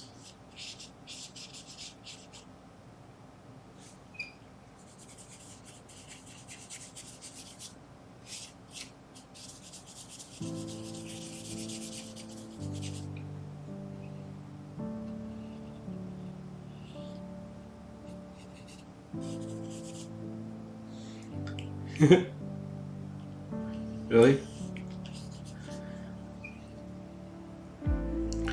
I'm sure it meant companion. I'm sure that's where the origin comes from.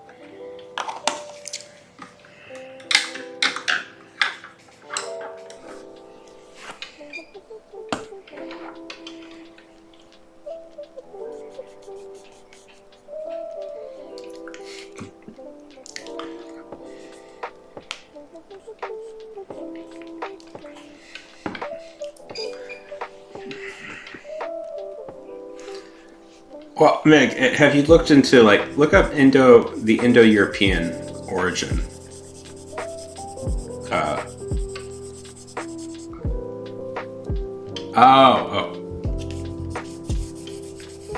Zucifer. Well, that makes sense. Like, both names mean Lightbringer.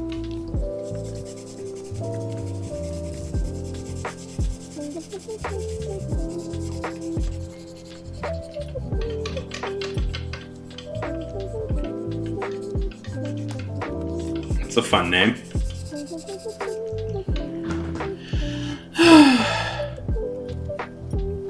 It's okay. It's okay. I could Still learning all this inking stuff.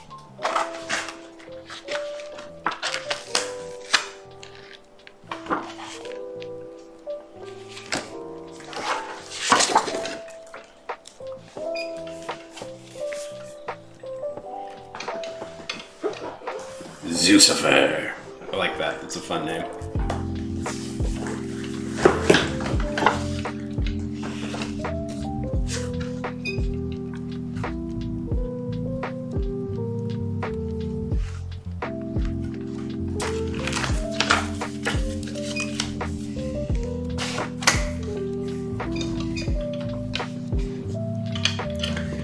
Oh, that's cool.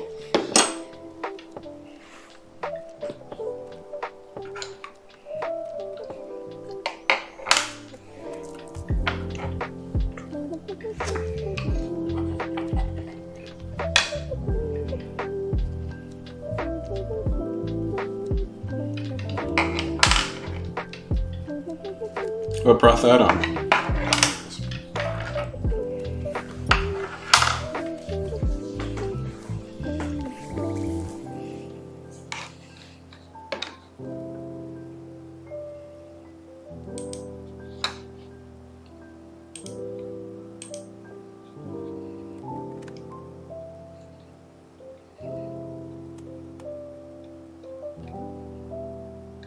Oh.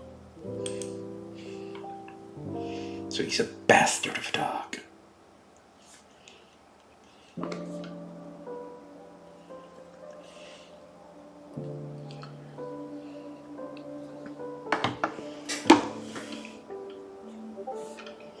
I love it. I love it.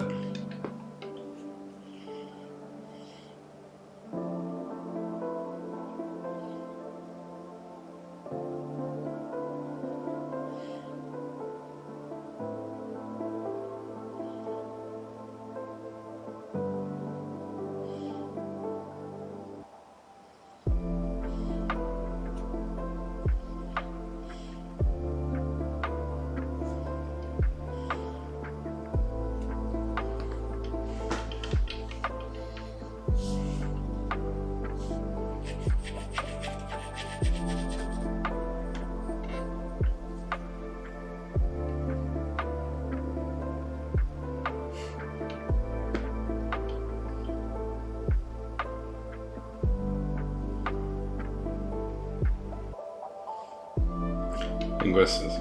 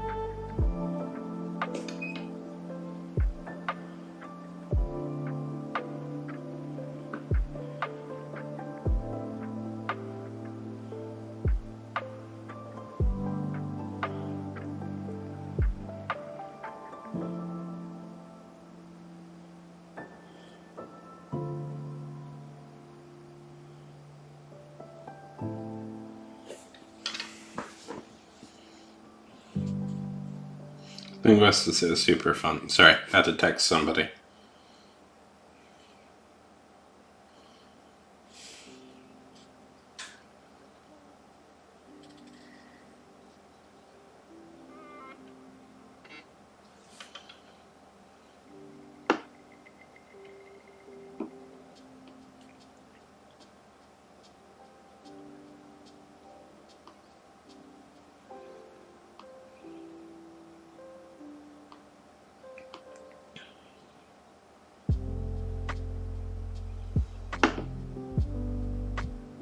Avocado.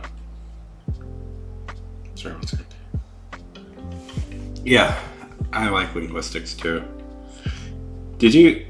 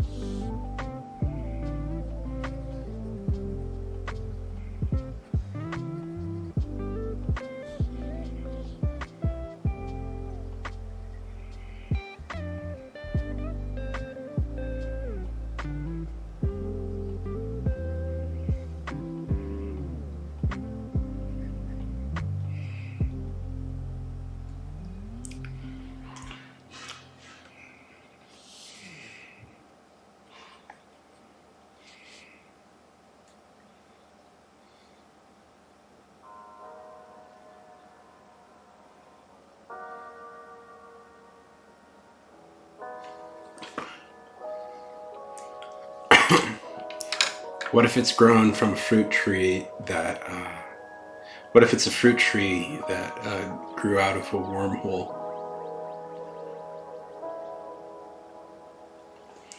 Or what if there's like a mini wormhole in it?